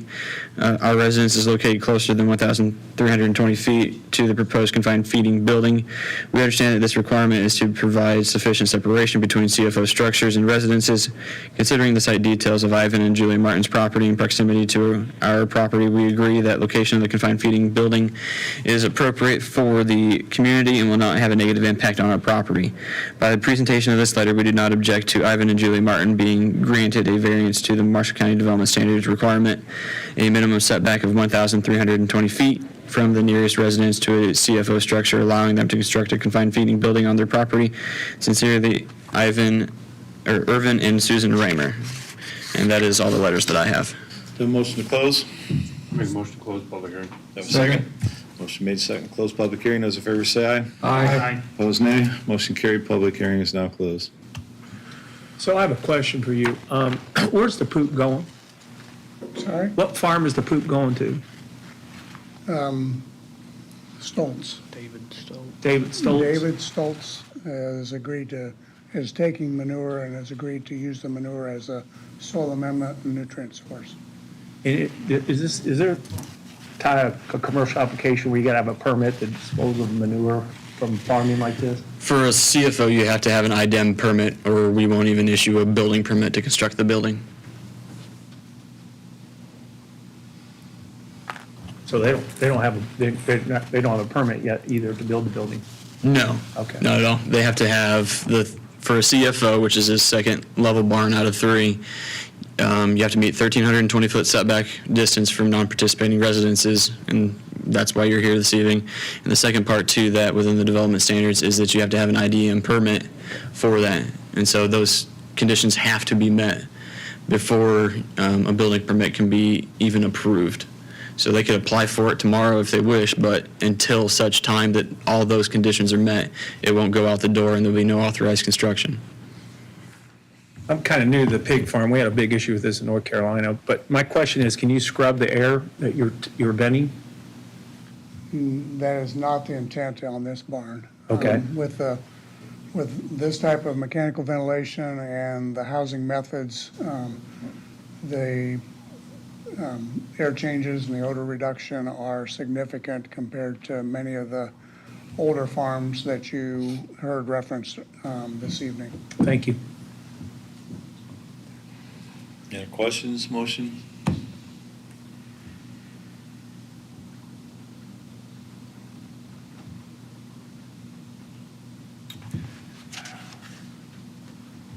Nobody doing anything?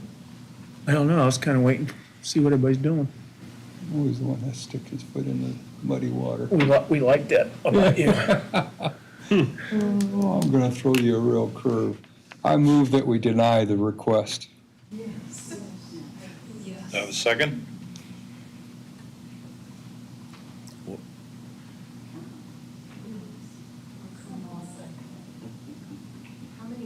No seconds? We're still thinking, I think.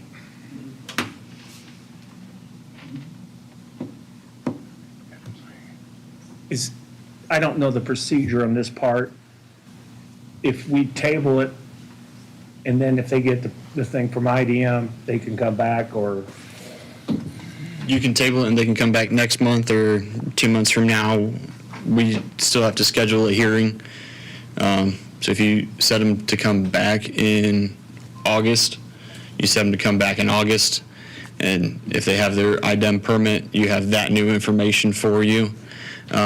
Or you can set it to where if you table it, they have to bring the IDEM permit back. So if it's 1 month, 2 months, 6 months, it'll be addressed at that point in time. Does that answer your question? yes, thank you.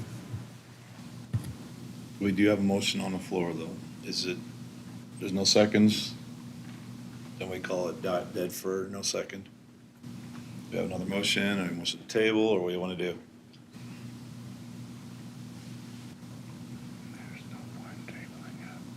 I tell you what I'd like to do, but I can't second it right now.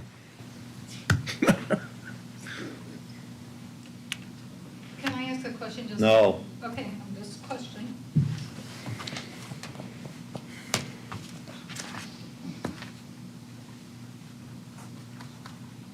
I'll second the motion.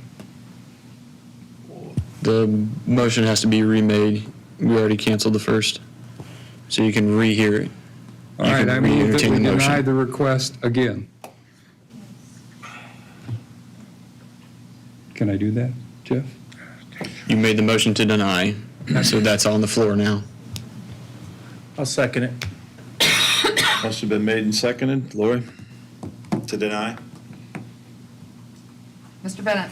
Yes. Mr. Hostetler? Yes. Mr. Kephart? Yes. Mr. Miller? No. Mr. Gustafson? I'm going to abstain.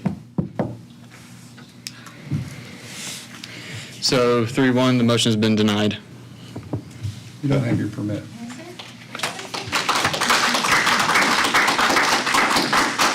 Eighth case, 24 BZA 31, Dennis Mark.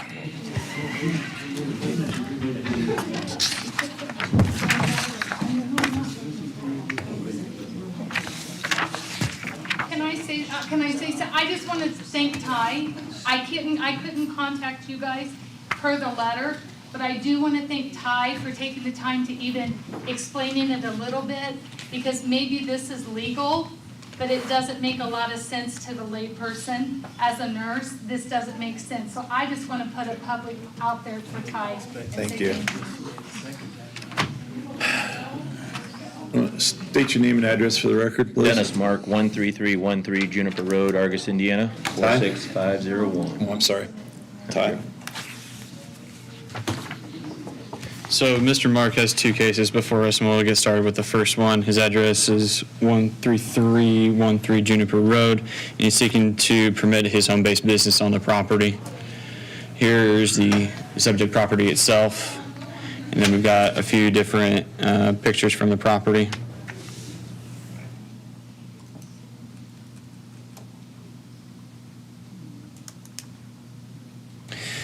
So for this, the procedure is the Board of Zoning Appeals reviews and makes the final decision on this case based upon the findings of fact as defined in state statute.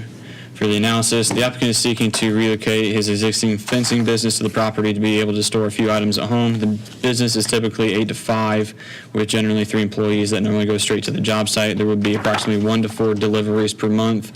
A lean-to would be for equipment storage to keep it out of the weather, and the property is 1 acre. The lean-to storage is why we're going to be here for the second case, but this is for the use and the use alone. For finding number 1, the approval should not be injurious to the public health, safety, and general welfare. For finding number 2, the requirements and development standards shall be met. For finding number 3, the ordinance intent permits the proposal, provided that it fits into the context of its surroundings. For finding number 4, the comprehensive plan permits the proposed, provided that it fits into the context of its surroundings. And for other considerations, topography, it's relatively flat with agricultural property surrounding the subject parcel. For zoning, the subject parcel and surrounding property is all A1 agricultural. There would be no new driveways, there'd be no additional parking, and no landscaping or screening has been provided. Open space is not applicable. Hours of operation and noise production would be, as indicated from the hours of operation in the application, are 8 a.m. to 5 p.m. There were no other considerations at the time. Placement of lighting, there's been no new lights indicated. Traffic generation, there should be only a minimal traffic increase. And general site layout as it relates to the surroundings, there's no new layout changes. For recommendation based on information provided and reviewed by the Technical Review Committee, staff and TRC will recommend approval of the proposed business. It is now up for board determination. Anything you'd like to add, Dennis? Yeah, you have my address wrong, right there on that. So, okay, just make sure, okay. Copy and paste it was there. Yeah, that fence is no longer there. I know a guy that took it out. It was me. I used to have a horse there, but what I do is my dad started the business in 1964, and I operate out of that. I took over his fence business, and he's over here on the west side of Plymouth, but I'm asking for your guys' approval to move the fence business. I'm trying to do everything correct and right and everything like that. To move it to my house there to save back and forth to Dad's place and everything, to save myself time, fuel, things like that. I am on Argus Fire Department, so I could be working, a lot of times I'm out here at the shop and I call, be coming in, I'll be like, man, if I was just home, I could make that. So my thought is, if I'm working out of there or something, or tidying up or loading a truck or whatever, we get a call, I can simply go. It's just a thing of just making it more convenient. Like I said, saving time, saving fuel, instead of running back and forth and doing things that way. So I have the room for it. Talked to all the neighbors. Now, obviously, nobody's here that I know of to oppose it that I know of, but several called and with just saying, hey, go do it, go get it, things like that. I talked to Mr. Barnhart, who farms the south and the west side of me, and he was good, all for it, because I actually mow and keep care of probably another 4 feet beyond the property line that runs around his field just to keep it nice and clean around there. So that's what I'm doing. Are you gonna actually operate the business out of the house or out of the barn shed or? I have an office / room In that's that- in my house. Yeah. So I've been doing slowly trying to do that more and more. Even though I still have the office out here, but until I got the permission to do things, I keep it out here. But then I just because people call me at all hours. I mean, I'll get a call late at night just because that, and I'm already home. The plan is to use the home, really is not, I didn't know if it was gonna be both the house and the barn. I'm assuming you're using the barn for storage, but The barn will be basically just small fence material, leftover extra stuff that I can just keep for like repairs, things like that. We'll talk about a lean-to shed here in a minute, but that's just basically to keep everything tidy and to look nice, but also to be able to keep a little bit of equipment under the shed so it's not getting weathered. okay. And then you said employees were 3, I have 3 currently, yeah, and normally they just drive straight to the job. so they don't come here and ride in? They may every once in a while, but very little. I'm just curious about parking and that. Sure, yeah, there won't be anybody, and if there is, I think there's a car parked on the north side of that, in the driveway, it looks like. If they do, it may be one car that might be right there, and that's it. Any other questions? The motion, no public Motion no hearing? public hearing? Second. Motion made, second, no public hearing. Those in favor say aye. Aye. Opposed, nay. Motion carried, public hearing is now open. Anybody here speak in favor of his request? No. Against? Yeah. No. I didn't know, okay. Mine will be easy. There's no poop to spread. I'm already gonna catch it when I get home. It's my wife's birthday, so. Tom Wickie, 12990 Ironwood Road. I represent the Bidding family that owns the property. Jerry does not own it. Right, I know He that. shared crops for Yeah, the Biddings. Mrs. Bidding did, yeah. I'm power of attorney for the Biddings that own the two 20 acres and then the 24 acres adjacent to it. So if it's a commercial operation, how much foot traffic If do you would, anticipate? Just ask us the questions and Okay. then we'll relay them to you. All right, so how much, if it's a commercial operation, is it going to be foot traffic coming in and out of the property? The lean-to is going to be used for storage. Currently, how far away is the lean-to from the property line? And that'll actually be a second, you can ask the question, but it will be a second variance. This is a variance to run the business there. Right. Then if we approve this, if we don't approve it, and I'm assuming we won't go to the second variance. Okay, If we all right. approve it, then there'll be a second variance for the lean-to. Okay, all right. Will the property, will it be fenced around there? It's a 1 acre currently, if I remember what he said. And then delivery trucks, are we talking semis, are we talking straight trucks? How many times a week? He's going to have 2 locations, can be traveling back and forth. Obviously, between those, was one going to be a primary and a secondary for that as well? Sounds like he's moving to one, but we'll clarify. Yeah, please. So that was just some of the questions that we had for the business-based on with that, so. Okay. We'll ask him. the Can I questions. sit here, or do I got to go back and? You can sit there. I don't care. I guess. I don't think there's anybody else, so. Okay. And there's nobody else here to speak opposed. Any correspondence, Ty? No correspondence, sir. Do you have a motion to close? Motion to close. Second. Motion made and second to close public hearing. Those in favor say aye. Aye. Opposed, nay. Motion carried. The public hearing is now closed. Foot traffic, anybody coming there? Foot traffic as far as shopping? People No, come, we- yeah. You go to your customers' locations? Yes. Is it primarily residential or commercial? Your, Fence business? yeah, It's residential, commercial, agricultural. everything, okay. Do you have a showroom in Plymouth? No, we don't. I'm just a contractor. So basically, I go and I measure the job, I order it, and I get it in. A lot of times that job goes to that site, and then I take my equipment and go to that site and install. So there's nobody that'll be coming in So to shop. delivery trucks? Delivery, I usually do my own delivering. I go get my, because I mean, the whole big topic is the road and the travel and the traffic and everything, but I normally go, my road has gotten so stinking busy, it's unreal. I mean, UPS trucks all the time. I mean, there's cars, and I mean, it's just unreal how, and I don't know if it's because of the bridge that they're doing on 31, but it's just gotten crazy.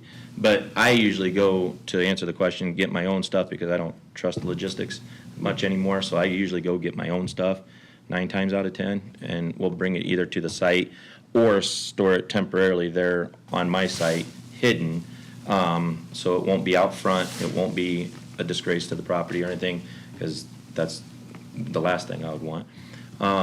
So as far as deliveries, there may be a straight truck that comes in every once in a while if I don't have time to go get it. I'll have a straight truck deliver.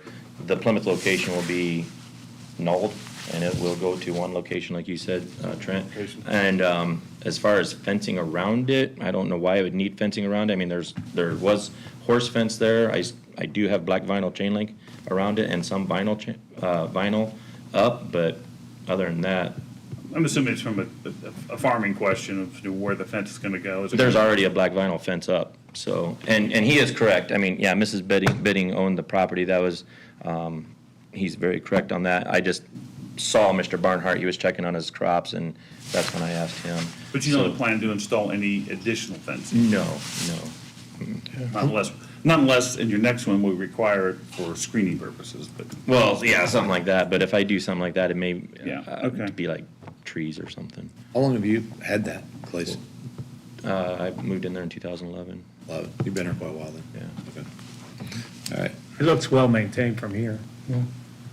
Yeah, I mean, I'm pretty anal on my stuff. Like, I try to keep everything clean and nice, and I'm very good about that. I will have a dumpster that'll be hidden around back for trash, things like that, that I gets was gonna dumped. ask about equipment and, equipment and trailers. Normally, I have a flatbed truck with a gooseneck trailer that's hooked up all the time, and then one other little bumper hitch trailer. The variance for the lean-to that'll be coming up is for like my skid loader and all the attachments, and a small loader tractor and the attachments that we use for our fencing. Okay, and the plan is to try to lean to it or screen it as much. Mm-hmm. I mean. Yeah.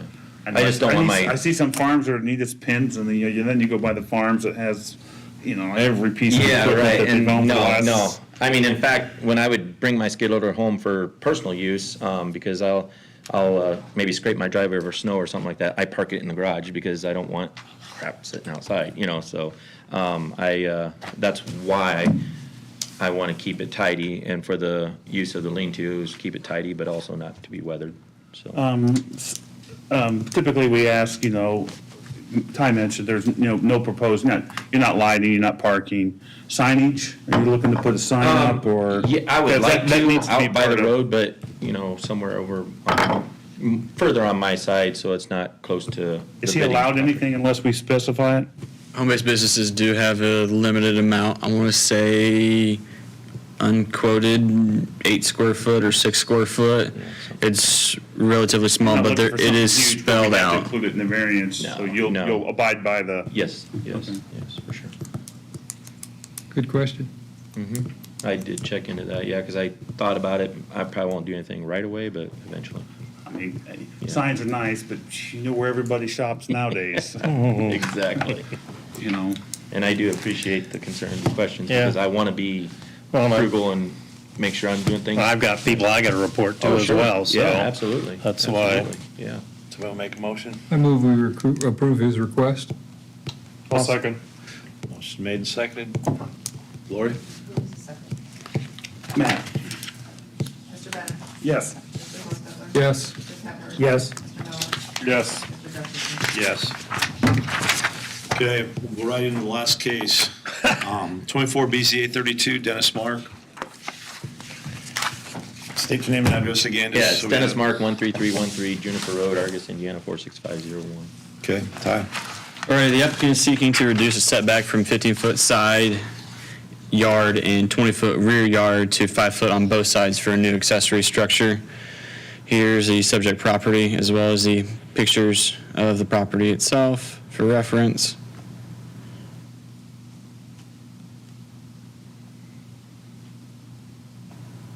The procedure for this is the Board of Zoning Appeals reviews and makes a final decision on this case based upon the findings of fact as defined in state statute. For the analysis, the applicant is seeking to construct an 18 by 42 lean-to in order to store equipment for home-based business. In order to make the most of the property, he is seeking to reduce the side and rear yard setbacks. The side yard setback requirement is 15 foot and the rear yard setback is 20 foot. They are both proposed to be reduced to 5 foot. So we're reviewing the findings for public health, safety, and welfare, use and value, and strict application. For finding number 1, the approval of the proposal should not be injurious to the public health, safety, and general welfare. For finding number 2, the use and value of the adjacent property should not be substantially affected. And finding number 3, the strict application of the zoning ordinance would not permit the proposal. And for a recommendation based on the information provided and reviewed by the Technical Review Committee, staff and TRC would recommend approval of the proposed setback reduction. Now it is up for board determination. Anything you'd like to add? Why you got to put it so close? Just because if I did the 15 and 20, it'd be clear out in the middle of my lot, and then I wouldn't be able to have room to turn around or get my truck in there. Or, So you're gonna access that straight in the driveway, and then are you gonna pretty much gravel everything, kind of? Yeah, I mean, it looks rough now because it was horse pasture, but it's growing up with weeds and everything, but I'm gonna have nice stone brought in and gravel all that and make it look nice and presentable. And then the reason for it is to be a little closer. Obviously, it's the Biddings property, but as I was talking to Mr. Barnhart, he's like, you can put it closer if you want. And I was like, no, I gotta do by the rules. So I would love to, but the 5 foot's close enough. Looks like you're setting it up so it's almost exactly where the old fence used to be for the horse. Yes, yeah, where the old fence used to be for the horse, it'd be, the backside of it'd be right there. And then I maintain like I said, 4 feet to the field. But like I said, if it was the 15 and 20, it'd be like right in the middle of where I'm trying to turn around and work and move and unhook and put things inside there and things like that. So that was my request, to be so much closer, is just because of room.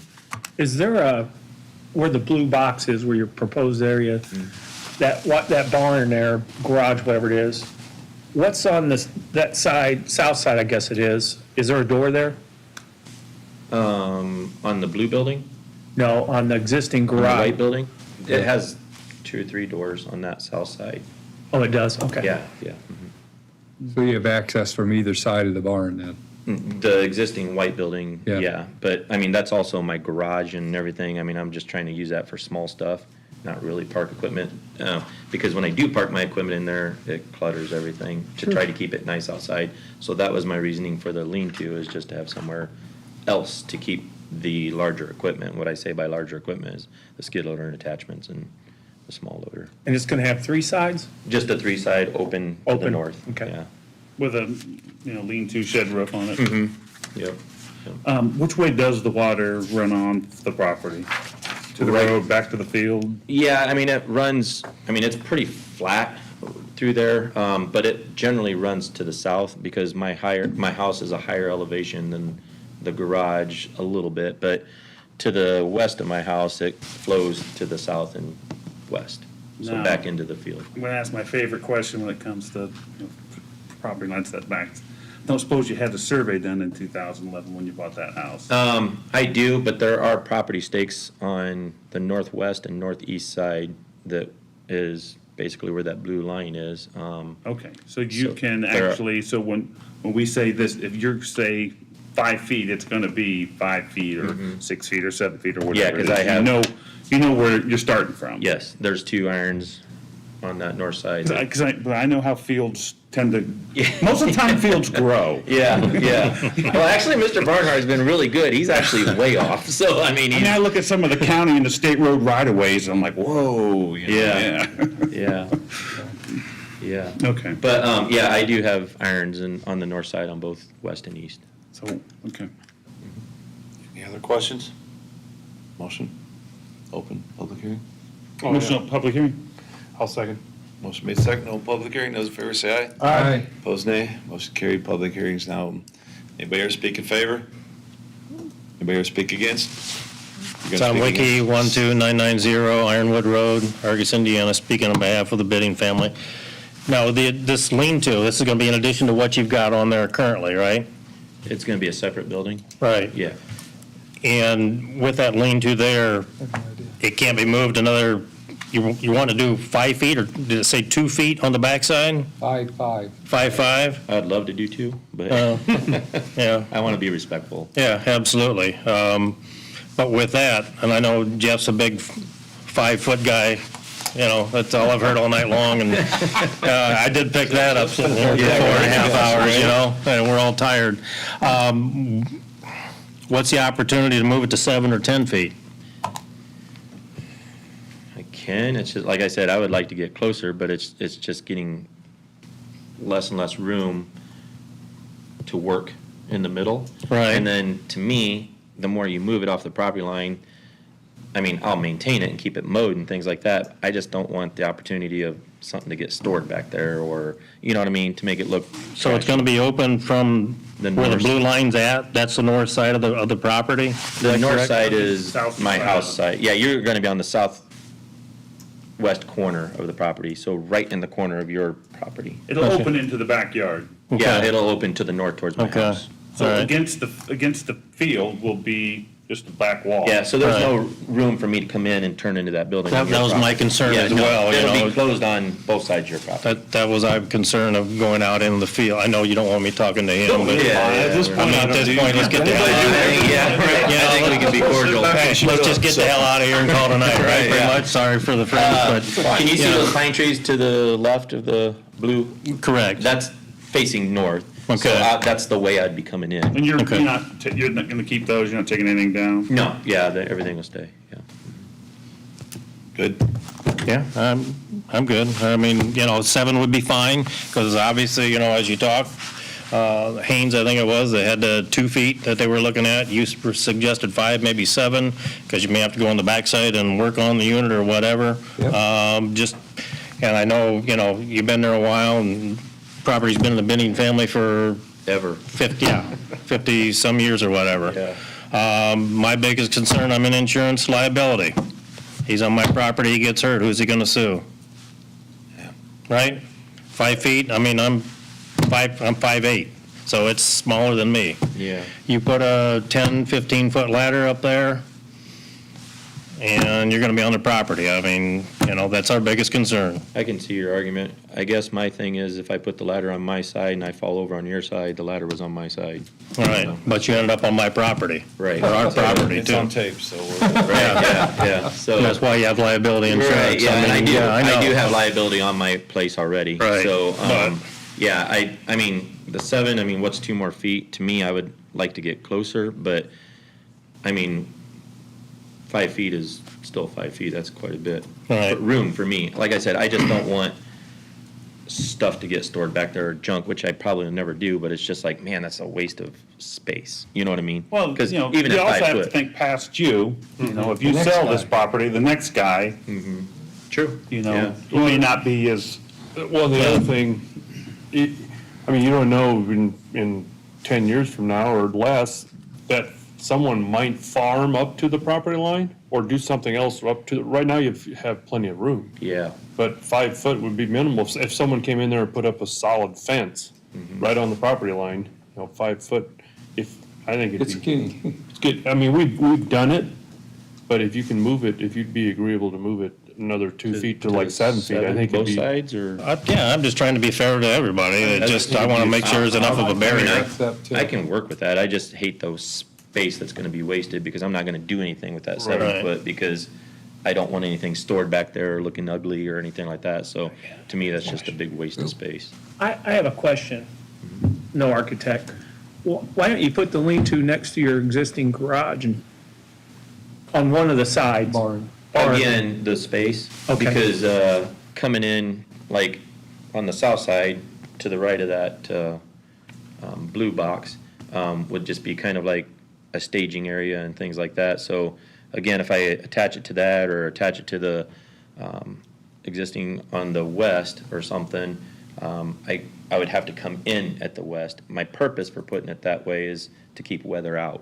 Okay. So I if I'm think if you look- facing, if you look at the barn, the east and west sides are shitted already. Yeah. And I think the roof eave is too low to. exactly, Okay. yeah. And then if I put it to the west, up to that, then it's open to the west, so Okay. snow and everything's gonna blow in there. Okay, makes- Same thing to the south, yeah, That makes sense. yeah. I was just curious. Is public Yeah, meeting still? yeah. We're still in the open meeting, so, or the open hearing. Are we done? I would love to have 5, but I mean, just because I don't want wasted space, but. Any correspondence?